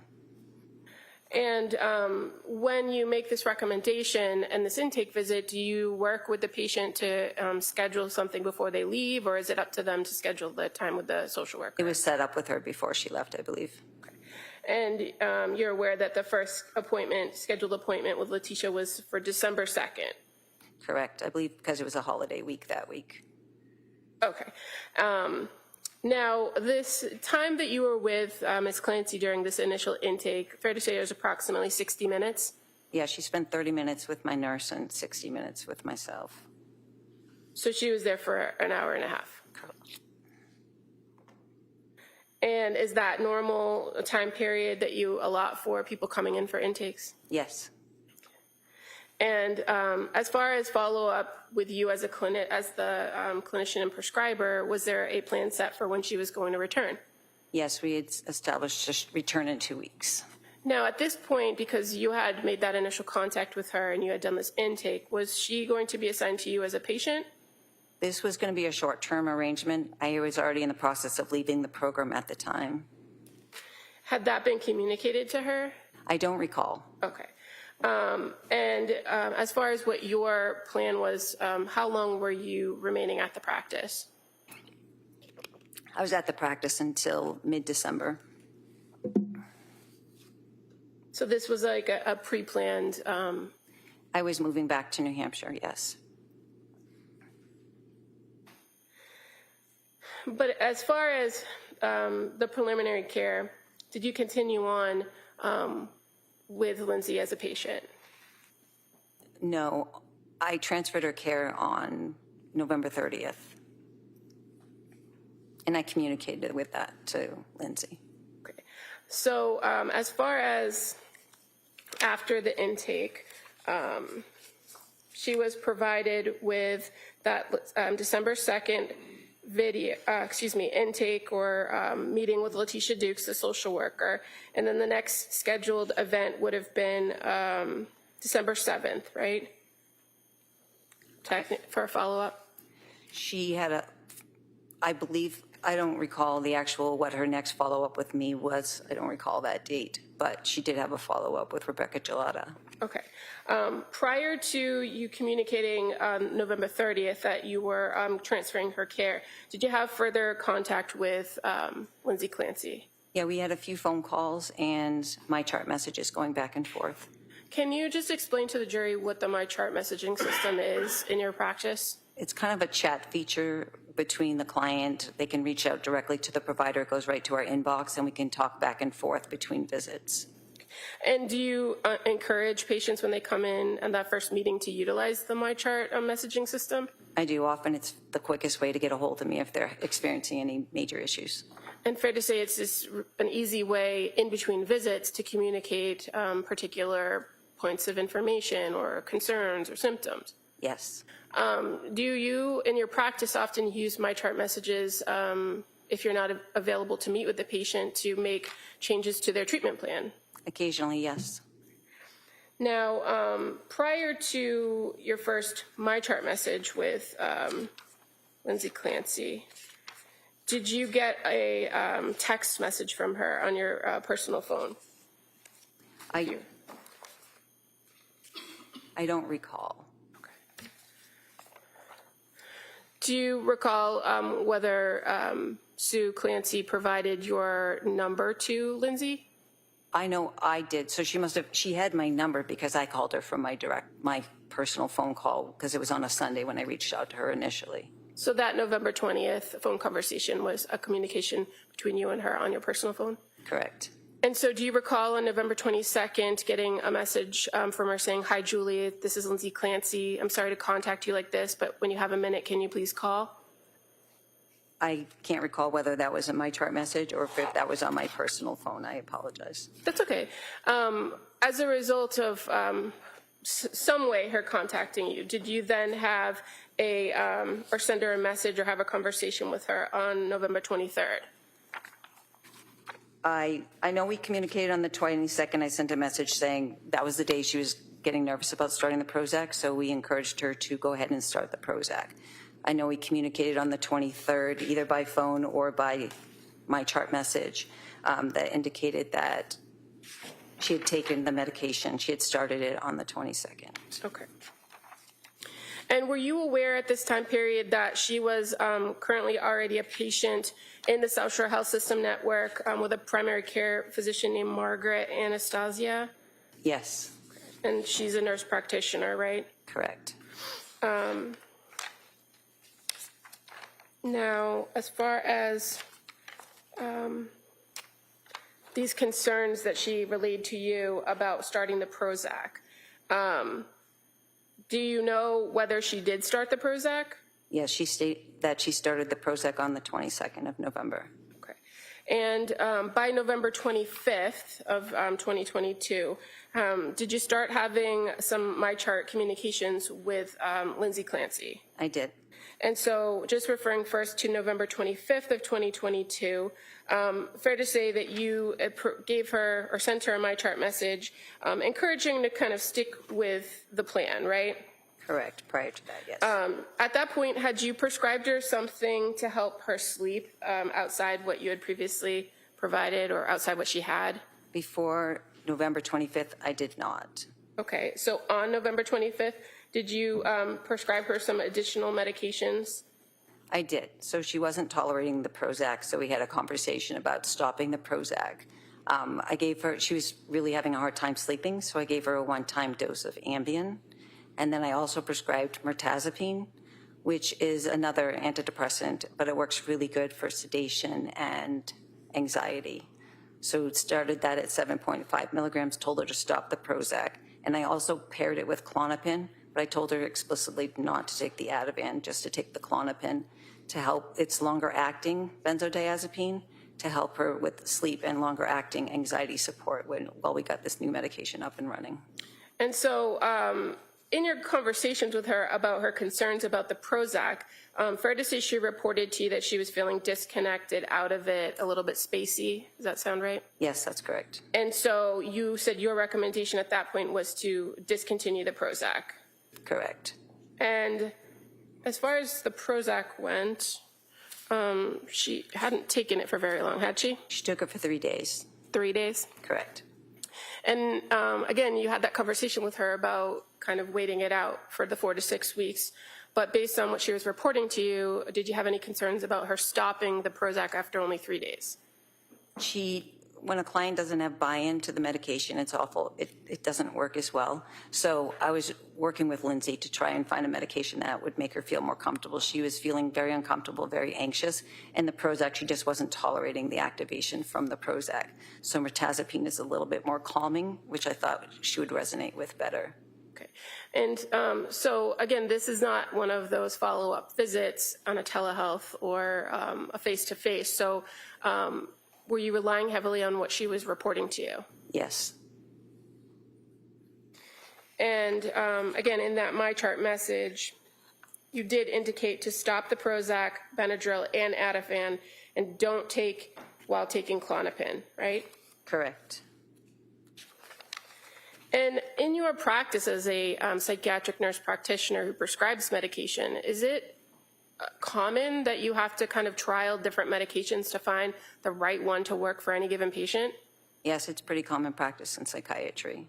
And fair to say, there's no way to anticipate how a particular patient is going to respond to any particular treatment, medication treatment. Correct. So after prescribing the Klonopin, the mirtazapine, and giving her that single dose of Ambien, did you do anything or set anything up to follow up with her after changing those prescriptions? I just told her to she can MyChart message me over the weekend. It was the holiday weekend. So I made sure she knew I was available to answer her questions. And fair to say she did, in fact, MyChart. You sent you MyChart messages over the course of that weekend, correct? She did, yes. And so starting at 7:51 on November 26th, she reported to you kind of how that night went, didn't she? Yes. Where she said, I did better last night. I took 7.5 mirtazapine and 0.5 Klonopin at bedtime, slept fairly well on and off until 3:45. And then she asked, do you think increasing the mirtazapine will help me stay asleep longer? I can survive like this, but would be helpful to get to sleep until at least 5. Thoughts? Thank you, Lindsay. Yes. Did you respond to that message? I did. And what did you advise her to do when she asked about increasing the mirtazapine and wanting to stay asleep longer? I said she could trial the 15 milligrams. And again, is that something that is common for you to do in prescribing, that maybe you have to adjust the dosage? Yes. Did you have any concerns that increasing the mirtazapine up to 15 would have had any issues or problems? No. And then again, on November 27th, you had a correspondence with her starting at 9:59 a.m., where she again reports to you how she did that night. Is that something you encourage her to do, to just give you a nightly or like a follow-up the next day, check in to let you know how she was or what she was experiencing by way of symptoms? I do that with a lot of clients that are really anxious. I like to make myself available to them so that they have that reassurance. Okay. So this wasn't kind of unexpected. It wasn't out of the ordinary for me. And so on the 27th, she indicated she slept well, taking the 15 mirtazapine and the 0.5 Klonopin, feel rested but super disconnected with myself and reality, and describes it as a scary feeling, thinking of stopping Klonopin tonight and just taking the mirtazapine. Do you recall that I do. communication? And she acknowledges that I've only taken it 2 nights, so that should be right, okay? Or, sorry, I've only taken it 2 nights, so that should be okay, right? Do you recall her asking that? She's referring to the Klonopin, and yes, she did. She was really anxious about being dependent on benzodiazepines, so I think her goal was to not be on them. And if she was going to, the disorientation might have been because of all the sedation from the mirtazapine, which is a common side effect, which is why we chose that, and she knew that. And adding the Klonopin, maybe removing that, might have helped with some of the sedative factors for it. So did you find there to be any issues with stopping the Klonopin or her deciding not to take it after 2 days? No, I did not. And in fact, you indicated and told her that should help with the disorientation, right? Yes, it might. Okay. And so that was on November 27th. And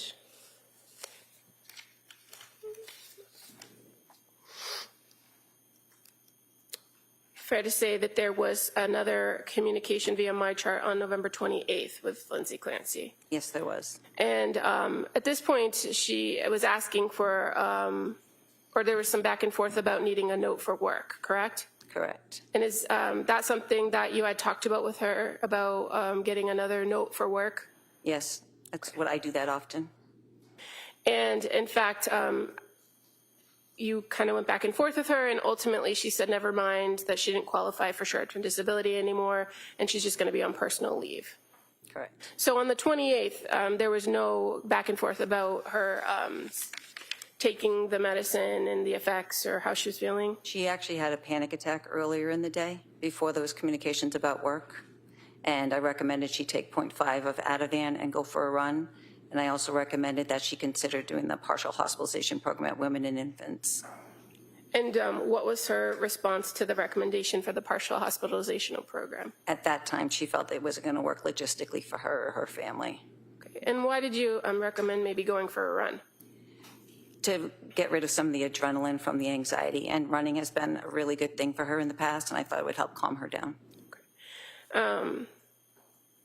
Now on November 29th of 2022, that was the first day that she actually met with Rebecca Gelada, but you had some conversation with her, or she sent you a message, I should say, earlier in the day, correct? She sent me a message earlier in the day, and at that time I wasn't working that day, and Rebecca had an opening, so I offered the appointment with Rebecca for her. So I didn't actually communicate with her that day. Okay, but you did receive her message at 6:05 a.m., where she reported that at that point she took 15 Remeron and CBD and it only worked slightly. Correct. So how did you get from what you have told us now was the mirtazapine, or that's Remeron, right? Correct. How do we get from just the mirtazapine with not the other, without the Klonopin or without some other? The Klonopin was an as-needed medication. Okay. So I honored her choice to be able to decide whether she wanted to take that or not. Okay. So after this panic attack, after the communication about the work form, she reports the next morning that she took the 15 of the mirtazapine or Remeron, and then she was having some sleep issues, right? Correct. And that she tried breathing meditation and muscle relaxation, but that she ended up having to take the Ativan. Correct. Now, had you had any conversation with her in this back and forth in these MyChart messages about whether Ativan was something that she should continue to take? It was understood that she wouldn't take it until I had that conversation with her. I was under the understanding that she wouldn't be taking it while taking the Klonopin. But she had told you she wanted to discontinue the Klonopin. Correct. And so you said as of November 30th that you had then fully transferred care. I let her know that I would be leaving the clinic, and I thought it would be best if she saw a clinician that was working 5 days a week. And Rebecca Gelada, is she a clinician that works at the clinic? Correct. And had you worked with her for quite some time? She had been in the clinic, I think, for 2 years, I believe, at the time. And you said that you had recommended on the day before, on the 29th, that she set up that meeting with Rebecca because she was available. Correct. So it just was kind of happenstance that she ended up with Rebecca, or? I was in the process of transferring all of my patients between Rebecca and our new hire, and Rebecca was an experienced clinician, so I felt she would be a better match for Lindsay. Okay. And as far as when you sent or communicated to Ms. Clancy that you were transferring her care, that was via my chart message, right? Correct. And Lindsay then responded to you, or do you recall if she responded to you? I'm She sorry. did respond to me saying thank you for the care that I provided. She appreciated it and wished me luck. Did you have any other contact with Lindsay Clancy after that point? No, I did not.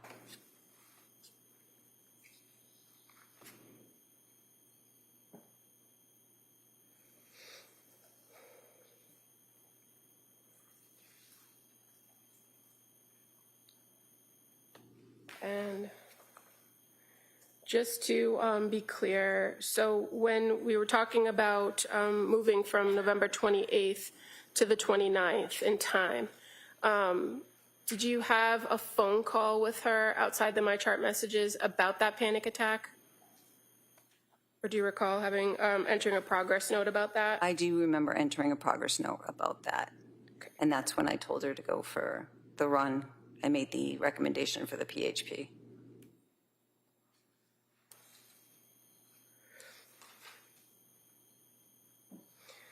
Did you ever have any further contact with Sue Clancy about Lindsay Clancy's care after that first contact on November 20th, 2022?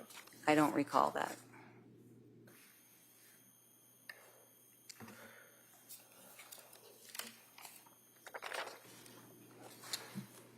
I have no further questions at this time. Counsel, can I see it? Sidebar.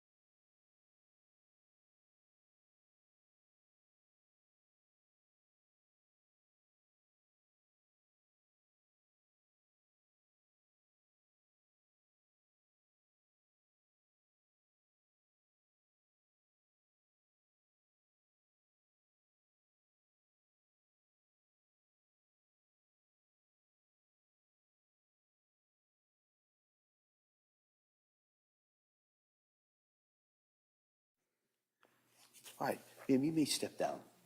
Thank you.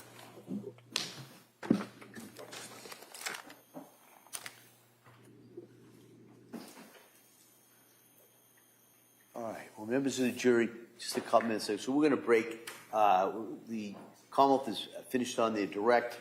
We're going to start with the cross-examination of this witness, but we're going to start that tomorrow. All right, so we're going to break till tomorrow. Remember my instructions. Don't talk about this case. Don't read about this case, or even similar cases in regards to this. Don't read anything. Don't take any field trips. Don't do any research. You kind of know what the instructions are. I'm going to ask you those questions. We'll come in. We might start. I'd ask you to be here ready to go at 9. There may be an issue I have to talk to counsel. It might cause a little bit of a delay, but we'll try and keep that minimized. We'll get you in here tomorrow. Okay? Great. Thank you for all your work, and I hope you have a nice evening. We'll see you tomorrow. All right.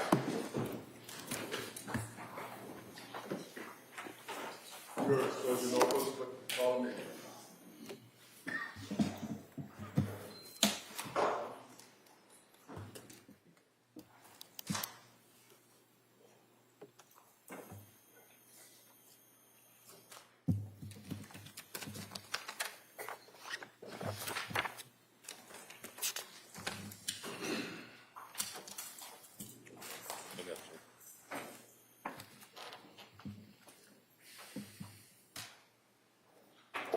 right, so the quorum, this court's in session, please be seated. All right. Anything else we need to address the court? Thank you. So the plan will be to start tomorrow. Before we bring the jury back in, my plan would be to address the defendant's motion for that additional witness. We could maybe do that first thing, and then after we argue that, go right back into the presentation evidence. All right. All right. Thank you, everyone. Thank you. Court, all rise.